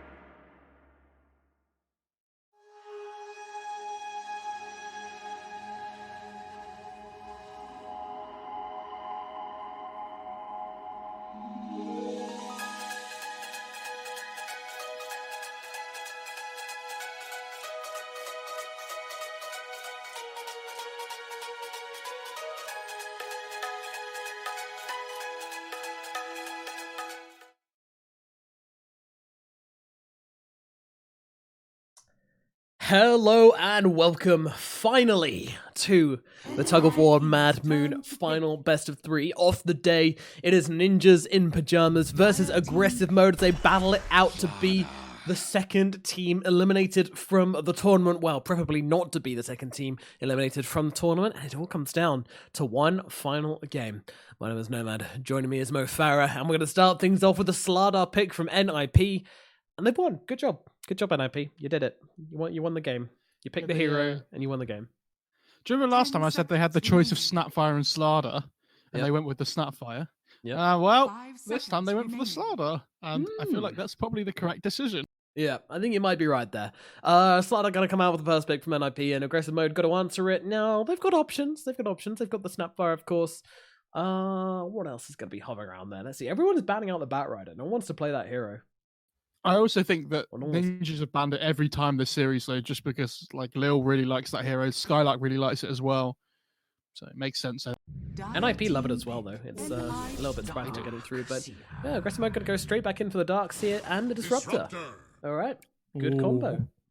VP Lil has been activated again. Yeah, So he's this ready. is another one. I think Lelis is probably more likely to play the Slardar for Nip. I mean, we've seen POS 3 and 4 today. I don't think I've seen Universe play Slardar recently. I might be wrong, but I'm pretty sure Lelis is the one that usually picks up that hero. 5 seconds remaining. Definitely feels more like a Lelis pick to me. Yeah, I don't know. NIP, maybe they'll go for the Mars now. Although I think they're just going to go for the Lifestealer again, to be honest. I'd be surprised if they didn't. already. Yeah, sure, why not? Like Darkseer and Disruptor. I mean, it's okay against both of them. Doesn't show whether the Silas are 4 or the 3 still as well. I mean, they could just pick their 5 if they wanted. If they want some kind of like save against the Disruptor, maybe. Could have the Timber. Oh, okay, they go Lifestealer. I just know, all right? Fine. I mean, if they were going to pick Lifestealer when it wasn't a great Lifestealer game, they're probably going to pick it when it's a decent Lifestealer game. That's the my theory. Already. Lesia coming out for Ninjas in Pajamas. Already feeling pretty good for that one. Great pickup versus Disruptor. Can't get Glimpse if he's got Rage available. And Infest can also help him dodge that one out as well. So, yeah, pretty annoying player to play against. 5 seconds remaining. I don't mind it at all. I think this Darkseer Disruptor combo is a lot more difficult to pull off than the Slardar Darkseer, though. So I'm interested to see how aggressive mode use this Disruptor. Amazing to see it pick 2 games in a row, by the way, after it being like ignored so much. Yeah, he's back, baby. Fun fact, if you ban Void Spirit, you have a 100% chance to win the game. Oh, is that how it goes? Statistics say, yep. So far, Void Spirit, every time he's been banned on 25% of the games, got a 100% win rate. So there you go, simple as that. I love early stats in tournaments. You can just derive anything you want from it. Oh, isn't that just stats in general? Well, I mean, true. stats don't lie, but they can make, when House you say stats don't lie, they also let you can lie explain with whatever you want. Yeah. Exactly. Stats don't lie, but you can lie with stats. That's the full quote should be anyway. You can manipulate. 10 That's a. remaining. Oh, I missed that the first time. Good job. Manipulate 5 it like seconds putty in remaining. your hands. It's great stats. Okay, so they haven't picked their 5 yet again, Nip, but they've also waited until their 4th pick in both the times I've watched them play so far this series. They also did it earlier on in the first series. So my question to you is, when are Nip going to pick their POS 5 hero? Are they going to do it next or 4th pick? Ooh, I don't know.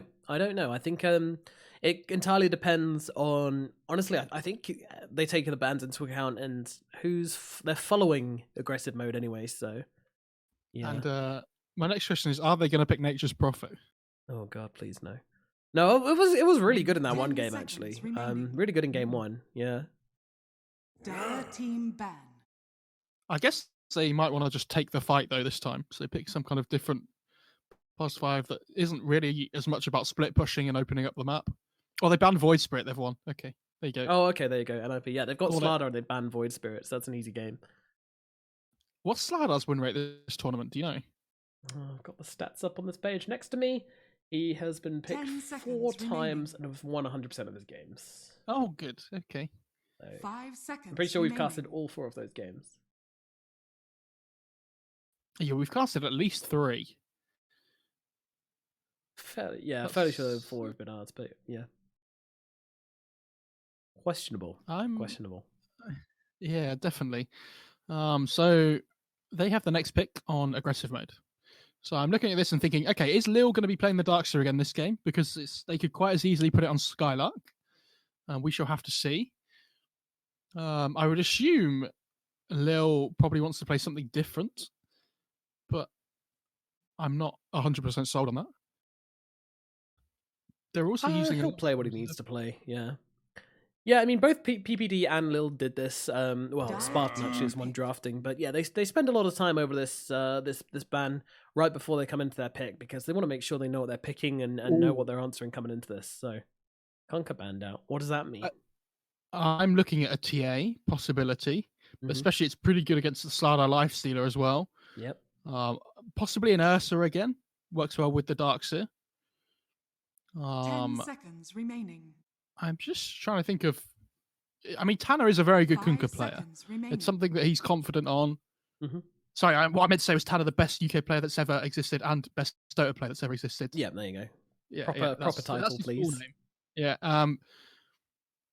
But yeah, I'm not sure if maybe that's just something that, when they've scrimmed against each other before. Maybe the Kunkka's been a major problem for them. The X is also really good at saving people from glimpse as well. There's something else. So if they get glimpsed into the static storm, we can just X them back out again, as long as you've precast it. Rest mode though, they're going to grab the Omni Knight. Yeah, so probably 4 Darkseer then, I would assume. It gives them some purge for the Corrosive Haze. It's okay, but of course such a 10 short seconds cooldown that remaining. spell means you can just reapply it. I also think it's just, 5 there's so much seconds physical remaining. damage coming through. Guardian Angel is a big ability this game already, right? I'm just wondering what their answer is going to be to that GA. You probably want to pick something up that has some kind of purge, right? Mm-hmm. So I'm trying to think of. I mean, like Oracle's banned out is a good example of something that we usually see.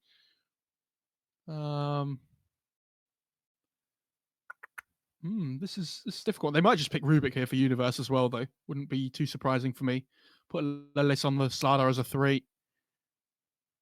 Because Rubik, one of the better heroes against the Omni Knight, punishes him pretty well. And Universe just likes playing Rubik. Yeah, absolutely. He's one of the Rubik greats, and yeah, I mean, it's a great game for it. I mean, not just the Omni Knight, but the Darkseer and the Disruptor as well. But instead, they go for the Ancient Apparition. Also a nice counter pick towards the Omni Knight. Just to stop a lot of their healing coming in, especially since they added the plus 10 health regen to Heavenly Grace. The Ice Blast is really going to help out block that, and the Purification, of course. Aggressive mode, though, they're just heading straight back for the Ursa. They've got the Surge, they've got the Heavenly Grace. It's basically the same thing as last time, minus the Slardar. Is it going to be as effective? Well, we're going to find out. Okay, so the thing I like about picking this AA now is that now the Ursa's been revealed, you're like, do we want to play the Slardar as a 3 up against the Ursa? Because that sounds pretty difficult. So do they want to 10 pick seconds something remaining. different for Lelis now? After seeing that he's going to have to lane up 5 against an Ursa? seconds Or do they remaining. just believe in this Slardar position 3? Maybe... This is a difficult one. Like in the other drafts that we've seen today, I've had a decent idea about what both teams want to do, like in my head. But I think this one's a bit more difficult because they're kind of like they're having to think about so many more things than now that it's a best of 3 and they've seen what each other has. Puck though, okay, doesn't reveal whether it's mid. Could be 4 as well. I think it's okay. The silence is really good against so the coil's good at kiting people around, especially when they're getting surged up. Yeah, And absolutely. it gives them a little bit more wave clear as well, which they kind of lack at the moment. So I don't mind that at all. 10 seconds Could be remaining. Puck 3.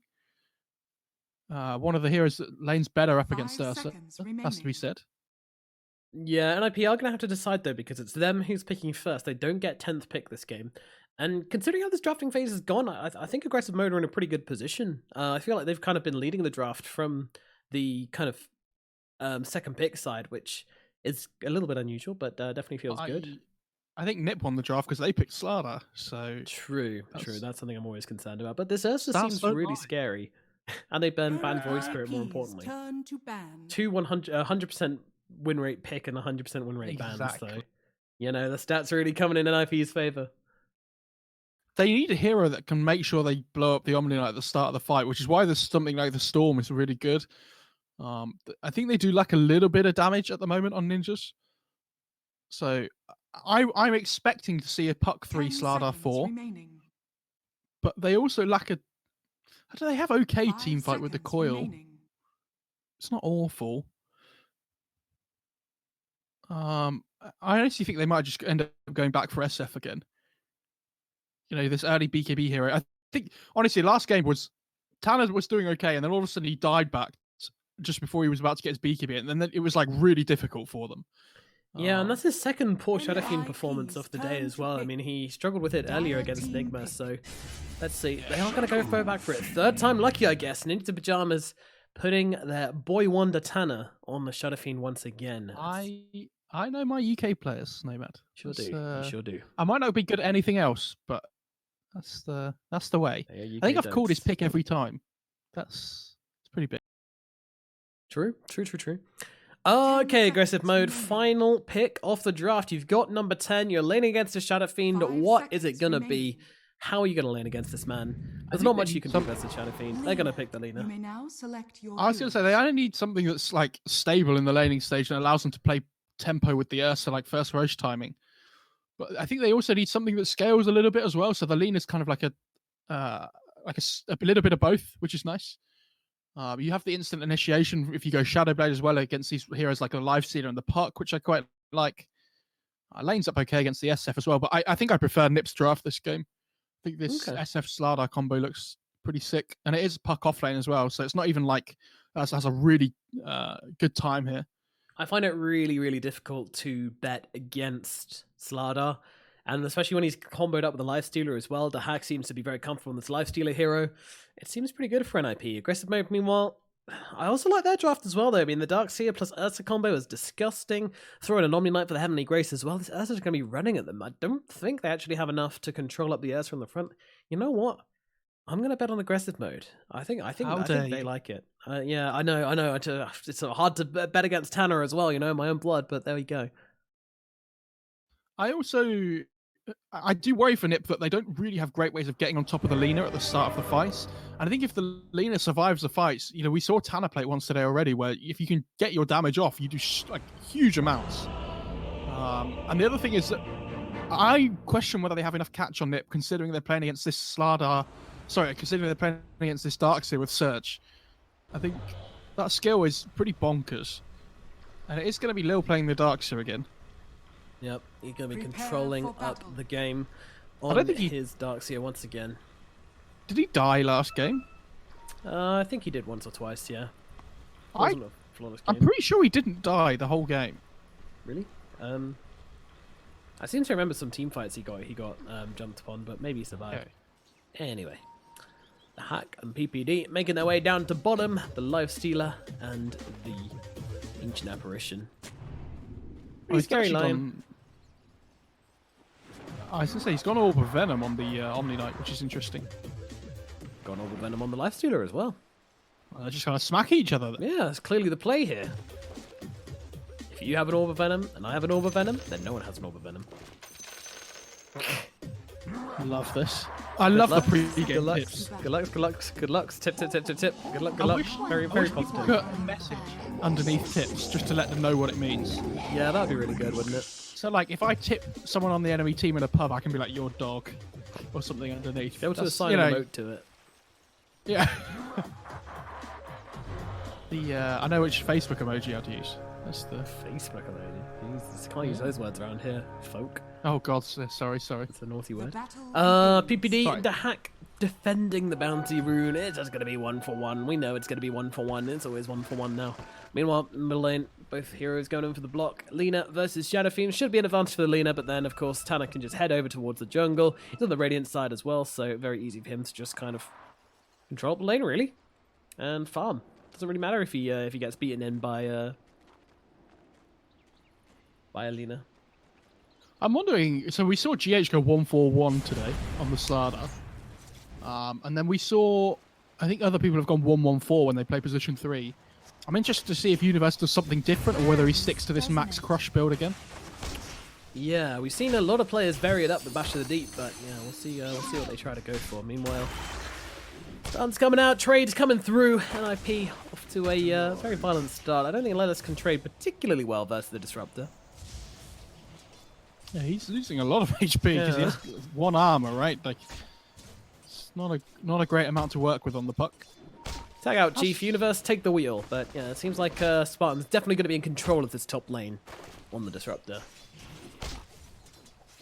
Oh, Tanner missing a few CS mid to when using razors and still getting denied by the Lina. That's pretty good going by Borneo. Yeah, that really hurts. If you can't get the last hits with the razors, then it puts you in a really bad position. Just using mangoes for nothing. Mangoes for nothing. Very sad ballad indeed. Yeah, the other thing as well, that you really want the bottle before the 2-minute rune spawns.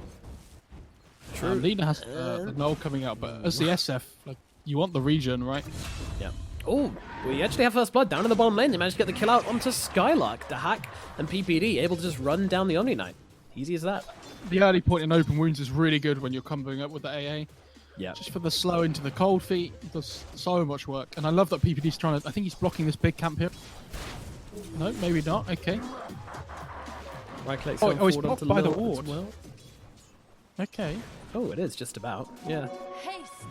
Wonder if that's deliberate or not. I mean, I assume it is. It must be, right? Yeah, still, it's unusual to see an Observer Ward used for, in that purpose, but still, it's gotten a lot of value out of it so far, so definitely not going to be a poor ward by any stretch of the imagination. Radiant's Meanwhile, turret up at has top, been killed. oh, down at bottom, we get a courier kill from PPD.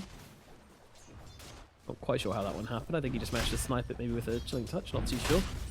Let's head back towards mid. I mean, he has 675 attack range normally on AA, so pretty good. He's pretty happy. Tanner, he's, Oh, then he got the he's other one. struggling in the middle lane. Wow, PPD is just a courier murderer right now. Not again. I mean, he's not even playing the I was Prophet gonna this say. time. Jesus. Leo is skipping the wave, by the way, and he's taking all the XP. He's like, Skylark, 2 Radiant fingers up to you. structures are I'm fortified. taking everything. This is all mine. Yep. Tanner might... Oh, Tanner's just too slow to come across to get Lil. I think he could have realised quicker. He might have come to finish him off, but just a little bit too late. If only. Unfortunately, yep. Darkseer continues getting away with skipping this wave. Meanwhile, up in the top lane, Universe and Lelis chilling against Skidder. Stunners out on Timho, along with the Slitherine Crush. Pretty annoying, but he's going to salve up, or get salved up, as it were. Tanner's really struggling mid though as well. Yeah, I he's mean, there's getting 12 handled. denies on Melina. That's a big Has to be difference, said, isn't he's it? not had Has been killed. he's not had one of his best days today. I think he's been struggling a little bit. Yeah, in lane he's been pretty fantastic today, but unfortunately, yeah, Borneo is just laying down the Lelis. smackdown now. Lelis? Ooh. Loses half his HP because Orb was on cooldown. Casual. It's a rotation coming in towards the middle lane from Lil. I'm not too sure what it's going to achieve. I mean, a haste onto Borneum. I don't know how much that does against a full health, full mana Shadow Fiend. It's a difficult one, isn't it? Maybe if he had a point in Vac, they might be able to set up for some kind of like LSA combo. But Maybe, but vacuum at level 3 is... oh yeah, I'm a not better saying he thing. should. Oh, top lane! They're going to get the kill onto Universe now. Look over towards Lelis as well. Lelis, though, makes it up onto the high ground. And going to return some shots here, but Aggressive Mode able to find their first kill of the game. Always nice to bring down the balanced fish man as well. Yeah, the more times you can kill the Slardar, the better, because that guy is annoying. They're going for the He kill? is No? Okay.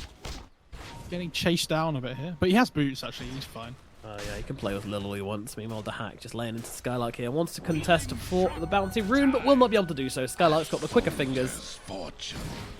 They call him Quick Finger Skylark. Oh, is that how he's known? Is he? Yeah, back in Adfina, that's what they called him. Whatever that is in Greek, Tanner- anyways. Tanner has a nice little stack on one of his camps, so he should be able to take that here. Try and find his way back into the game again. Yeah, needs all the stacks he can get right now. It's been a rough old start to the game for him, but you know he's going to take some creepies and get himself back in the game. Meanwhile, Spartan taking some damage here. Universe, needs the bash of the deep. He's going to find it under the tower, and the right click from Lelis will finish the job. They get the kill. Look at Skitter though; he's just running forwards right now. He does take a lot of damage from Lelis though, so maybe things better off, but in the end. I think Universe just took a range creep hit there, so they probably know that there's a ward that has been put down, but it's only 2 minutes left. You know, it's had most of its life anyway. Yeah, lived its usefulness. It can go out with pride. There's a haste rune bot here for Boromir as well, and he's at this level 6 mark now, so Tanner has to be really careful. They're not going to see the Observer ward either. Sorry, the haste rune either. So you got to be really careful. Yeah, Tanner 3 doesn't heroes know coming in what from they NIP know. though. What are Okay. you doing here? there's a They're lot probably of now NIP going to heroes. see, but they're probably now going to see that Lena has a haste, and they're like, "Oh, we actually can't kill him anymore." Yeah, that's not looking possible. Maybe they kind of bait Boromir in here. I mean, Tanner have to play it very, very carefully though, to not just get brought down. And yep, Boronir's going to go for it. Okay, bait successful. Light Tracker Ray comes down, but they're just going to scare Boromir away. And Universe, careful, buddy. She has got the Laguna. Tries to get the Stomp off. Doesn't quite manage it. Boromir playing 3 heroes around right now. This one's Speedy Witch. And there's not really much they can do about it, to be honest. Just running in circles, trying to bait out as many spells as you can. Boromir, what a player. Meanwhile, Lil's jungling. Yo, position 4 Darks here, having some fun, leaving Skylark to do his own thing down in the bottom lane. I mean, sure, why not? Though, like he can't pressure the lane anymore. So. Oh, yeah, Oh, he gets a faded brooch again. Easy life. He's like, I could give this to somebody else, but oh, he did. He sent it back this time. Oh, Lil. We knew there was a kind man in there somewhere. It's Who's he giving it to? Boromir, right? 100% Boromir. I assume so. Be amazed if it was anyone else. Maybe Scarp? No, it's Skylark doesn't care about your cold feet, sir. Not in the slightest. Meanwhile, up in the top lane, they get a really quick kill onto Universe up here. That's gonna just pop him the ultimate to bring him down as quickly as possible so he can't get off any of those pesky stuns of his. Did have a Bash of the Deep available, so wasn't able to even get off a right click to finish the job. And now he looks over towards Lelis as well. He just wants to chase everybody away from this lane. That's going to keep his distance. Knows not to let the Angry Bear touch him. I know, man. I'm really triggered. Nobody's taken the faded brooch. This is unacceptable. Wow, how do you just chill with the faded brooch available? I'm not sure how to feel about this. SF finally picks up an active rune, by the way. Lena's been very good at controlling them so far, but Tanner manages to finally find one in his pocket and has a royal jelly as well, which is really nice. Yep, it's a pretty juicy one though. Pretty juicy rune for a Slardar to pick up when he's jungling. Arcane plus royal jelly. That's mana for days right there. He's got a bash primed here as well. He's actually put 2 points of the Guardian sprint. Interesting. This is what I was talking about before. I was really wondering what kind of build he's going. Because this hero is really popular, but there's so many different ways you can play. Yeah, opting for the mobility rather than straight up damage. And I feel like you need it versus the heroes you're against. You know, if you want to kill this Lena, she's always going to be far away from you with her attack range and spells and everything, but they might find her here. Boromir, they're getting jump right now. Cold Feet coming out. The stuns are here. Dahak making his way over as well, trying to help out. They will be able to get off the Cold Feet. Need a little bit more damage. Tanner comes in. He's got himself the raise to secure the kill, bring down Boromir, and get themselves a much needed kill in this middle lane. What a great solo kill by Tanner. That was really something. High contribution. I love the way Lil just runs into this middle lane, pops down an Iron Shell, and runs away again. Like, he did my job. But he is going to sit on the tower and just make sure he can get at least one of the CSs. You know, not the easiest thing in the world to do. I'll throw it over to Net Worth now and see Dahak quite comfortably on top, closely followed by Boromir, who is closely followed by Tanner, who is a little bit further followed by Skitter. Skit has the faded brooch, by the way. He is absolutely rapid when he puts phase boots on. Yeah, he's flying. It's so horrible to lane again. Are scanning. And they're giving the lane to Universe now as well for him to get level 6 down bot. Really well played by Nip. Important to make sure that he's got that 6 online as quickly as possible, and now they start opening up onto Skylark. Now, he used the Heavenly Grace before the Cold Feet came out, and they will be able to finish the job there, just making sure they get it with the Infest bomb from Dahak to finish the job before any heals or shenanigans can come out onto him. Cleanly done. NIP find themselves some very nice pickoffs now. Yeah, considering the CS advantage that Lina has, when you look at net worth, like the SF's, which is actually SF's actually higher now. Significantly. This is one of the power, you know, of the SF just being able to flash farm so quickly, especially when you get the Royal Jelly for yourself. It's just all that mana regen comes in really handy. The Universe going to plonk down a tree for them as well, so constant mango source for the Shadow Fiend, which is really, really nice for an SF. When you just wants to be farming these jungle camps, the ability just to farm mangoes, constantly keep yourself nice and mannered up and just raise down camps, it's really nice. Where did they put the mango tree? They put it under their ward on the north side of the jungle. There you go, circle it for you on the in and out. More the hack. Alright. A little bit chipped out by Skylark and Skidder. Trying to taunt them right now. The coil's out. They're going on to the Ursa right now. He's leashed up. He's being beaten down, but turns around with the ultimate. And the backline's going to be able to control up PPD and bring him down quickly with the Laguna Blade. And now they're looking towards Universe as well. Unless they all miss. 4-man stun from Universe. The vacuum back, not really doing much as a fear comes out from Tanner, just clipping a couple.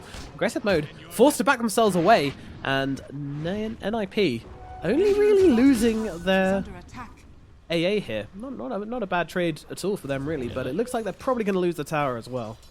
Yeah, that was such a good static storm by Spartan. Otherwise, that fight could have been really bad.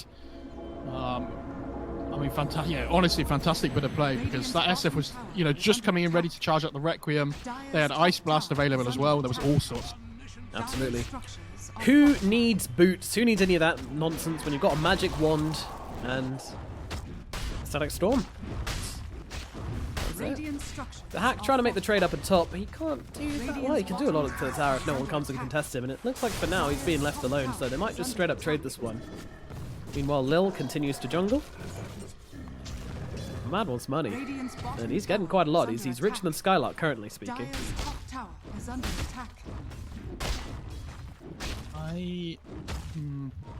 Lil's got shovel off cooldown, dude. How do I react? With anger. Great anger. Pure anger. Towers will be traded, however, and everything is even in the world. Seriously, this is a pretty even game, though. NIP with a bit of an advantage. I think he just dodged Laguna with phase shift. Yeah, considering Laguna is on cooldown and the puck isn't dead, that would indicate that much. Unless Barnier was just being really hopeful with how much damage his Laguna Blade was going to do. I'll kill him. Yeah, the hack just really deep in the top lane, doing pretty much whatever he wants. He doesn't seem worried. He's got these two bodyguards from the Shadow Fiend here, just kind of giving them vision over this little area and making the Lifestealer feeling very, very safe. They need to smoke here on Nip? No, they're just grouping in case. Oh, their Mango Tree did die, by the way. Very sad. Radiant's bottom tower is under attack.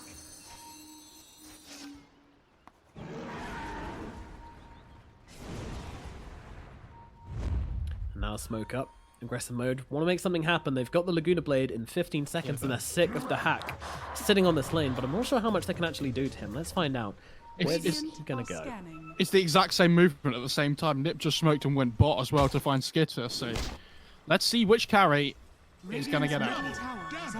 Yeah, Dahak already seems to be on the run here, noticing there's not many heroes around. Skitter, oh no, he's greedier. He's greedier than Dahak, and he's going to pay the price. In they come. This Ursa gets his meat minced by an IP. They take him down easily. Meanwhile, towards the middle lane, Scar's just running in and hitting the tower. Okay, he's got a double damage ring. Thought he could do some work. Oh, see you, Tanner.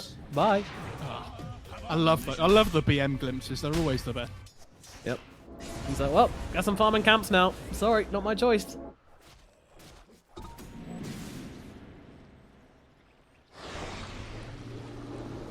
Dire's bottom tower is under attack. And this kind of...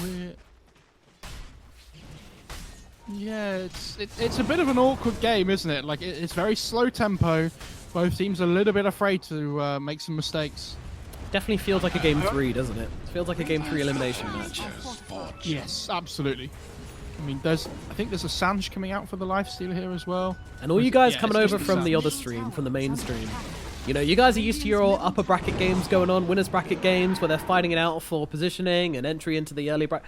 No, over here, we're down in the depths. We are fighting, brawling in the back streets. The loser of this gets nothing. The loser of this goes home. This is an elimination match. This is a real deal. And aggressive mode trying their best to defend this Roshan as the Ursa gets to work, but NIP set up for this very nicely already. They're going to throw down the Corrosive Haze onto the Darks here, but they need some vision in the pit. They can't just let this one fall, can they? PPD. They're going to throw out an ultimate hit. Doesn't work. Well, here we go. They have got the spells to throw in. AA must be thrown through, but they're going to hold back Tanner. They get the Aegis, and now the GA comes out. Aggressive mode looking to actually fight this one, or are they? Skitter's kind of playing around in the pit right now. Doesn't really know who to jump right now. With the wall coming through, they're chasing up onto the higher ground. NIP, well, they're going to try and catch a taxi out of here. Universe giving him a little bit of a ride. Meanwhile, Tanner, he is scared, but they aren't actually going to die just yet, despite Skitter's best intentions. These static storms from Spartan are insane. Like, just as that Rec Room was about to be popped off, everybody gets feared. The static storm gets dropped, and then everybody just gets out. They get the Aegis, and they lose nothing for it. So, really well played. You have to wait for that cooldown here again before you make another aggressive move, I think. But you get the objective, you lose nothing. So, what's not to like? Yeah, aggressive mode definitely feeling good about this game so far. You know, they might have been caught out across the map a little bit here. Skitter dying once or twice unprovoked, but now with his Aegis in hand, they can start to feel very confident about this one. But it feels like they're going to play around the Ursa similarly to how they did before, where they don't really try to do too much with the first Aegis, just use it as kind of like a safety tool so that Skitter can find his Abyssal Blade quite easily and maybe turn them to any opportunities, but not really looking to make the opportunities themselves, it seems. We'll see though, there's still plenty of time left on it. That does seem to be the play so far. How far away is it? Still a long way off that Abyssal Blade. There is a Grove Boat just been dropped as well. Going to be very, very nice for the Lina. One of the better heroes with that item. 100%. Yeah, she's got it already. Throwing that into her neutral slot, and the push starts coming in on the bottom lane, but NIP are all ready for it. They're already pushing up at top as well, so a bit of fortification, a bit of counter fortification, the usual. But yeah, this bottom tower definitely looking a lot healthier than the top tower right now. Or a lot less healthy than the top tower. Nip really need this BKB on SF before they can fight, otherwise it's just going to be another horrendous engagement, I think. They're really close to the blink on Slardar as well, so when they get these item timings online, I actually think they're going to be pretty happy to fight into the Aegis still. But until that point, they just need to make sure they're not losing anybody to this Aegis rotation. Absolutely, and talking about timings, and interestingly, Lelis actually went straight in for the Yules this game, so really feeling the pressure, I guess. I'm not sure who from. Maybe he wants to use it aggressively, maybe he's scared of the Static Storm or something like that, or just getting away from the Ursa could be the priority here, but either way, this puck didn't really feel confident enough to go for a blink or a veil or anything like that first, just straight in for the Yules. Yeah, I think it's really good at kiting the Ursa around. Good at kiting the Darkseid around from the Surge, like you say, but I'm not massively sold. I guess. No, I feel like we can't really smack Lelis after his Void Spirit earlier performance. True. So that was pretty strong. sick. It was very strong. Slardar has now got his blink though, so they've got some form of initiation, some blink initiation, and that's going to be from the Universe. Things out in the middle lane. Not sure how much they can do about Skylark though. That blink dagger's still a long way off on the Slardar. There we go. Gets it finally on the courier. But yeah, I think they want to. I'd be very surprised. Yeah, they want to smoke here. I was going to say they really need to try and make something happen here on Nip. Oh, look at that! They have these He's got such valuable information here. Are they going to go though? I think they want to go for the wraparound instead. They go for a full team. Two-man interaction from Universe jumping straight into this fight as Tanner pops the BKB, just trying to fight down Spartan, but won't be able to do so. And now the damage coming out. He's going for the Requiem, will be able to get it off, which saves him from the Ursa's wrath as Ursa split off from his team, but coming straight back into this one. Stun out onto the park. Laguna's going to bring him down as well. Lelis, the first one dead of the fight. Looks like PPD is going to be quick to follow. Down he goes. The initiation from NIP. It looked like a great entry point, but unfortunately, there was nothing to be gained from that one. They don't bring down the Disruptor, their big target. He turns around, drops down the ultimate, and all of a sudden the shoe is just on the other foot. The GA doing a huge amount of work as well in that fight, and NIP cannot find the fight they want there. Fighting into an Aegis is always scary, but yeah, that did not look good. I think Nip were really hoping they would kind of run into like one hero, because they didn't have vision on the high ground. The Slardar just blinked in and crushed, right? And then they were like, shit, there's 3 heroes. And they're like, oh god, like what do we do? You don't have the time to like talk about who you're going to go on first, right? They went for the Disruptor, which is the right one. Radiant's top But tower yeah, as soon as that is GA under comes out, there just isn't enough magical damage coming through when Tanner's being bashed up by the Ursa. Yeah, I was doing a great good job controlling him. He did still manage to get the Requiem off, which is something. Saving to use it until after the overpower was over so that he could stood less of a chance of getting bashed, and that ended up working out for him a little bit, but yeah, still a disastrous fight for an IP. Unable to get anything. You say less of a chance of getting bashed. The Ursa now has an Abyssal, so he's always going to get bashed on SF. It's coming out of the career, and this is... I know they've just lost Aegis, but this Ursa's the strongest hero on the map at the moment, I think. This is how the aggressive mode used the Aegis last time as well. You know, they waited for their Abyssal Blade, and then they went for the plays, and this is what seems to be what they're doing again. They value the Abyssal Blade more than the Aegis, which I think makes a lot of sense to me. Both teams smoked up here. Dire are scanning. They see Boronihar under the ward, though. They really want to try and pick him off. Oh, they might get flanked here a little bit by aggressive mode. Skidder, well, they're going to jump straight away onto the Disruptor. Can they bring him down in time? Does get the ultimate off again, but the hack has the raid, so only one caught inside it, and Tanner going for the ultimate, but gets Abyssal up. He doesn't get it off. The Requiem doesn't come, and now Boronia fighting in from the side. Tanner goes for the ultimate again, but gets glimpsed up, yielded up, controlled out of the wazoo. Does finally get off that ultimate. Meanwhile, the Guna Blade comes in, but Universe on top of him. They jump, they strike, they bring down the leader. Tanner so low, making it to the trees, turning it around the disarm. There's nothing else he can do. He's going to die. Skidder dies as well, and now they can look for more. To hack, chasing Skylark. Skylark's going to be the target, and there is not much getting out of this one. The Glimpse going to buy him a little bit of time. He's a tanky old boy, this little Omni, but meanwhile, Lennis finds a side kill onto Spartan, and they will keep on chasing. Open wound, stun comes out, Skylark is dead, 4 dead on the side of aggressive mode. Oh dear me. NIP, they take almost the same fight again, and this time it goes so much better. They find the same initiation onto the Disruptor, but this time he dies, and then they could follow up, and it looked really awkward throughout the mid time of that fight where they were controlling up Tanner. He just wanted to get this Requiem off, but when he did, they finally find the opening to finish off this fight. Yeah, Tanner was getting smashed around like a ping pong ball in there, getting vaxxed, getting glimpsed. He couldn't really get any of his spells off, but yeah, like you say, Ursa, without the ult up, kind of just committing a little bit too far. You know, he doesn't have BKB yet, so his only real defense is this Enrage. So when it's not up, they do deal, you know, massive amounts of damage to him with the Ice Blast, with the Crush, and Corrosive Haze coming through on targets means they go down so quickly. Absolutely. It's an awkward fight, but that actually favors NIP, as you say, because the Enrage doesn't last that long, and once that's down, the Ursa, as you say, is a little bit vulnerable. NIP, despite, you know, having their Shadow Fiend ping-ponged around all over the place, but they didn't actually die. He wasn't dying. He was just getting interrupted. He's fine with that. He's like, all right, cool. Yeah, as long as you're not killing me, I'm happy to be controlled up. And he's at that point in the game as well where he's actually like a real threat. He has the movement speed talent as well, so he's not easy to lock down, you know, especially with the BKB. But when he gets to that level 20 mark, I feel like you're probably going to have that Hurricane Pipe plus like a Crystallis or something for damage, and then he's really going to be a big problem for this Dire side. Like, if you look at aggressive mode's lineup, it doesn't scale massively well. Like, the Ursa does okay mid-game, Lina does okay mid-game, but as the game goes on, this Lifestealer SF are just going to take over. So aggressive mode probably feeling a little bit of pressure here to try and make something happen and win these fights. Boronia, what is the option here? This is when most Linas decide. She's actually popped for the BKB quite early, opted for it, but does she go for the Chrysalis now, or the Aghanims? Both have got to be tempting, right? Like the Aghanims to rip down the Shadow Fiend, but at the same time, I feel like you're kind of pigeonholing your team into a pretty tight timing if you do that. I think you have to go physical build on the Lina now. I think so as well. I think you need the core potential of the Lina. The right click. I think it's really difficult not to go physical. Yeah, she's going AC. It doesn't matter what she builds as long as it like helps her scale a little bit more. Huh, AC Lina. Okay. Not super common, but seen it once or twice. Playing against SF Slada, I mean, you saw how quickly she died in the last fight. Yeah. I can't help but feel this is something that Omni Knight should be building, but I don't think Omni Knight's ever going to reach his next item.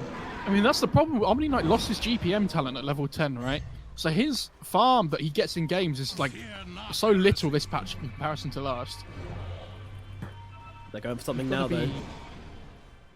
Picking out the Roche. But they are indeed. He's not up just yet.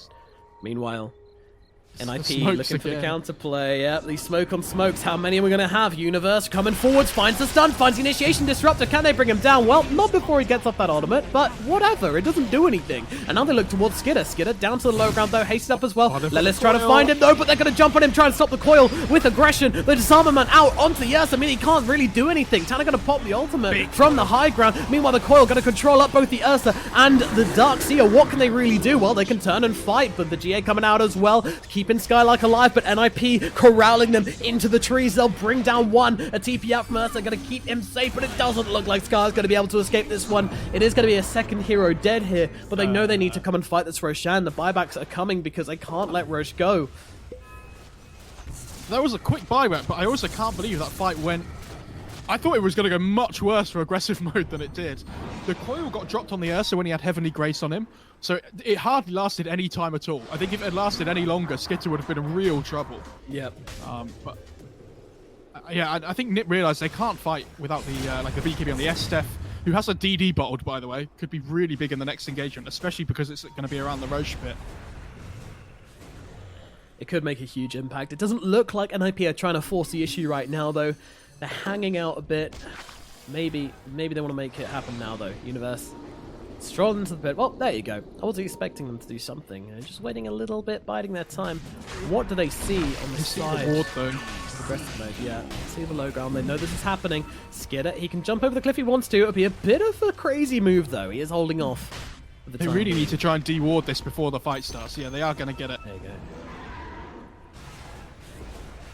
What's the intro here? You got 3 points in vacuum, wall up in 5 seconds. That might have to be what you're working around here, aggressive mode. Spartan, he's so far forwards as well. They're going to go into the ice field though. They actually get him sized up before he can get out of the range. He's going to go down to Hack, is dead, out of the fight. Meanwhile, they're controlling up the Omni Knight. Omni Knight though, just getting away, but will be finished off by PPT. Meanwhile, Tanner, he's stunned up. He doesn't have that BKB and he's going to get chewed out.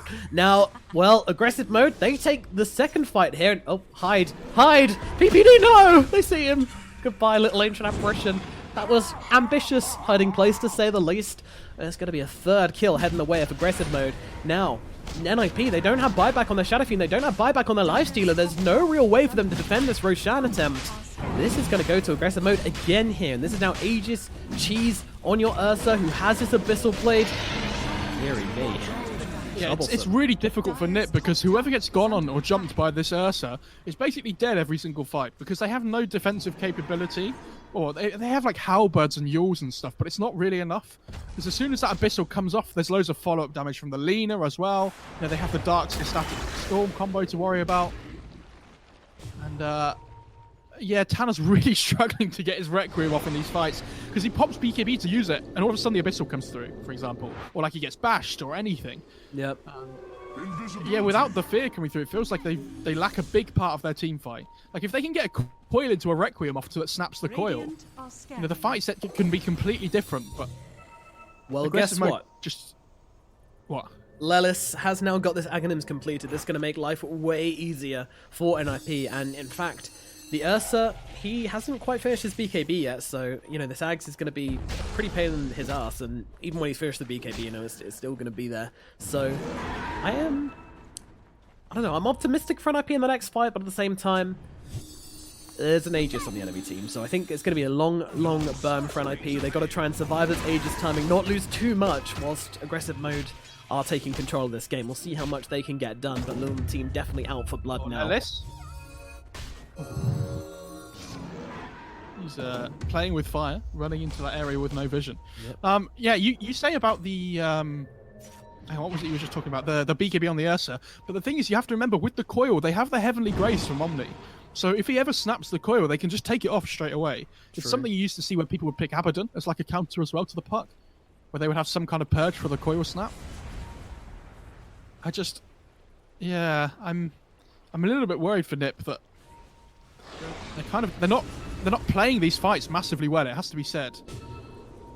It's been an awkward one, isn't it? And when the fights do go their way, it seems to be the scrappier fights where oh my god, Skidder just coming in, says, no, you will not take my outpost, but actually they jump out and look for the turnaround here. Requiem going to come in as well. They're fearing up Lil immediately. Lil can't get off on his spells. He's just going to drop like that. Now, Skidder looking for the turnaround. He's got an Aegis and a beautiful glimpse onto Dahak. Oh no, and now comes out the Static Storm as well. Science got the light but they turn it around. So Universe is in and he's got the damage. We want Boronier from the low ground, trying to bring down Dahak. Dahak falls the rage. The right click comes through and it's going to be enough to finish off Dahak. Meanwhile, Ursa respawning. Aggressive mode will be able to regroup and look for Universe here, but Universe, he's got the blink TP, and that's going to be enough to get him to safety. Ooh, aggressive mode. They nearly let the ball drop there, and they do have to buy back on Lil.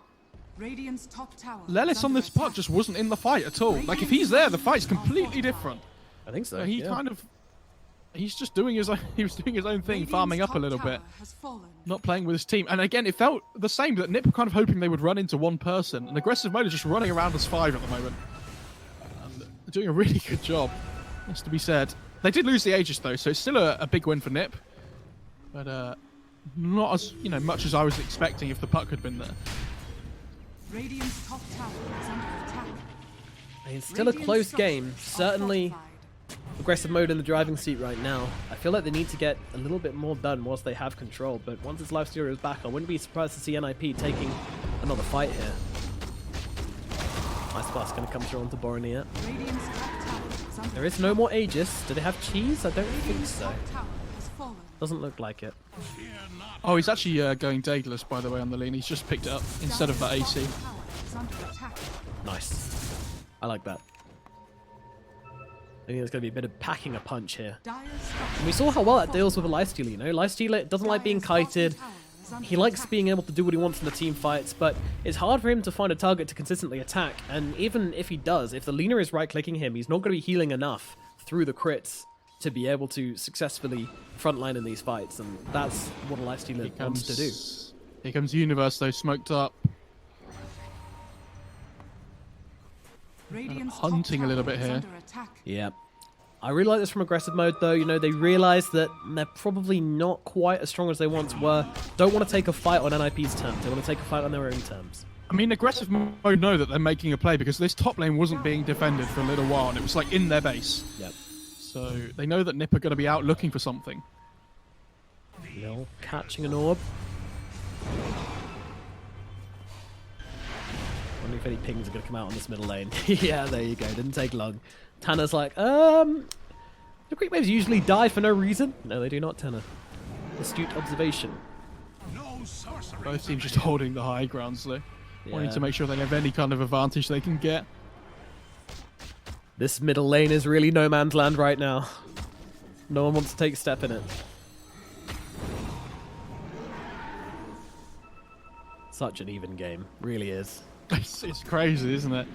I mean, it feels like, one wrong move, and all of a sudden, someone can get punished really easily just because of the huge amounts of burst damage that can come through from both sides. Absolutely. So you've got the Corrosive Haze, you've got the Ursa on the other side. Ooh. Going for a Nullifier on the Lifestealer. I like this a lot. It's interesting. Yeah, this is their answer to the GA from the Omni Knight. They need a way of being able to get damage through it at the moment because they don't have one currently. And I think they're really feeling it in these team fights.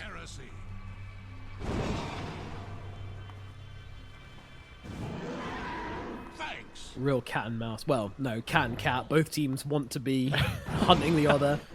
Both teams kind of just stick in. As I say, this middle lane really is no man's land right now. Neither team wants to push out across it. Where's the river meant to be again? It is a bit of a cat fight, yeah.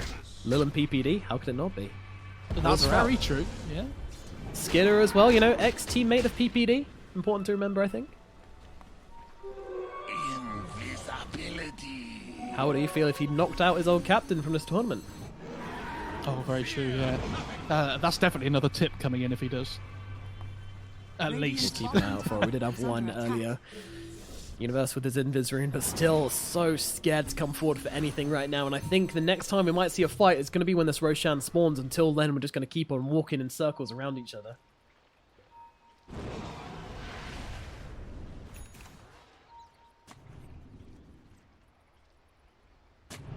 Oh, it's really on a knife's edge, isn't it? Yeah. Honestly, I'm so tense. It's a really tense game. I don't know who's going to take the next fight. It could be either of them. It feels like the last big fight was the Roche fight, right? And Yeah. then look, Nipper is just they're holding, making sure they can't be seen. But both teams know where the other is at the moment, right? Radiant's bottom tower is Oh, yeah, under yeah. attack. But if you're Nip, you have to feel better about fighting in the area they're currently like they are, because they have all this vision down, ready to support them.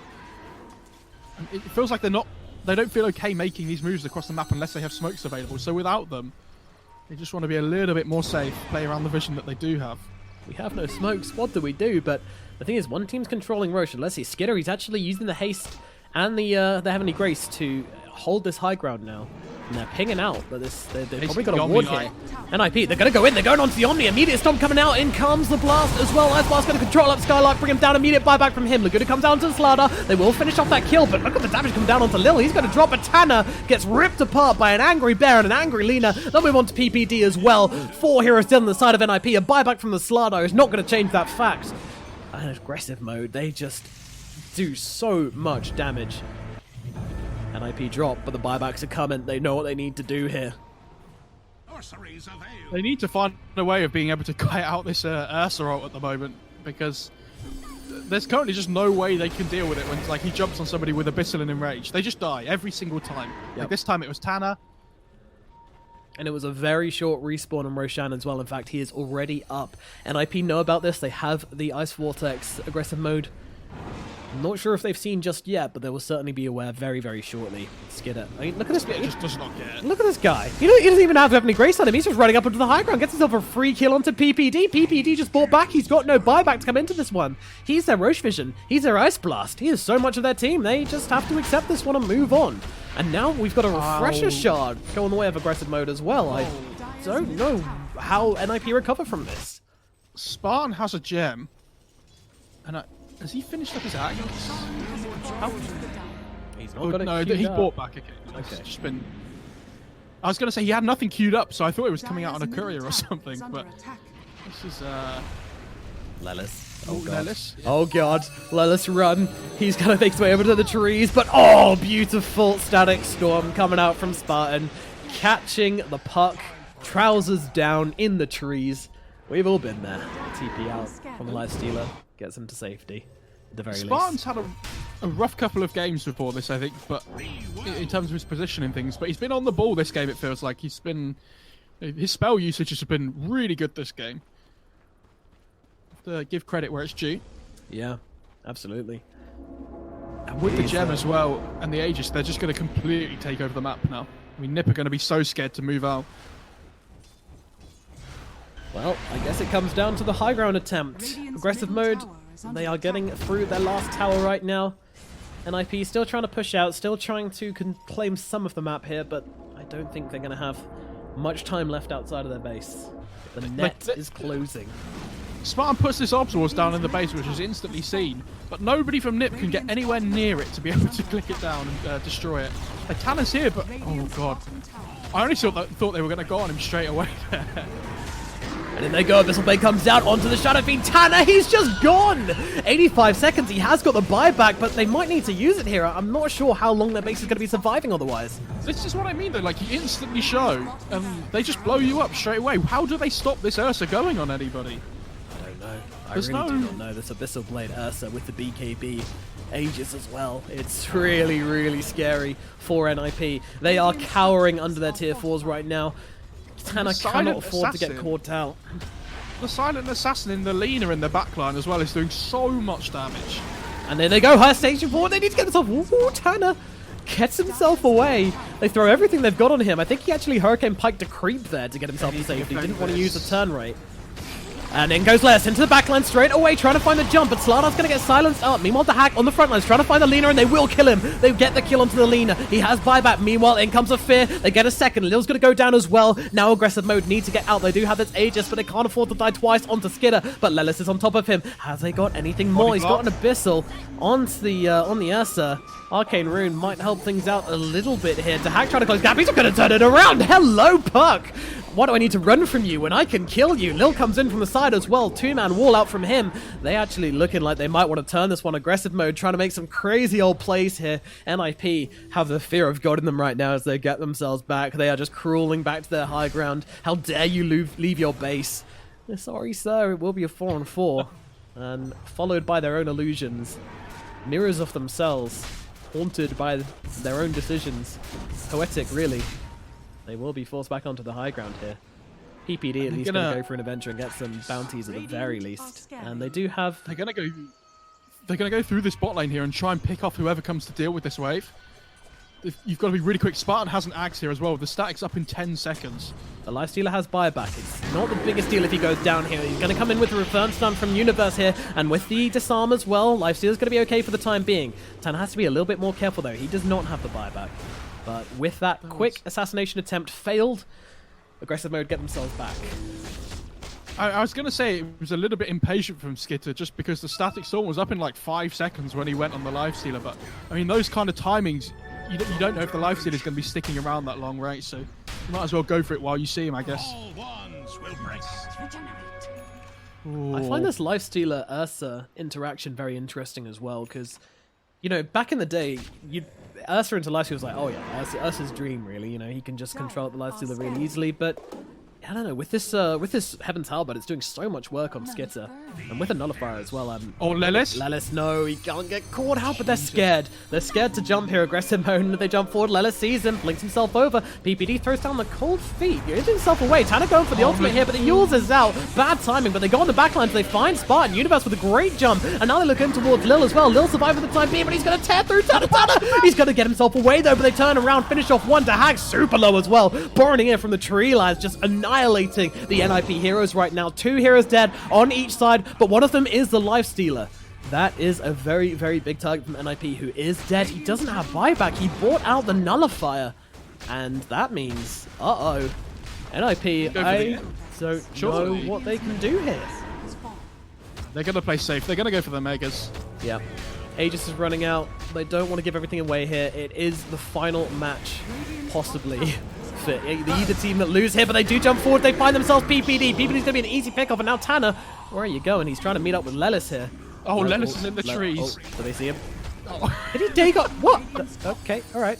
Well, let's play a dangerous game there. Dangerous game indeed with Dagon, but out come the Megas. Now they move on to the tier 4s. The damage from this Lina is just absurd. Taking down the tier 4s. Tana, what can you do? Tana and Lelis, a 2-man crew, set to defend against the impossible waves. The tide is coming in, boys. It's time to get your armbands on. What can they really do? In comes Leash, and in comes Lelis trying to make something happen. GA comes out. Tana, your Ancient is falling. The GA is out. They're just attacking the Ancient right now. Abyssal onto the Shadow Fiend to control him up. In comes Universe trying to land the stun, but the Ancient is dead. The game is over. Ninjas in Pajamas eliminated from the Mad Mood tournament. And Spartan just slamming on that keyboard. Doesn't know what GG means anymore. Jesus. I mean, I honestly think, I was going to say it before the series, but I thought I'd wait until after. Coming into the major qualifiers, aggressive mode were 1 series off qualifying, right? For the major. And then they go into the minor qualifiers and they absolutely collapsed. They fell to pieces. They lost, I think they lost every game they played. I'm not 100% on that. And then coming into this tournament, I was thinking, this is either going to go 2 ways, right? If they get knocked out of their group, I'd be very surprised if they stuck together as a team. Because I think that whole cycle mentally would have been, like, really bad for them. Yeah. But coming into this, you know, you win this series, you're so close to being eliminated, it gives you that massive feel-good factor, right? And I can't wait to see what they do on the main stage now, because they do have, you know, it's in their team name, they have really aggressive players as well. So they can make plays on the map when they feel confident and they feel like they can be aggressive. But I think, you know, suffering that mentality from the major qualifiers really hurt them. But, you know, I'm really excited to see how they do in the main event now. But Nip, on the other hand, I mean, I don't know what, they were a completely different team to the set of qualifiers. Yeah, this was not a smooth attempt here. They do end up losing out of their spot in this tournament, and that does not feel good, you know? You travel all the way here, just get knocked out immediately afterwards, but that's what happens. Aggressive mode, they played a great game, they played a great series, and it was just kind of, I don't know, I think individual performances, you know, it's hard to fault many of the players on aggressive mode. They had some ups and downs, but Spartan coming out huge on his Disruptor in this final game here. Pretty solid throughout from Lil. The Disruptor 4 working out super nice for him as well. Able to control the game really nicely. It's, man, it's... I'm going to be interested to see how aggressive mode do for the rest of the tournament, honestly. Yeah, for Nip though, right? You're coming into this. You qualify for the major. I can imagine Peter being like, guys, just take off some days, right? Just leave it out for a bit. Like, even if we don't do well in this tournament, it's not the end of the world, right?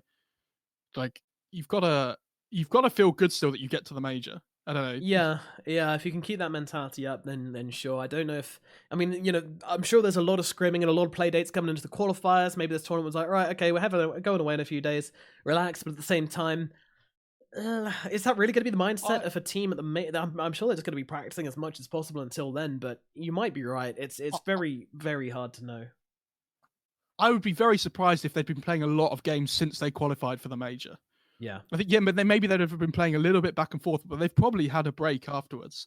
But whereas like aggressive mode, they don't qualify for the major and the minor. They're probably thinking, let's keep our momentum going. We've got this tournament coming up soon, and then we can have a break afterwards, right? But you know, who knows? It's difficult to know unless you know someone on the inside, I guess.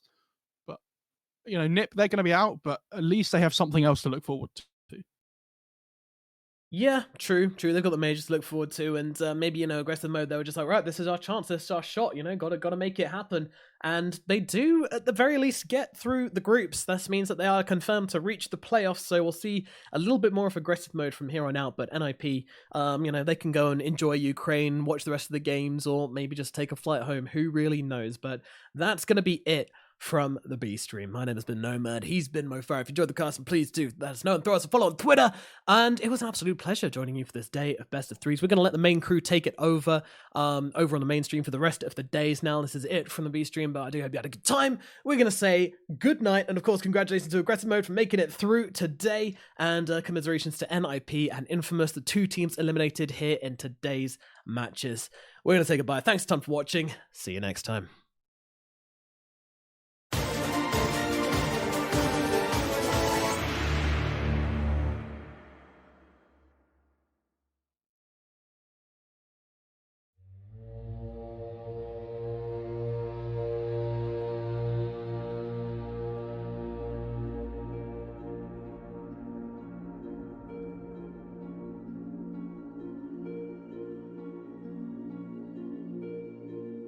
Raise your weapon, sing a song.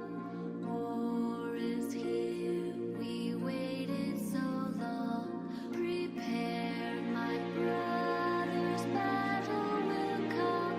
And when we die, our legend lives on. See the mad moon falling.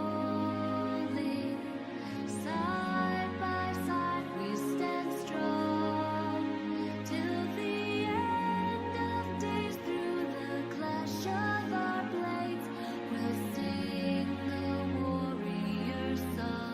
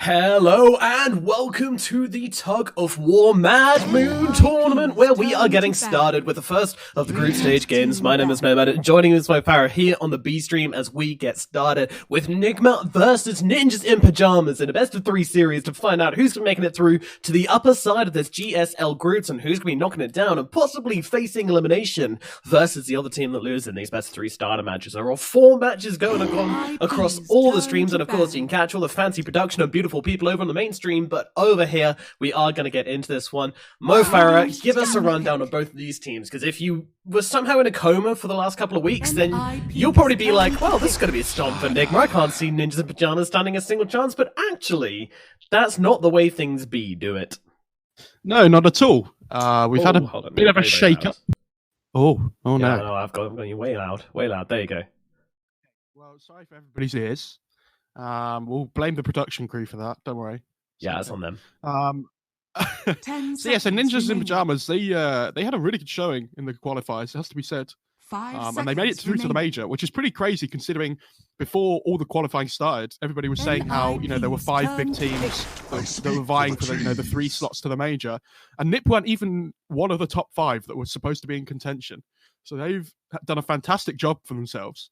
Nice to see a UK player get there as well, for us specifically, but they've been looking pretty hot. Nigma, on the other hand, they have not been looking so hot. They lost the minor final in the qualifiers to Alliance 3-2. And if you didn't watch that game, it was a great series overall, but there was some very questionable decisions, I think, going on. Right, so there's a bit of echo, so I've just turned that off, hopefully. But yeah, Nigma, it's hard to really criticize them too heavily because these were like the hardest qualifiers we've seen in a very, very long time.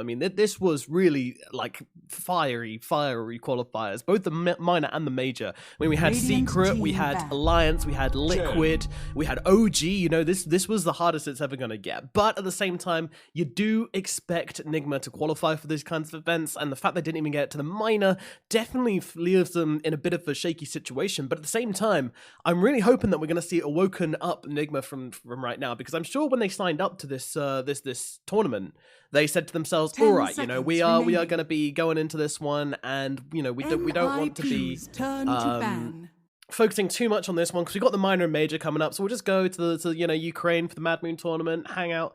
And then all of a sudden, it's like, oh, well, actually, this is the only tournament we've got coming up for quite a long time now. This is it. We need to perform. We need to make our mark because we don't have a minor or major to go to anymore. So maybe this is going to be seeing the awakening of Nigma. But at the same time, Ninja in Pajamas, they need the practice. They're going to be fighting hard for this one. Ninja Pajamas are still trying to make the name for themselves, especially PPD. And this man is hungry. He spent far too long being what you would probably say is a tier 2 team. And now I think it's time for PPD to rise back to the top like a phoenix from the proverbial ashes. So, we got a bit of a draft in our hands, my foe.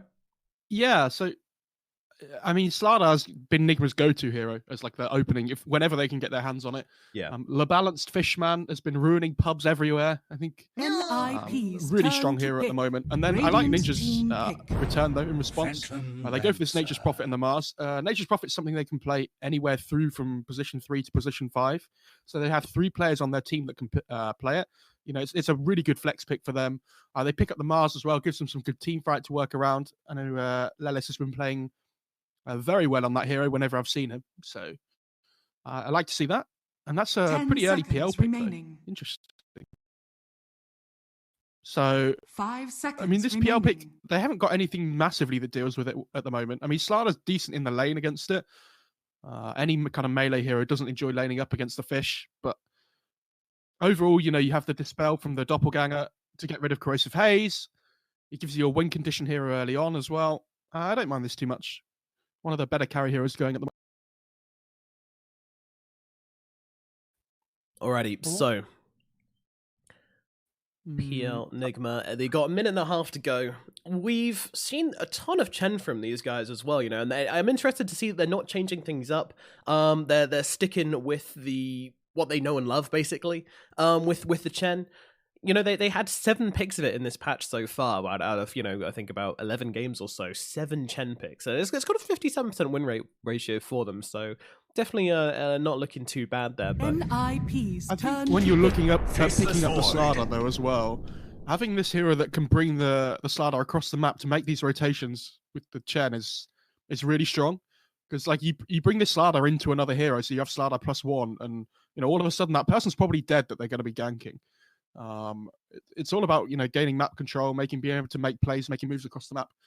And obviously, I think a 10 lot of teams have seconds their remaining. position 5 hero that they're comfortable with, right?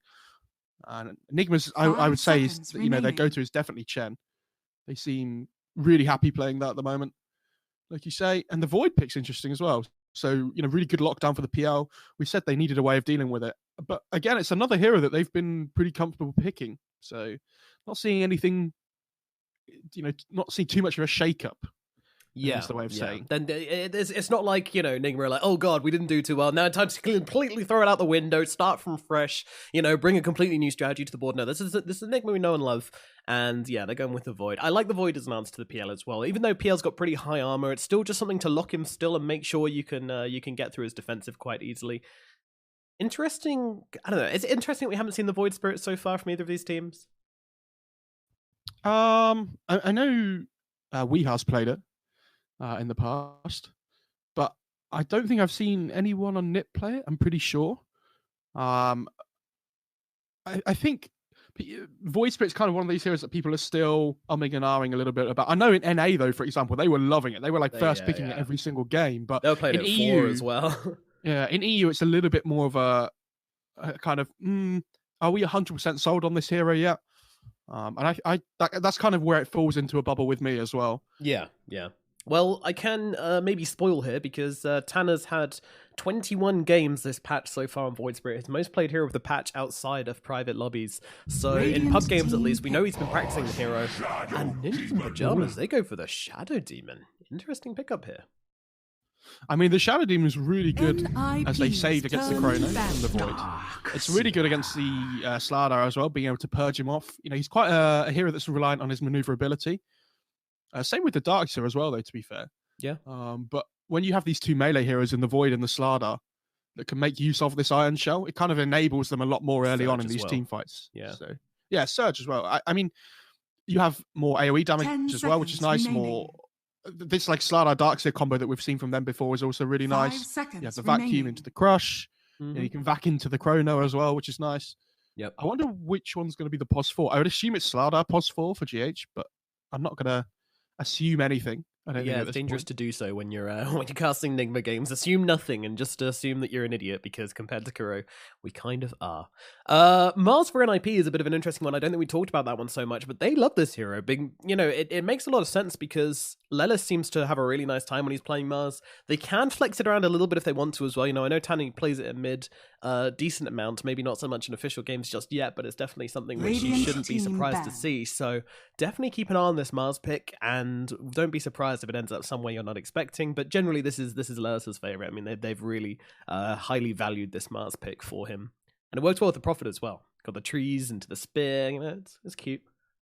I'm really liking this Darkseer pick though. They don't really have lanes or supports in the laning stage that deal too well 10 with the seconds Darkseer. remaining. I think, you know, if you get to the level 3 on the Darkseer mark, 5 you're kind of seconds don't remaining. really do anything anymore to you. You can skip the waves if you want as well. You know, Yep. what does a Nature's Prophet and a Shadow Demon do at that point? Yeah, they can Yeah, spam yeah. Shadow Poisons out on you and whatever, but when there's a Slardar with you cutting, you know, behind the tower, it's pretty scary. So we're looking at probably the mid heroes for both teams left. Is it not important to mention that Shadow Demon can disrupt whenever you use that surge, so it can actually put you in a couple of bad positions as a Darkseer? Yeah, I mean, it's okay. And going into the mid game as well, the Purge at the level 6 is really good at taking off, Yeah, you know, the Iron yeah, Shell, that the one's huge. Surge.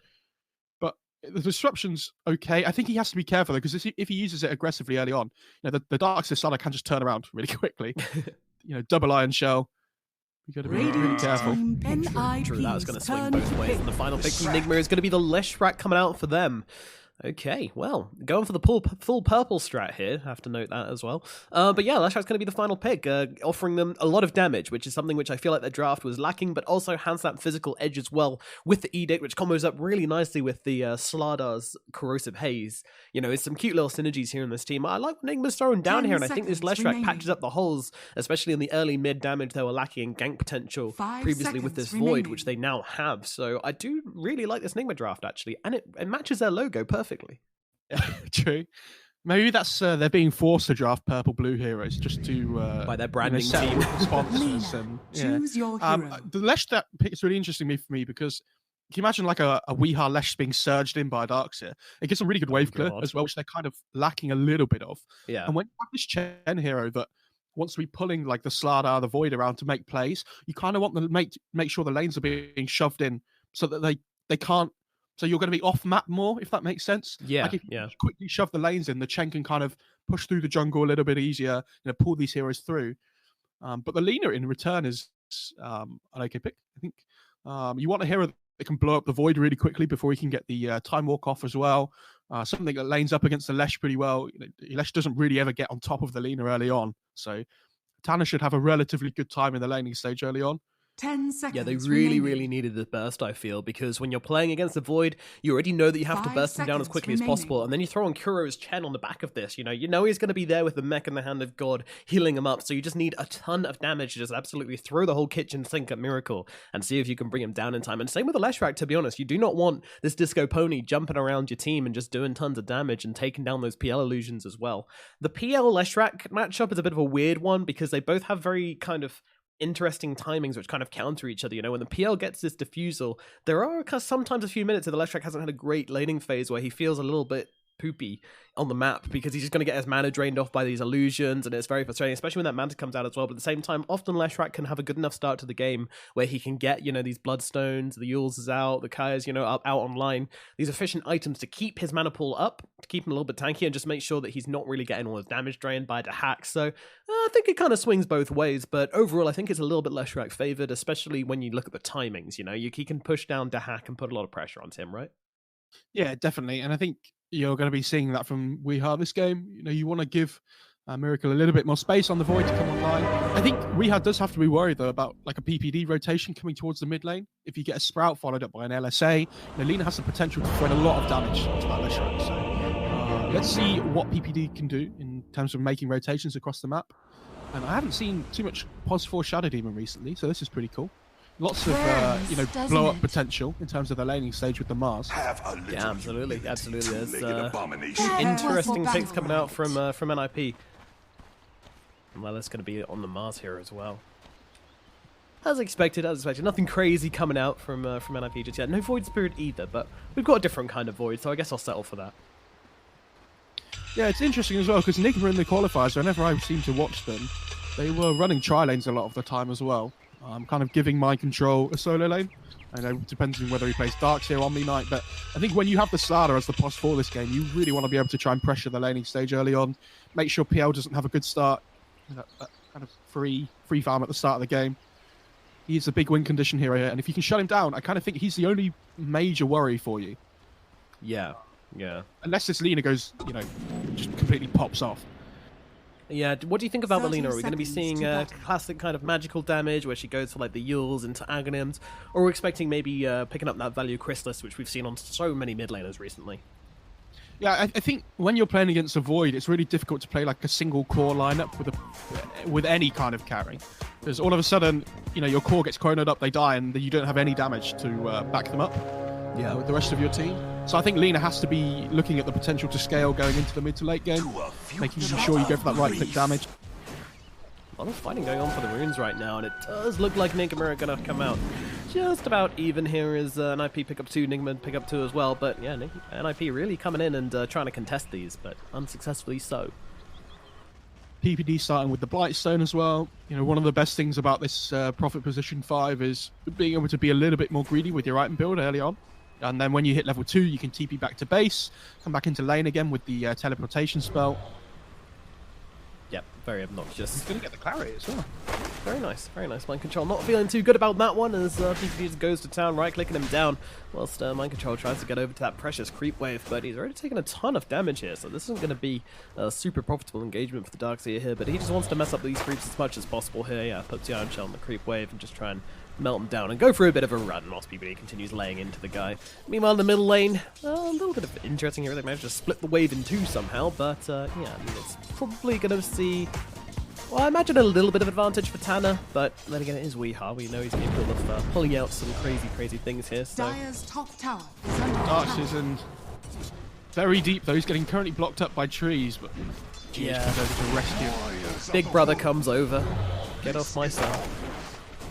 He's doing a good job denying some of the creeps though on PPD. Yeah, there's one of the range creeps go as well. So mind control's still yet to hit level 2, so that surge no. not quite online yet.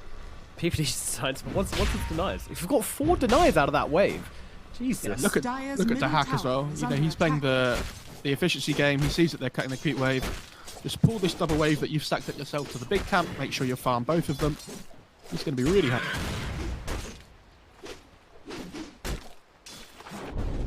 And down at bottom, the only lane we haven't really looked at so far, but it's just Lelis laning up against Kuro and Miracle. Meanwhile, Universe going to be blocking and trying to be as annoying as possible. Stack up some poisons here and there. Just doing his thing. Interesting that they're still just looking to skip the creep wave here, though. Up top, sorry. I mean, PPD's going to be level 1 for a while, I think, yet to pick up a single point of XP.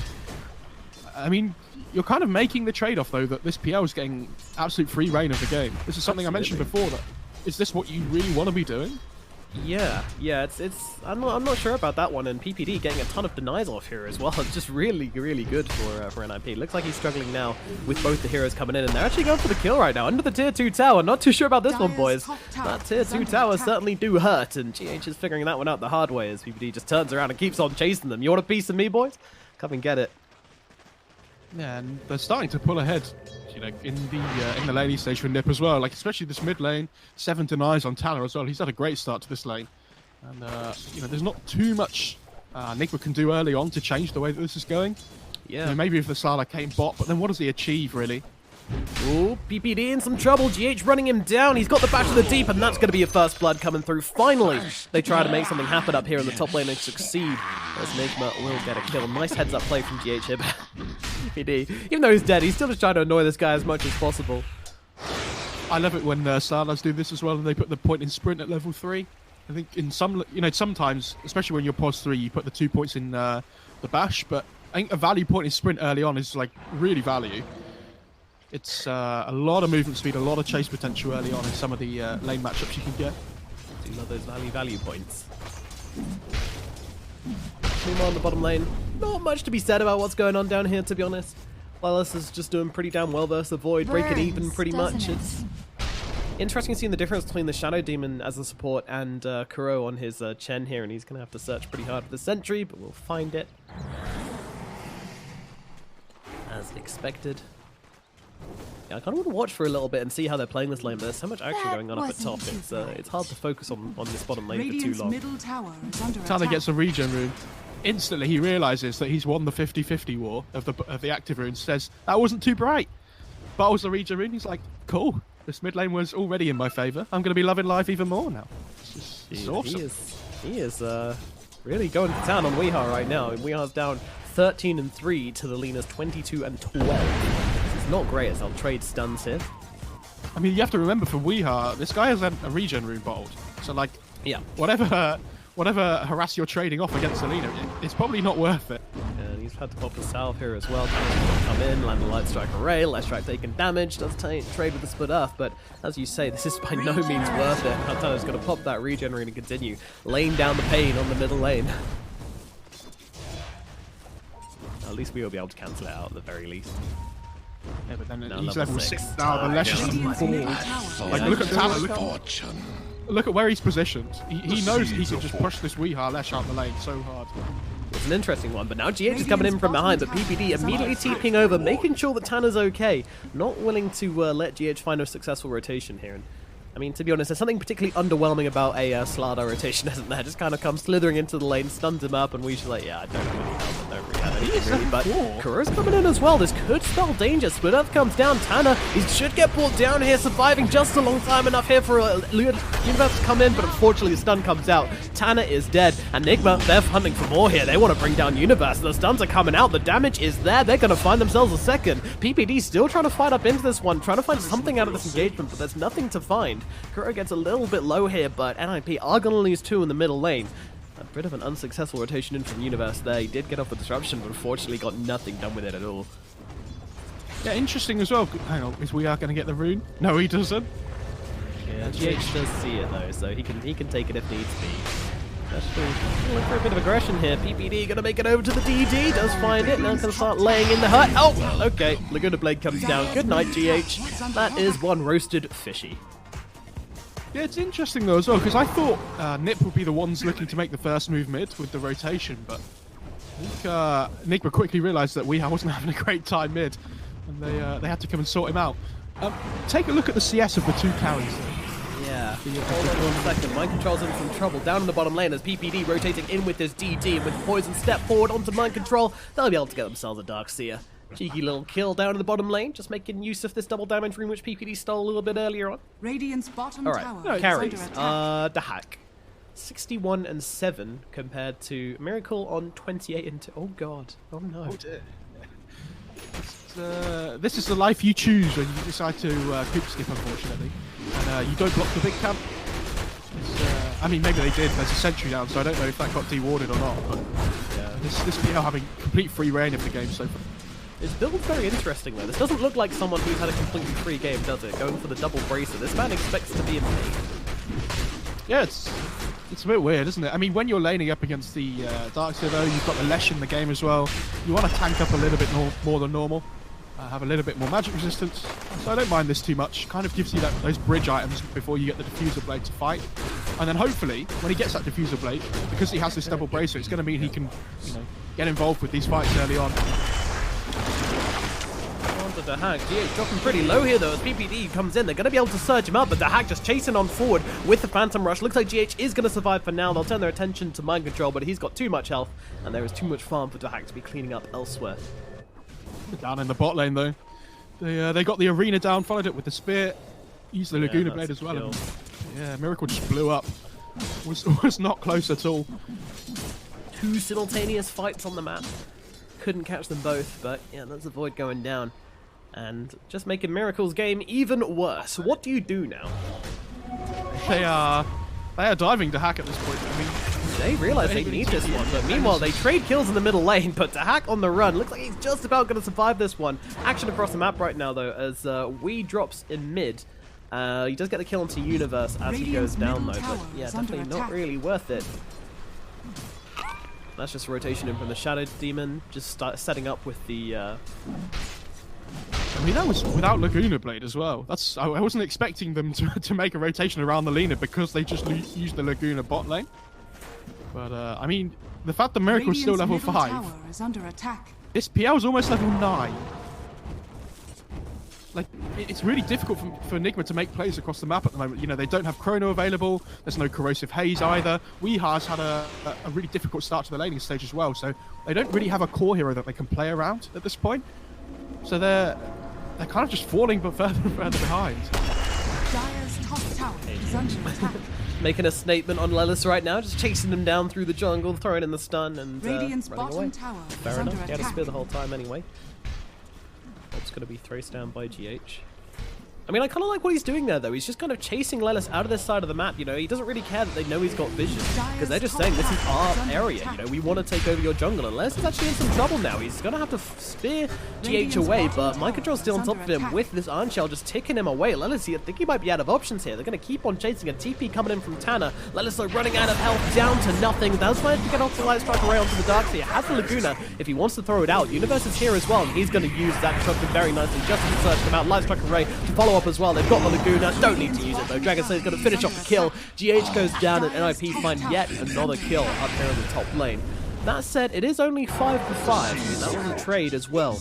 Taking down the 4, fought the 3, not quite worth it. Tanner still having a pretty awesome start to this game, as is Dahak, who is now heading towards the jungle as well.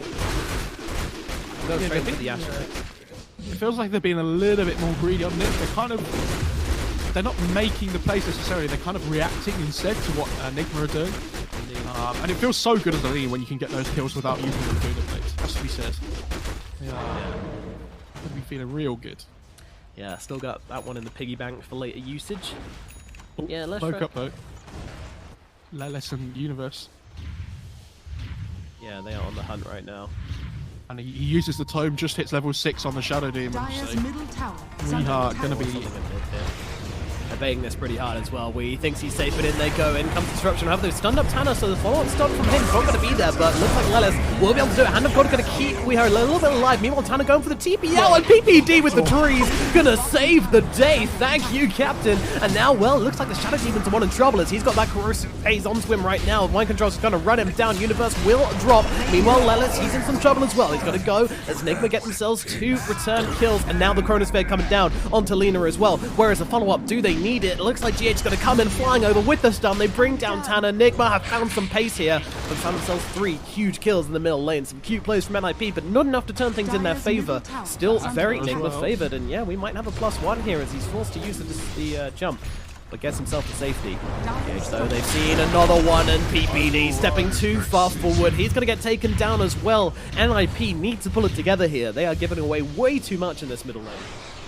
I don't really know what they're looking to achieve there. They're kind of just running in one by one and just giving them, these +1s. When you have Surge, when you have Crush available from the Slardar that's constantly running at you with Tranquil's Windlace Faded Brooch, by the way, on the Slardar. I think he has 440 movement speed when he's not in the river. Yeah, he's just gonna constantly look for these +1 kills if you give them to him. You've got to be a little bit more careful. Yeah, 509 movement speed on your position for Slardar. That's pretty pleasant. Meanwhile, oh, okay. Darkseer gets brought down in the bottom lane.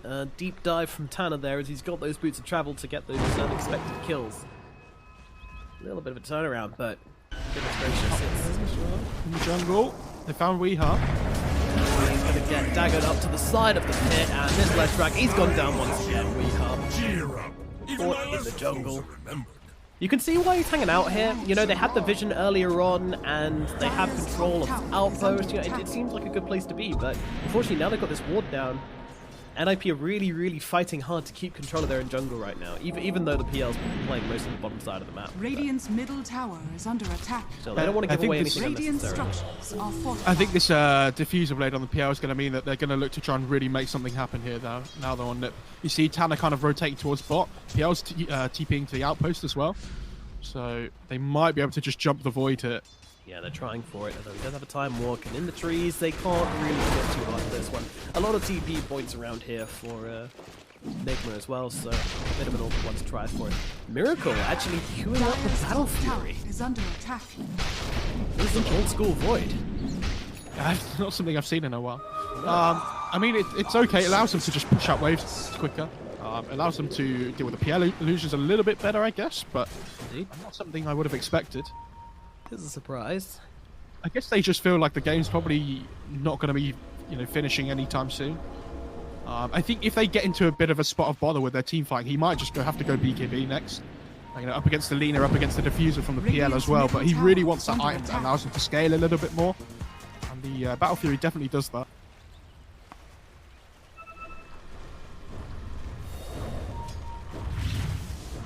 Push comes in up in the top lane. Nigma. They should get this one for free. I think Nip should be happy with this, so if they can trade the towers. Slardar's TPing in mid. Yeah, they wouldn't let it happen. It looks like they'll keep this middle tower alive for the time being, so still having that map control. Actually, TH, he's hungry, but PPD's going to get across to his side of the river, and that means safety. Well, Tanner annoyingly caught out by illusions here, so unable to find a jump. Still trying to find that Yules anyway, so probably won't see so much action coming out from him for a little bit. Can we say, by the way, it's one of the better things in Dota, that when you pick up an illusion rune and you taunt, your illusions taunt as well. So, you don't even have to be next to them to taunt them. If you look at Lesh, it's just annoying Tanner. He just taunts. It's all about the mind games. Tanner in some trouble. Crosshays comes down, stunned out as well. This is one dead. Lina, good night. The stuns are there, but it's not going to do anything. We are going to get the kill onto Tanner and claim this bounty room for themselves in the process. Yeah, I mean, they can do this. They've got why Slaughter. not? Yeah, absolutely. This is something you really need to be cognizant when you're playing against a Slaughter. This is one of the biggest threats on the map. Is this Roshan can just go down to pretty much any team. They are getting started now. NIP know about this one. They've got the Arena Flood to throw in here as well. PPD just come in and throw it in the trees to give them vision. GH though jumping straight over towards PPD. Gonna take him out to fight on the sidelines already. Lelis coming into the pit. He's gonna throw down the arena, try and disrupt things a little bit. Roshan is low, as is Darkseer. They're fighting up into the middle of this one. Can they bring them down? Chronosphere comes out. We have mind control. They're both alive. Roshan puts on mind control, and we will go down to the point of universe, but the hack is gonna know he jumped down. GH trying to follow him down here and will be able to grab that kill. Meanwhile, GH gonna double here as they get the net out onto the Mars, and in comes Miracle. Hey guys, how's it going? Takes down Lelis as well. NIP lose 2. PPD actually buys back into that one, making it 3, but unfortunately it is too late. The Roshan will go to Nigma here, and they continue this momentum going in their favor. NIP are not playing the game they want to play right now. I mean, these ion shells, these surges, and GH on this Slaughter is enabling these heroes so much in these early team fights. Yeah, absolutely. Like the constant corrosive hazes, you know, you're fighting in the river. GH goes, "This is my home. I dare you. Just come in." To my den. And he just positions himself between the Roche pit and the high ground and says, "If you want to come in, that's fine, but you have to come through me." I mean, PPD literally just TPs in straight away and dies. Yeah, and these, you know, great vac from mind control just into the Chronosphere as well. It was really nice. And I don't know if you saw just before that Roche, just as that Roche ended as well, mind control was bottom of net worth for his team. And if that doesn't say something about Nigma at the moment, I don't know what does. They are very happy to just, you know, not necessarily sacrifice mind control too much, but, you know, allow the net worth distribution to be different in their team compared to most. Yeah, I mean, it's a little bit different when you've got a Chen, because this guy just does hit jungle creeps a little bit more than most, but yeah, GH could be in some trouble now. The Diffusal Blade's out onto him. He's going to turn around with Corrosive. Mind Control coming in as well. He's going to give him that surge, and that is just going to be one very far. Jesus Christ. Look at him go. This isn't even a river. I do not want to see a Surge Slaughter in the river, I don't think. Yeah, they've got the Yules, they've got Live Strike Array, Let's coming over as well, got a spin, throw in as well. They're just going to use the Laguna to make sure this one goes down. But Nigma, they see an opportunity right now, but they don't have a Chronosphere. They do have an Aegis. Meanwhile, Mind Control being oh my god, the damage coming into Wii from the high ground. Tanner's just right-clicking him up. Can they finish the job? Yes, they can. Down goes Weeha. Meanwhile, the arena's not going to get much done, but PPD's actually finished off by Miracle. Kuro taken out as well. Meanwhile, Mind Control getting controlled up right now as he gets God Refused back. Live Strike Ray going to come down as well. It's going to be another kill for NIP. Dahak, he's got this Diffusal Blade, and he is turning up to this bottom lane fight. 4 heroes down on the side of Nigma. They're just disappearing. Where did they all go? Yeah, that was crazy, wasn't it? It's really difficult to defend those tier 2 towers on like either side if you don't have vision on the high ground. You see they have a ward that Kuroki put down just as he came through, but Tanner was literally sitting on the high ground just above the lane, completely controlling the whole fight. Like, he picks off the Slaughter first, turns and lays into Weeha afterwards, then picks up Kuro as well. There was you know, so much damage in that fight coming through from Tanner, and with the Yule setup now as well, they have so much, you know, pick-off potential in these fights. Yeah, this is a big one. It means he doesn't have to rely so much on the Shadow Demon. That means he can focus on keeping his teammates alive with this disruption, or possibly even disrupting up those targets which get surged, which is very handy, or even if he can manage to catch out the Faceless Void before he gets up Chronosphere, just delaying that in the fight, all very useful. But, you know, this was a fight without Chronosphere, so this is going to make a bit of a difference the way things are going here for Nigma. You know, they've got the Chronosphere to fight into next time, but still, you know, should they have taken that fight? Should they just let the tower go? It's a difficult call, isn't it? Because they're probably thinking, okay, well, we have Aegis, we should be able to take these fights now. You know, they've been going really well for us, but top lane, hang on. Who's going on who right now? It's both Tanner and GH getting stunned on the front lines, and look at the damage coming down. They've got the Corrosive Haze on, but now with the Hurt coming out onto GH, Laguna Blade coming down as well, and Lennox gonna to refuse him off. Meanwhile, PPD does get run down by Wii, so they get at least one return kill, but they should. Oh, Chronosphere on the backlines. They're gonna be able to take down Tanner here. They do have the damage. Miracle gets one. Now with Arena of Blood just trying to control up Wii, but Wii is in control right now. Miracle coming in as well, and this looks like Lelis is going to go down to make it a second kill for Miracle up here in the top lane, and he's looking for number 3, and with one bash he will get it. Miracle with the triple, doesn't even use his Aegis. This is a Battle Fury Void, by the way, just rocking up to these fights and dominating. Yeah, but you have to remember with the Ion Shell on him as well, like there's just extra damage coming through, you know, 90 DPS that you wouldn't have otherwise. Yeah. They're doing a really good job on Nigma, like picking up Tanner at the start of every fight whenever they can. And if that Lina goes down at the start, their damage up on this Dire side, especially if the PL isn't there, is just nothing. Like, they don't have enough. I think this Mars, you know, going for the Vlad's blink as well is really nice if they can get the initiation themselves, if the Lina can sustain through the fight, but he doesn't do enough by himself. Like, they don't have these items that allow them to keep the Lina alive at the moment. You've got the disruption save, but, you know, when it's being used aggressively, you've got to be a little bit careful. Hard. And he's almost got BKB on the Void as well. Like, this guy's been farming so quickly. I mean, that's the beauty of the Battle Fury, you know? This man, he hits creeps, he hits heroes, he hits everybody at a pretty disgusting rate, and I feel worried for NIP right now, you know? They have got the Phantom Lancer, who has proven to be a late-game beast in many situations. Oh, Kuro might be walking into its demise right now. Yeah, I sure think so as the hack gets started. Everybody else, they're actually hanging out, smoked up behind, seeing if anybody comes in to save the captain, but nobody will. No one cares for Kuro. GH blinks as soon as he hits his TP. LSA missing from Tam. Yeah, the problem is you're playing PL, which is a late game beast, but you're playing it against a Lesh, remember, as well. Yeah, so it's not like a massively free PL game. He has a BKB on the Lesh rack now too. Same timing as the Void, who's just got it come out on the Courier. So with this double BKB timing on Nigma, they should really look to try and make something happen here. They're kind of baiting out Miracle a little bit, just hoping that somebody will make a jump on it. Yeah, I mean, Miracle... Yeah, he's just a beast right now. He doesn't have the Aegis, but I really don't think he cares. He's got the Battle Fury, he's got his teammates. And as you say about the PL, you know, there's not that much to counterplace this forward. All they've got in terms of burst is really the Lina. And maybe a God's Rebuke helping out a little bit, but PL's not really a bursty hero. Meanwhile, what have they got to deal with the PL? Well, they've got a Battle Fury, they've got an Iron Shell, they've got a Lesh Rack, you know, they've got AoE stuns galore. They've even got Centaurs they can throw into the mix from the Chen if they need to, you know. They've got so much to try and control up and bring down and melt these illusions up that it does feel like just a fundamental core versus core outdraft maybe for NIP, but at the same time, I don't know, I'm never that worried if you have a PL in the late game, you know. It doesn't matter how many counts you seem to have right now, this hero still seems strong. You have to remember though that they did pick the PL up, you know, relatively early in the draft, so yeah, true. They are kind of expecting it to be answered somewhat. It's just a hero that they really believe is strong, something that they think is, you know, game winning. I think it's mostly about how... Sorry, go on. I was just going to when this Void gets Butterfly, so he gets an extra +1 item, I think he's going to be like crazy to fight into.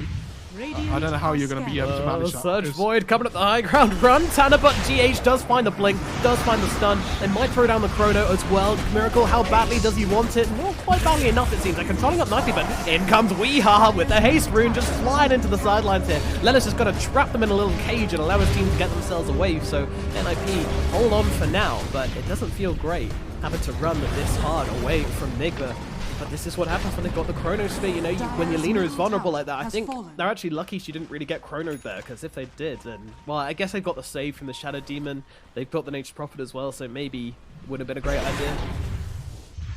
I mean, this is the problem though, when you know, fight into this Void. They managed to like pick him off really well at the start of the fight, right? Where they get the spear onto him, onto the cliff, but there's just no follow-up. Because there's just all these other heroes running at you, and GH is like a massive problem for the DICE side at the moment.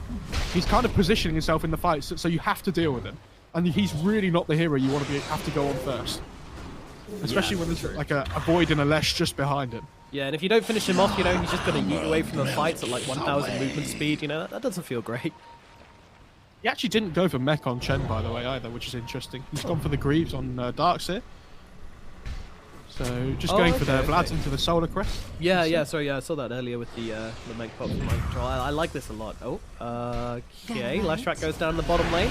These global ganks from the Nature's Prophet and the Lina are really hard to deal with. We talked about it with the Chen being able to pull people across the map. I feel like the moment as well. The moment Nigma slow down, this is what's going to happen. And again, in the mid lane as well, they're looking for GH right now. Disruption's going to come out. Just needs to hack top the defuse burst because they're trying to give Lelis space to come into this one. Oh, doesn't quite make it to the tree though. GH is going to live, gets himself to safety, and IP will be left empty-handed in the middle lane at least. But they already got a kill at bottom, so I'm going to be super salty about that one. PvD got the courier though, so that's a kill. That's like 500 gold. And I love this as well. When you have the Tranquil Boots on the Slardar as well, it means you can kind of like be aggressive in these fights. And then in between, you're like, well, I'm just going back to full HP. Bounty's coming out, and it's going to be 2 for 2. As NIP controlling up the kind of right-hand side of the map. Nigma holding up the left-hand side of the map. Roshan is up though. And Enigma, they want to bring down Big Daddy Roche. I don't think it's going to take them very long at all, especially not with this Eagle song now finished up on the Faceless Void. Yeah, I don't think Nip can come and contest this either. You know, they don't have vision set up. They don't. I mean, they've got this ward on the high ground, but it doesn't really offer you vision right into the Roche pit, which they need. You've got to be so careful. Still so quickly. Slada, what a hero. Yeah, absolutely no response from NIP here. They're just holding their heart down, waiting for the sweet release of death. Maybe not quite at that stage yet, but could feel like it a little bit. Have we talked about the Ags on Tanner yet? I don't think we have, right? No, it's something I was slowly getting towards, but yeah, not going for the Chrysalis or right clicks, but instead going for that burst. I mean, it's okay, but this is what I'm talking about, right? If one of the cores gets blown up in a chrono, it feels like they just don't have enough damage now from the other core. It might be the case. I understand it though, because obviously we talked about how they need the burst to bring down the Faceless Void before he gets Time Walk and heals coming out on him and everything, but at the same time, I'd kind of like to see that in the form of maybe like Chrysalis and I don't know. It still feels too slow. I think the Aghanims is maybe what Tanner feels is the only option.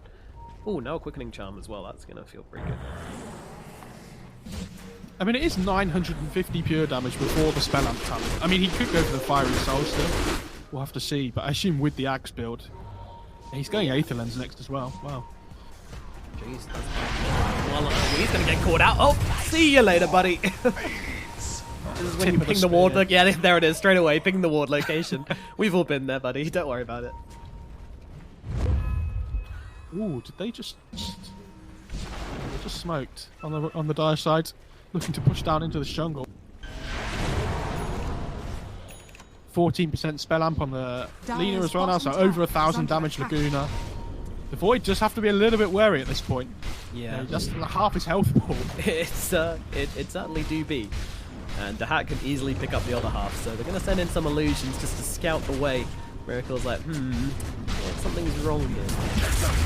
They're going to go on the backlines. Yeah, Slada control up. This is a great target. Can they finish the job though? Hand of God going to heal him up so much. Let us moonwalking his way away from Miracle. There's so much damage coming out. Laguna even coming out onto GH. So finally finish the job. And now the Chrono down onto Tanner. He's got a BKB as well with the wall coming down. Suck them both in. Down goes Lelis. It looks like Tanner's heading the same way. He's got no escape. Let's track away, but the BKB Miracle going to keep on chasing. Meanwhile, the Hack trying to control up this fight, trying to get something done. But with Weeha, mind control, everybody all around him right now. Gonna try and go for the TP out here. There is no split earth, and they don't have anything else to deal with him here, so he is going to be able to get himself to safety. Centaur Conqueror is also on cooldown. Well, BPD is just like, oh, risky TP. Bit sweaty, but does make it out, but still, I gotta question the motives of NIP in that fight. I mean, yeah, GH is a problem, and you talked about him being this frontline hero who just causes such issues on the front lines, but if you blow all your damage on him, you've got nothing to deal with this Faceless Void, but then again, a Faceless Void with an Aegis, what are you going to do about him anyway? That fight was so weird because they're playing as if they have no way of dealing with Chrono, right? Like they go in, they try and go on GH. He gets healed up twice by like the Greaves and the Hand of God, and they kind of like dwindle around a little bit. They have to accept that somebody's going to get Chrono. Like they need to have that save ready from Universe to keep somebody alive in the Chrono or something, because the way they're playing at the moment is they're so afraid to commit to these fights. Control up quite nicely here. The rest of his team look like they were backing out, but we and Mind Control still hanging around a little bit, and Miracle actually just running himself forwards. He knows how much they've got to heal him up. Those Greaves as well. Lelis, no, nothing going to come out in the end. That's going to be a full clean getaway from Enigma. So, yeah, Miracle looking for him. He's going to have to chase a little bit further than this, but PPD does make his way out through the fog of war, and this is going to be an H-Prophet surviving. He's hanging around quite a long time here. Oh, fish. Oh, Jesus, really get off my outpost. Christ. Alright. Thought you were just going to send over a stun or something like that, but Tanner's like, no, see you later. That was, I don't know, a lot more damage than I was expecting. Yeah, but right? if you look at his health pool, you know, just over 1,000 pure damage when he has a 1,600 health pool. Probably should have expected. True, that's basic maths right there. And that's with the Spell Amp talent as well, so yeah. A lot of DMGs. Meanwhile, Weeha gets taken down by the Hack here as well. A great jump from NIP. Again, you know, the moment this game kind of falls off the accelerator from Nigma a little bit. It feels like NIP are just immediately taking their timings and trying to run down Nigma's throat. And especially with this heart on the PL, you know, this does change a lot. This is one of the Phantom Lancer's biggest timings in the game when he hits this heart. So it's no big surprise to see NIP trying to play aggressively, but, you know, I do think it's worth mentioning... Oh, PPD. Okay, alright. I do think it's worth mentioning, though, how they're kind of abusing the global presence here and kind of finding... Oh, Universe, don't get back... Oh, they're going to Chrono. Alright. See you later. Sure, but why He's really looking for more here. He wants to hack, and he might well find him. The rest of his team coming over here. The doppelgangers... Yeah, I mean, he's not scared. Miracle, he's going to pop the BKB as well. Lina in a bit of a bad position, but they are focusing on the PL right now. The Laguna comes down onto Miracle, but he just heals it all away. See you later. Time walk out, Hand of God as well. Now NIP trying to run themselves away, but Miracle is still giving a chase. BKB from Lance is going to buy him the time. He needs to get himself back up to the high ground. GH trying to find his blink in here, but does keep getting cancelled out. NIP do get themselves up to the high ground. Looks like, for now... Oh, they're going back in though to hack. He's looking onto the backlines here. Doesn't have that much mana to play with. Meanwhile, PPD is getting him run down by Weeha, so that's going to be the first kill here. Down goes the Prophet. It looks like Nigma are happy with this. That's the dieback as well, because PPD and Universe both brought back into that last fight, so... Miracle might look to try and go here, but, I mean, 50 seconds until Chrono still. They have to be a little bit careful. Anna's quite far up here as well. Oh yeah, he finds the Chen. Hey, buddy. Laguna. No, they're going for the budget kill. I don't need no Laguna. See what attack runs in. That's so he has Vlad's Solar Crest on this Chen. It takes ages to bring that. Yeah, that was a long time. I love this Phantom Rush info coming back there. Just run over and whack somebody. He really needs this MKB on the PL though. Otherwise they don't really have a way of dealing damage to Void at the moment. I mean, if you look at it, like the way they need to play these fights now is kind of dangle this PL at the front for the Chrono. Now, if he has this heart, he is really tanky at this point in the game. He's just lacking a damage item. So if you can get them to Chrono the PL, you have the save from the Sprout, from the Disruption as well. Universe. Try and just keep that PL alive so Tanner can dish out his damage in the backline of these fights. Yeah. Goodness gracious. I mean, I feel like Nigma are very much in the lead at the same time. You know, it's not a clear-cut game by any stretch of the imagination. There's so many scenarios which NIP can come out on top. Like, it just feels like a very evenly matched game, both in terms of skill and draft. Yeah, I think we just have to remember, though, that this, like, Darkseer Slardar combo, right? Like, this Darkseer's enabling his heroes so that his net worth might be behind a little bit, but what he offers is just so much more in the team fights. Like, he has Telescope as well for the extra cast range, so get his Vax off, get his walls off. Ooh. They caught the chair. Yeah, trying to go onto Kuro here, but we know how tanky this guy is. Even the arena coming down, GH and Kuro just happy to run around in it. Miracle jump in the backline, finds PPD. Stun does land out onto them. They want to follow up here. Tanner goes for Laguna, but actually cancels it in the last second. Now the Chrono comes down. Well, down goes Shadow Demon, but there's a BKB and a Chrono committed to him. Never mind, they get PPD as well. Okay, that's probably worth it. They'll grab themselves 2 kills. Miracle now godlike, ascending to the upper echelons. NIP, once again, caught out in these awkward engagements, and it feels like, you know, the arena, it catches people, it holds them still, but you don't have the heroes to come up and actually do anything in it, especially when there's not a Chrono available. It's, I mean, very hard. It's a Chen with a Vlad Solar Crest. Oh my god, they're trying to unleash onto the faceless Void, but they're going to keep him alive, and a great back wall coming down onto 3. Weeha dealing the damage as well. Lela's going to get chewed up and spat out. Tanner heading the same way as well, under his tier 4s, getting finished up, and all of a sudden, they might just go for this one. There's no buybacks at all. 80 seconds on Tanner, 53 seconds still on Lelis to hack, all by himself. What's the call from Nigma? They're going for the barracks. They want to play it safe. These buildings just die so quickly. He has Daedalus on the Void as well. Like, his network is just through the roof at the moment. He's a monster. Miracle is a scary monster. He has destroyed your heroes, ruining your village, taking your buildings. What now, NIP? What is the game plan? Void has just had too much. Rough laning phase, but unfortunately, he was not put down after that, and now Nigma with a solid performance behind this Void comeback game. PPD. Well, that's one way to keep your melee barracks alive. Unfortunately, well, this is going to have to be a Mega Creep kind of game. The Radiant now have Mega Creeps. What a turnaround. I mean, it has to be said, though, that I mean, Nigma are just completely controlling these fights. It looks like they're a lot more coordinated, kind of know what they want to be doing.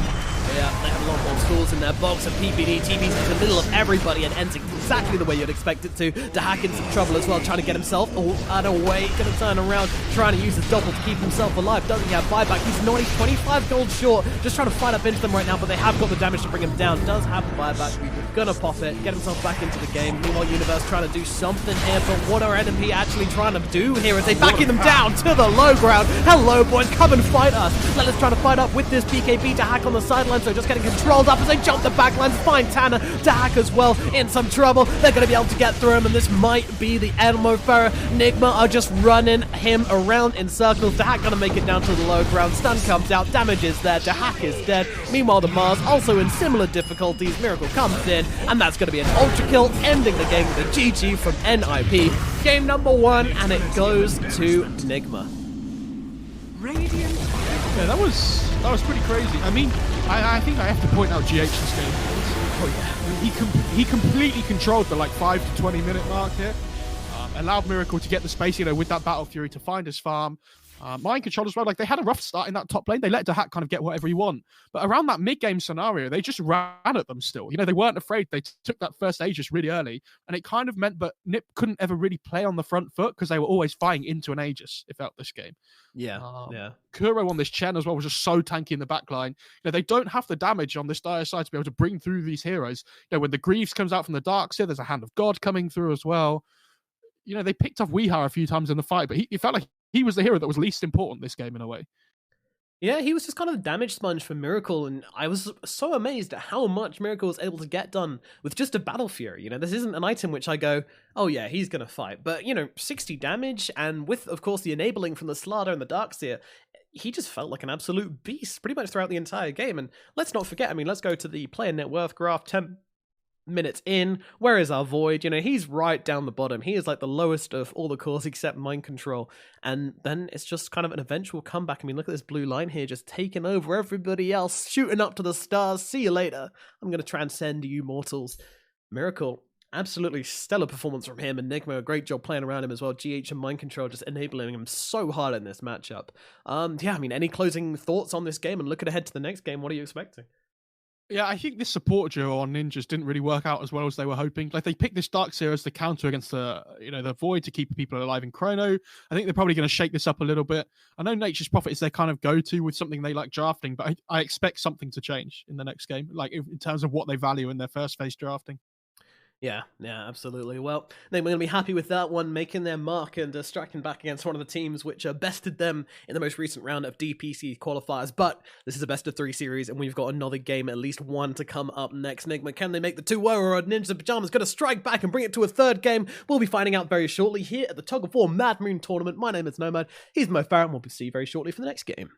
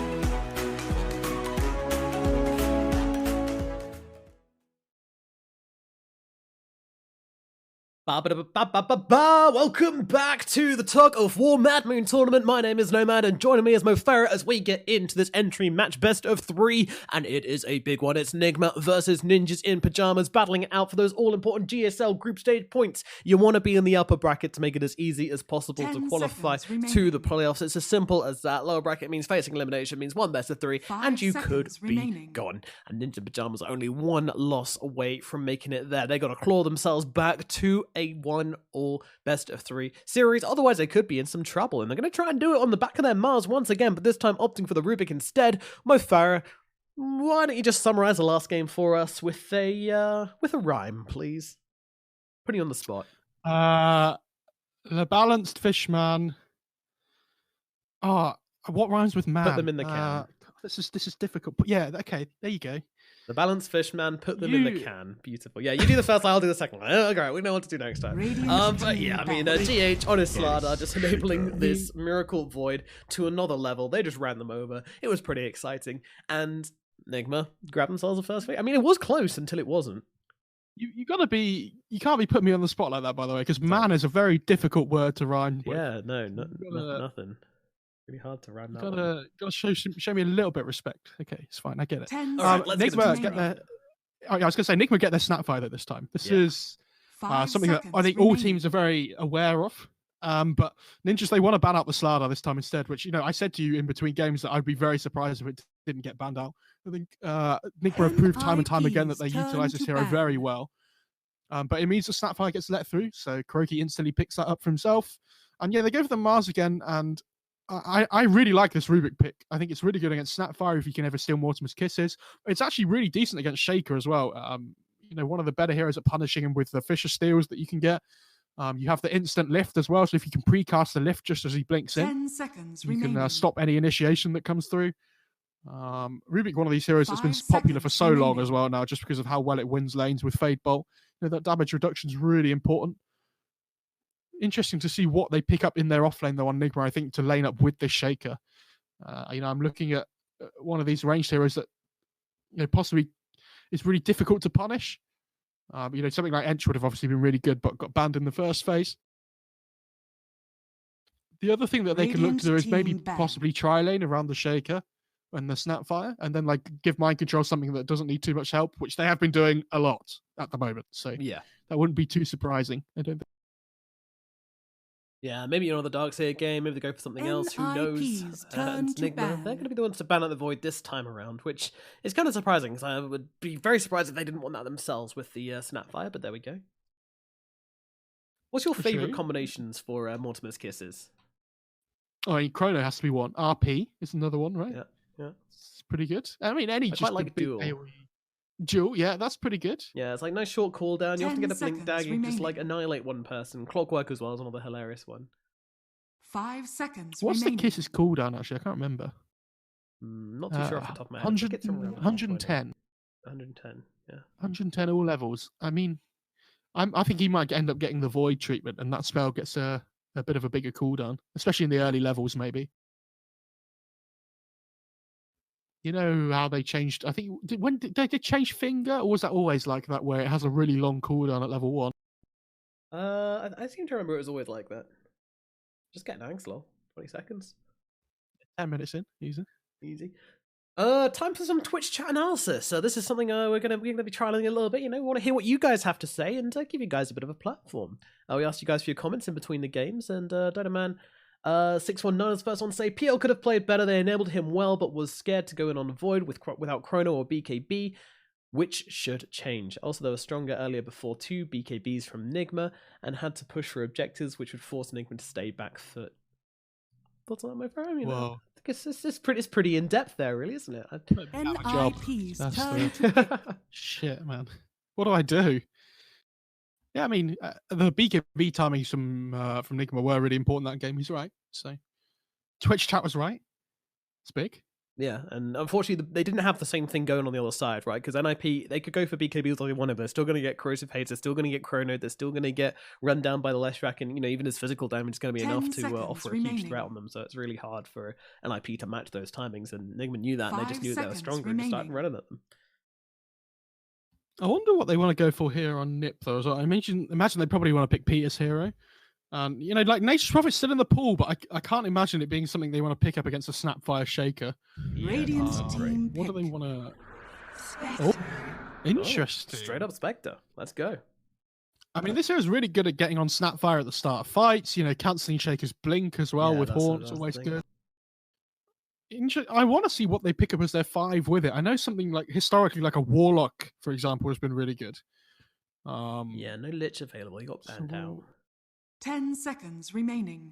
I mean, a lot of the carries have been taken out, like Slark, PL, 5 Lifestealer, seconds Void, remaining. all disappeared here.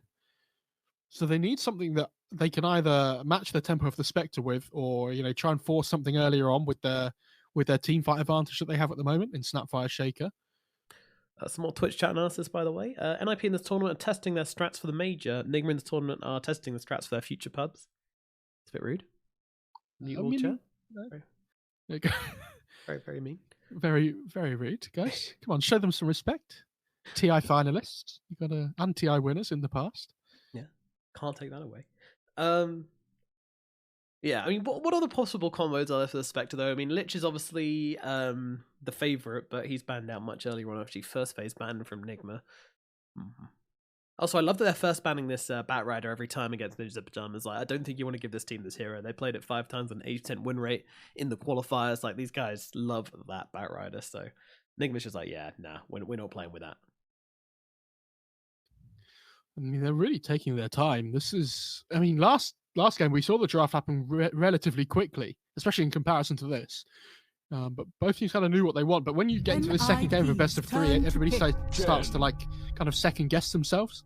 Oh, wow, there we go. So it's Shaker 3, I assume. Let's Snapfire mid. Oh Let's god, go. no, please no. I'm not ready. I mean, I assume it's Snapfire 4, Shaker 3 then, but not what I would have expected at all. It seems odd. 10 seconds remaining. I mean, Snapfire Shaker's a really strong lane. That does sound pretty sick, actually. 5 seconds remaining. You get the cookie into the enchant totem damage as well. You know, you've got the scatter blast. There's a huge amount of burst coming through in that lane, especially when they hit their level 2s. They get to that level 3 mark as well. It really starts to hurt. So I honestly expect something from Nip here that allows their Spectre to sustain in the lane. You know, we talked about the Warlock before. We've seen some teams been playing Oracle recently. Maybe, I know PvD's played Abba in the past as well, but not something I expect to see here. Yeah, some teams have tried to scrape through with a 5 Omni, but yeah, I mean, that just feels way too hard, especially against what Nigma have so far. They just run them over with it. Pick. Hero. Okay. A PPD favourite. Yeah, one of my personal favorite heroes as well. I really enjoy this hero. It's your dad's It favourite gives hero some as well, good isn't way. it? Redo. Yeah, sure, why not? Yeah, okay. I'm not 100% sold on this. I mean, it's pretty good in terms of like pushing out waves. 10 Just early on, you get a very seconds low remaining. committer. You've got the Macro as well. Ice Path, such a crazy ability to have. You know, you tend to go for that like 2-4-2 remaining. kind of build, maybe 2-4-1. And it gives some good damage in the arena as well, which is nice. Means Jakiro can set up for kills, ready for the Haunt to come in and all sorts. I'm just not sure it's enough to keep the Spectre's farm sustained early on. I think they might still have a relatively difficult time up against what I assume is a Snapfire Shaker lane. NIP's turn to ban. Oh. This is such a crazy draft so far from both teams, just slowing it. I mean, just throwing it down. But yeah, I mean, Nigma just have so much run you down potential right now. Are we going to see this Spectre? Are we going to see this Mars come online? It's a really good Meepo game against the cores. Against the supports, it's still very good in terms of tempo, right? Like, Radiant you want to be able to run at the Spectre early on, but I mean, Jakiro is one of the better heroes at dealing with Meepo with the AoE control that he offers. You have the Fade Bolt talent at level 15 on Rubik as well, which bounces through all the Meepos, but it gives some really good pick-off potential as well, which I think is really important here. I think the important thing to mention about the NIP supports though is that with the Fade Bolt reducing their damage and the Jakiro like reducing their attack speed as well, it's going to be 10 quite hard for this seconds Meepo to remaining. get Ransack heals off, which is kind of his main way of 5 survivability and seconds fighting remaining. hard in the middle of these fights and bringing heroes down. So I'm a little bit worried on that front, but at the same time, you've got a great act behind this Meepo with the Chen, Shaker, and Snapfire to help control up. Radiant This is team looking pick. pretty damn spicy for the Meepo so far. And just like the timings, as you say, you know, this Meepo wants to play fast. Rubik's not that fast of a support. Jakiro, he's okay. But Spectre incredibly slow, and I think Mars is quite slow as well. Can I say I love that Nigma have banned ET, by the way, last. That's one of these, what a hero that I know Thompson's been playing against Meepos in pubs as well, where they, you know, they go for that Ags rush as well. 10 seconds And they get like remaining. a massive amount of BKB timing because of how many Meepos clones it goes through. 5 And seconds you remaining. absolutely smack people around. It's really funny. I think the Meepo's really good. If you think about how NIP's passively turn. Nip played last game though as well, right? Oh Where my god. oh, Nigma just want to run so them what's- over. is it going to be Shaker for Miracle, or does Miracle play Timber this game? I think Miracle plays Timber. So I assume he's okay. So Mind Control will then play the Shaker. Yeah, Miracle's a pretty... And I mean, Miracle's played 10 Shaker in the seconds past, though, right? remaining. Which is why I'm just questioning it a little bit. True. 5 But seconds NIP, what do they remaining. need at mid? They need something which can completely control the tempo of this game. Can lane up versus the Timber or the Meepo if needs be. I don't know what you Oh, pick. Jesus, what? There's so much which they need this hero to do, this final pick here. I mean, Tanner's going to be. I was going to say they need to give Tanner something that he's comfortable on, and they need some kind of magic burst as well. So I think, yeah, it would either have been the Lena again, which I don't think is great here, or something like an SF or a Kunkka. I think would have been okay. Oof. Tanner, my boy, the pride of UK Dota, but so much pressure is on his shoulders right now to try and carry this game because he needs to do so much. He needs to firstly win the middle lane quite convincingly, and then he needs to come out of the middle lane fighting and be able to group up with Lelis, Universe, and PPD in order to shut down this extremely aggressive draft. It's so much on his shoulder. If this is like one of the best Shadow Fiend performances we've seen in a while, then NIP is certainly in with a shot here, but I'm really worried for them. I think Nigma might just run them down. Look at who's playing Snapfire. Oh. Off-lane Snapfire. Let's get hyped. All right. I'm That's ready. going to butter my toast. Let's get into it. It's an interesting pick versus Mars as well, because obviously you can jump over that spear wall if you do it right, but unfortunately when you get speared, you get turned around and face your aggressor, so then if you get cookied, you won't be... It's a bit awkward. You will disjoint the spear, but yeah, you can actually get out of the arena if you position it right, but it's not that easy to do, is what I'm trying to say. Do you reckon it should work like a Matrix kind of thing as well, where like if you cookie somebody that's got a spear thrown at them, they should be able to like jump over Jump the over spear? it, yeah, definitely should be a thing. Okay. Man, I mean, okay, so Snapfire in the offlane. I'm interested to see what items he builds. This might be a Javelin Rush, I think, from Mind Control, but maybe that doesn't feel very Mind Control to me, though, does it? That seems like someone else would do that. I think he's more likely to just kind of go for this Reeves build and be kind of like an aura guy, like he usually is. Yeah, I don't think it's his job to do damage this game, right? Like they have a Timber, they have a Meepo as well. They want to try and like play around this early timing with the first rush.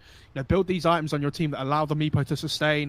You know, possibly a pipe as well might be pretty good. Miracle might be the one building that. I'm not sure, but they want to hit this timing early on when they get the first rush. Shaker gets a blink, and they just completely choke Nip out of the map. You know, this SF and Spectre both need farm, right?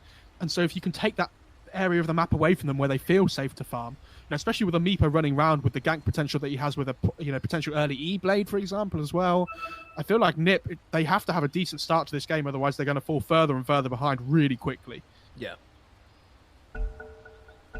No, absolutely right. It's as I say, I mean, I think it's all on Tanner's shoulders right now. This boy needs to be ready to carry this game on his shoulders, because after last game with Lelis, maybe I'm underestimating the Mars, but from last game from Lelis, I'm kind of concerned that he's not going to have a big enough game impact to hold back the aggressive Riptide, which Nigma's going to be thrown their way. I think they might just get washed out to sea, but definitely excited to see what's going to happen. I'm not really sure how this SF Meepo matchup goes either. I haven't seen much of this matchup before.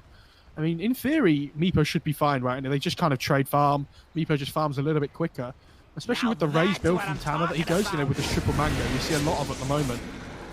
GH nearly being roasted up here in the top lane, but with Kuroki's appearance, it'll force them back for now. Not really much they can do into this. Nice little head just as well on Kuroki 30 and on the seconds Snapfire, to actually, battle. too. Which I was going to mention. Who is going for this mech? Do they know? I mean, does one of them build a pipe? I mean, they might even just keep a casual headdress. I know Kuro did that last game. Yeah, he went for the Vlads into the Solar Crest and just kept the headdress the whole time.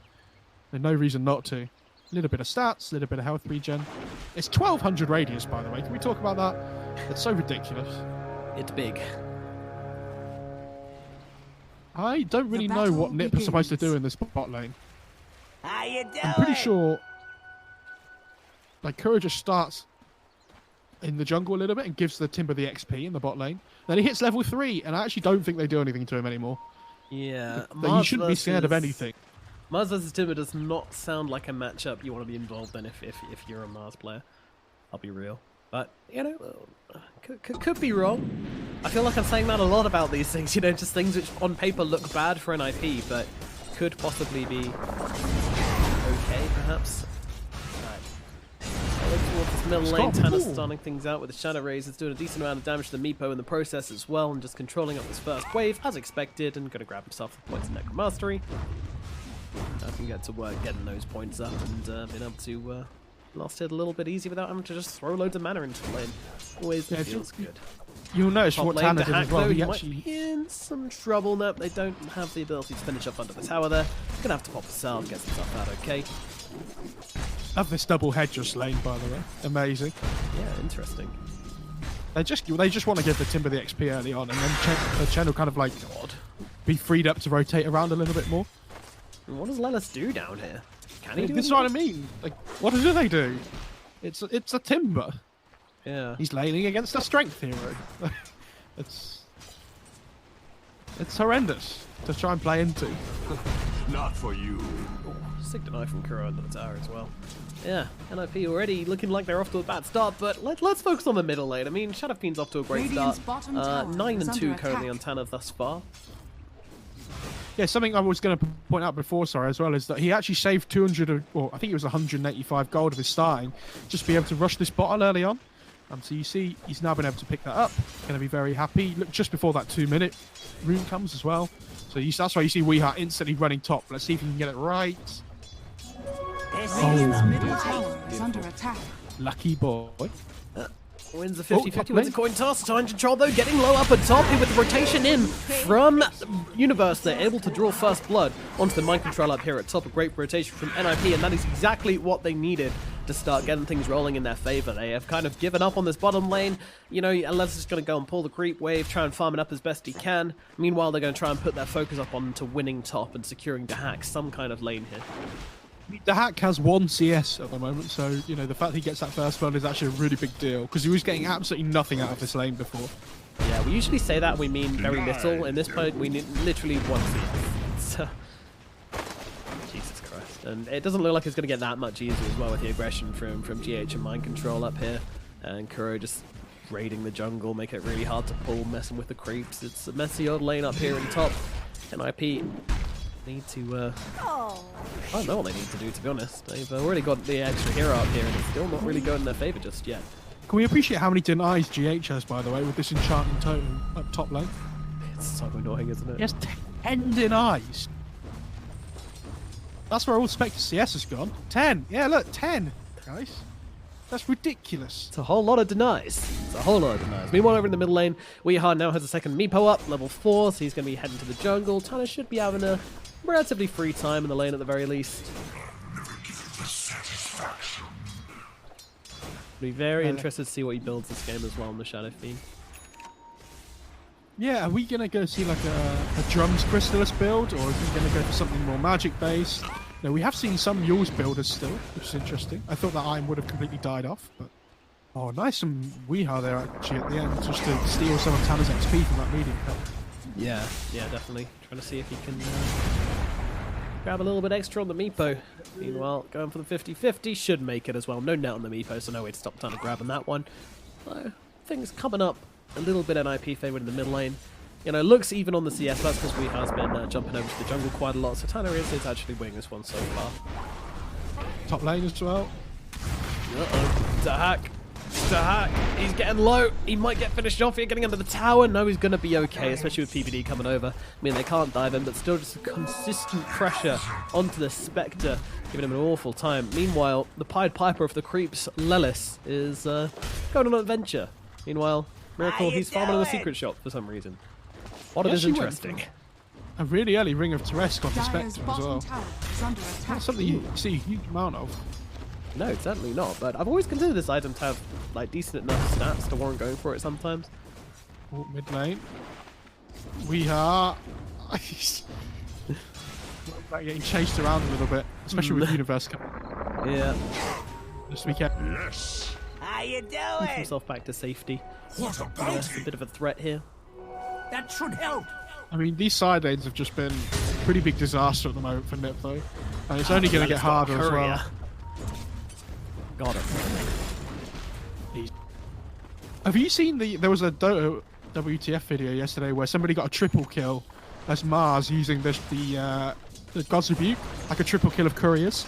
It was quite, amazing to watch. Sounds very satisfying, yeah.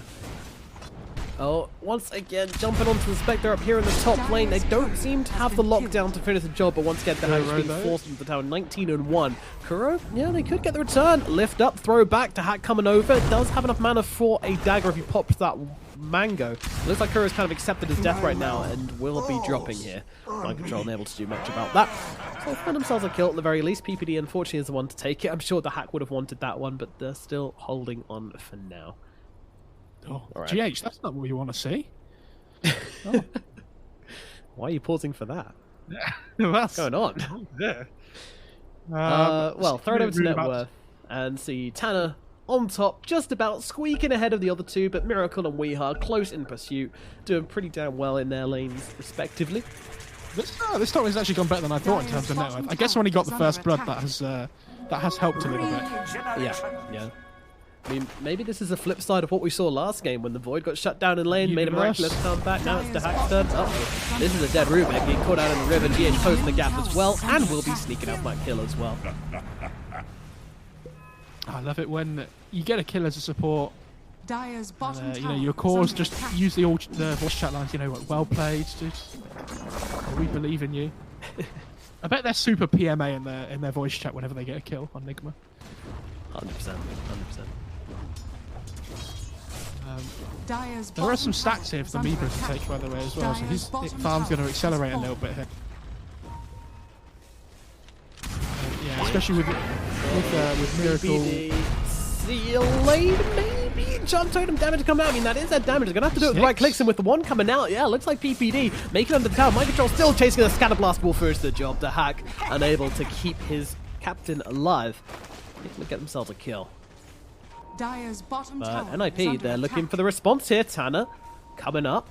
The Hack sticking around, and he's managing to bait this beautifully, keeping them locked in. And now Tanner shows up. Universe backing him up as well. They're going to lift up GH, trying to get him. Oh, could be actually knocks him out of position here, setting up for the kill from Universe to finish the job. Dire's bottom A tower little bit of is under miscommunication there, I feel, from Nigma, and that does result in GH dying without being able to get off anything, really. But I yeah. love how SF just takes all the farm top and then just TPs back mid as well. It's like, sorry, Spectre, that's the gank tax, I'm afraid. I have to also take your farm. Dire's bottom tower is under attack. Honestly, laning phase not going as convincingly for Nigma as I would have thought. They're holding this top lane down to a reasonable level. I mean, it's still not looking good by any stretch of the imagination from NIP. Radiant's Still looking middle very good for tower Nigma, is under but attack. they're in this game still. The only reason though that they have this 10th pick SF right, which is always going to do okay against Meepo. You can flash farm as well through the jungle, so you've got that going for you as well. But I don't think it's gone well enough for Nip. I mean, with the heroes that they have, I'm not sure their side ends can go massively well, but even so, I think Miracle, like down to this spot, has just been completely untouched, right? Yeah. Like he's level 8 now. Oh, Here we go. They're trying to make it happen. Requiem's going to get dropped onto him, but oh no. They will be able to... No, they won't. Miracle actually get himself up to the high ground with the Timber Chain. What comes without the Requiem? It was the Fisher from GH. This is what I mean. What a From Fisher. alongside. Like, Where was... How did he even get there? Meanwhile, PPD's dying in the no, they get river. PPD. Oh my goodness. what a you sick doing? Fisher from Dire's GH, man. Like, top he tower was, is you see under attack. where they just plopped a ward down? Just to the left of that lane. Like, GH was just there to put a ward down. He's like, oh, I'll stop this gank as well. That's pretty nice. In the right place, at the right time, as all position 4 Shakers should be. Yeah, and now because Miracle's taken bot. Oh, surely they can finish him this time around. Surely Miracle can die, but once again, the Requiem getting interrupted. Ice Path comes out. Miracle, they're throwing everything they've got at him, but he's just going to timber chain himself away to empty. Now in comes Mind Control. Throw it in the artillery. Tanner getting run down, trying to duke it out. Is just about able to do something. Miracle coming down the back lines, but it's nice catch and spare, and they will finish the job. But Tanner is dead as Mind Control comes with the Scatter Blast. Now they look towards PPD as well. PPD is going to get dropped as a second kill. They lose the Timber Saw, but they grab themselves 2 kills in response, and one of those being Tanner, the big boy they needed to kill. I think we're going to be happy about this one. Now they can open up on towards this tier 1 tower in the middle lane as well. Universe just killing off those creeps, but not much else they can really do to keep this one alive. There's some pings coming out. They've got an Arena of Blood in 5 seconds as well, but Nigma, they seem to have this one time. In comes Dahak though. They're going for this one right now. They're going to try something, but unfortunately something ends up being nothing, and NIP are left empty-handed once again. And now 3 heroes wandering around middle lane with their fingers in their noses, not really knowing what to do with themselves. Yeah, and I think every death... GH? Ah, he's got invisible. Very handy. That's very nice of him. Yeah, I was to say, I think every death that Tanner gets though on this SF like really sets them back the tempo that they can play on it. So I think if you're Nigma at this point, I think you should be really happy. You know, that death on the SF sets him back quite a lot in comparison to what they want from him. And he has a tome on Shaking, so he can get level 6 to get the Echo. You have to worry about that, especially because of the invis room. Spear from on far, but once again, not actually taking down a tree that got destroyed there. Miracle in some trouble now. Does get finished. Oh, no chance of Tim Chenning away from that one. 5 heroes on 1. NIP are able to kill off the Timber Saw at the very least. Miracle now at 2 deaths. Yeah, he just had Hood coming out as well on the courier. See it flying back to base. He's like, oh, never mind. I think if he has the Hood, like, he's a lot more difficult to kill, especially with the active. Top tower is You've got to be really careful. That's 2 deaths in a row now on Miracle that kind of felt a little bit forced. You know, does he necessarily need to be there? Yeah. Like, we understand you want to be jumping down their throats, but, come on. And the Hack actually going for this Radiance. Okay. Well, this makes the game very straightforward, really. We now have a race. Can Nigma do enough damage before the Hack can get this Radiance? It's going to be a pretty good item versus the Meepo. I mean, in the mid lane again. Yeah, there's only 2 heroes here right now, with Weehar backing up as well. Not really much of a threat. The problem is, even if the Spectre gets to the Lelis, see you later, buddy. The problem is, even if Spectre gets to the Radiance, I don't think it's enough for them to be able to take fights. Like, he needs 2, maybe 3 items. And at that point, Meepo's going to be like 6 loads. Yeah, the way but this game's going at the moment. Shadow Fiend as well. I think what the Radiance is going to do is just kind of help the Spectre be a factor and just be able to like cause lots of chaos, cancel some Blitz, and more and enable the Shadow Fiend to do what he wants. But look at the damage they have on this Radiance side. If you get Radiance, they don't care. Like, they're still going to run at you and kill you off. Maybe. They have loads of magic damage. They have the Timber just running at you as well. He doesn't care about Radiance. BKB on Shadow Fiend. It's 12 minutes in and they have a 5k net worth advantage. The Spectre just farms so slowly. Dire's top tower is under attack. Looking great. But once again, you know, they'll find Miracle for a second time, maybe. Although he does manage to get off the Timber chain here. Arena of Blood's going to come down, though. But nice Fisher coming out from GH. And now, the artillery! Oh, no! It's a disaster! NIP get destroyed by the artillery. Miracle, it just annihilates them. Fisher from GH as well. Jesus Christ. Snapfire. What a hero. Has fallen. That was Jesus, pulled a bit of a toe there. not just that, Mike. Can we point out GH in exactly the right place at the right? Oh yeah, always with these Fishers. Is under attack. Just cancelling the Requiem again and again. Yeah, You can't use Requiem in this game. Remember I said it was a 5k net worth advantage at 12 Is minutes. under attack. It's now 9k at 30. Hold up. Jesus. I mean, you get a tower, you get 3 kills. Alright, this game went from, you know, possibly NIP standing a chance to not looking that great for them. Dire's top tower Dota Plus is says under 72% attack. chance for Nigma to take this one. Radiant's They middle love the tower Dota Plus is loves under Spectre as attack. well. Big Spectre fan. I mean, it was a Spectre fan in the past. I don't know if it's a Spectre. Is anybody a Spectre fan now? True. Cicero. Radiant's bottom tower Oh, Jelly. Getting shot up by the Meepo Stereo Blade. Miracle coming in as well. God's Rebuke not going to do much to save Lars' life. Dire's top He is tower going to get is under dropped. attack. This is interesting as well from Nip in terms of their drafting pattern in this game. They picked their win condition hero, the third pick both times, and it feels like in both games it's been completely answered. Right, we had the PL first game into the void in the left. This game there's a Spectre that's just getting run at by a Meepo and a Timber. Just now, onto the high ground we go, and this is going to be PPD, dead to rights, jumped in, killed off. Nigma gets started on the tower, and it's not going to take them long to get through it at all. Tanner doing what he can, throwing out some spells. Unfortunately, it looks like there's not much left in the tank for NIP to defend this one. Where's your Radiance up? Still a little bit away from that one, I'm afraid, for the hack, but Meepo taking some damage here. The Aegis carrier, and in comes GH going for the slam onto Tanner. Tanner, though, is going to make himself invisible, but unfortunately standing himself still for the artillery to come in on top of Tanner here. Still keeping himself just about alive here. Will survive through this one, but meanwhile, the front lines are taking down the tower already. Lelis trying to get himself back to Backlines. Miracle just posturing on them right now, though. They can't do anything about this goddamn Timbersaw just sitting on their faces and suffocating them. PPD trying to throw out some spells from the sidelines here, but Mind Control's also a threat with a Fire Snap Cookie as well, able to jump in at any given notice. I mean, Meepo as well, just sending his clones back one by one to the base. The hack netted up, the stun comes through from GH as well. The ultimate, though, got to come in from Tanner. Maybe they can bring down the Meepo's first life here. They really need to try and get something, a nice arena coming down from Lelis as well. They're really trying to focus up Wee, but Wee, he's going to be okay. The damage, 100 HP, 70 HP. Wee, though, is going to make it okay. All right, Universe says enough, gets the fissure out, but I mean, it's just the first life. It doesn't really matter that much. Enigma's still perfectly in control of this high ground attempt right now. Maybe they'll start showing some respect and backing themselves away, but honestly, do they need to respect NIP? I don't think they do. I love everybody else just fighting, and Kuro's just hitting the buildings with all his little creeps as well. So guys, come on, fight. Yeah, keeping these aura creeps behind them as well, just making them nice and beefy, and in they go, jumping straight on forwards onto two, down goes Tanner. He's getting killed very, very quickly. Universe as well, going to get finished off as well. Enigma, they aren't not actually going to get the belly barracks for now unless they fight. Oh no, the nets! Oh no, the nets inside the Chakram. Oh, Jesus Christ. Alright, Nigma.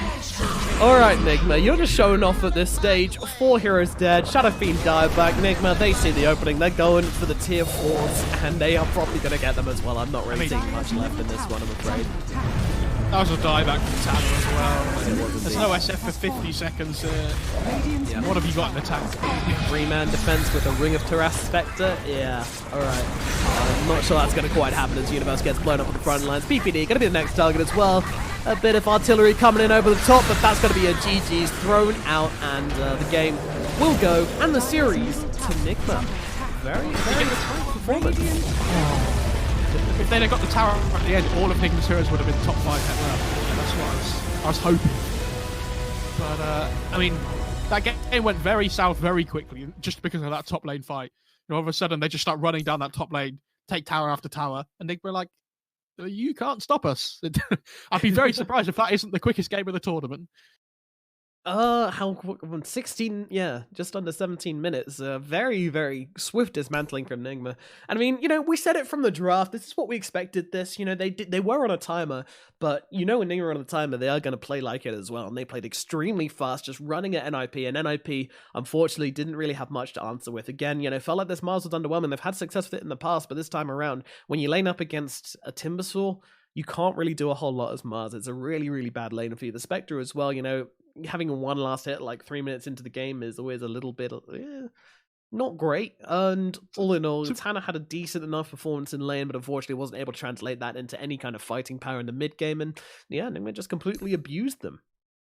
Yeah, I mean, the lanes didn't go too badly considering how I thought they would go. But yeah, it was all about this 10-minute timing where Nigma just come online so much quicker than Nip. Spectre's not a hero at all at that point in the game. SF needs a little bit of time. He needs to get to that BKB before he can really take part in team fights. Otherwise, it feels like he's literally just a range creep in a way with a bit of nuke damage. GH, I talked about him in game 1 being in the right place at the right time and, controlling the tempo. It was him again. If that Miracle dies the first time in that bot lane, but, when he fished to cancel everything up, maybe, the game lasts a little bit longer. Maybe Spectre gets a little bit more time to farm. We'll never know, but GH down in that bot lane, saves Miracle, up in the top lane as well, sets up for those 4 kills coming through. Felt like he was, again, just the one that's setting the tempo of this game almost. And those 10 denies, pretty good. Yeah, GH is definitely feeling himself today, as we've had some 2 fantastic performances coming out from him. And yeah, we're looking very comfortable in the mid lane. Miracle as well, just kind of doing what they want.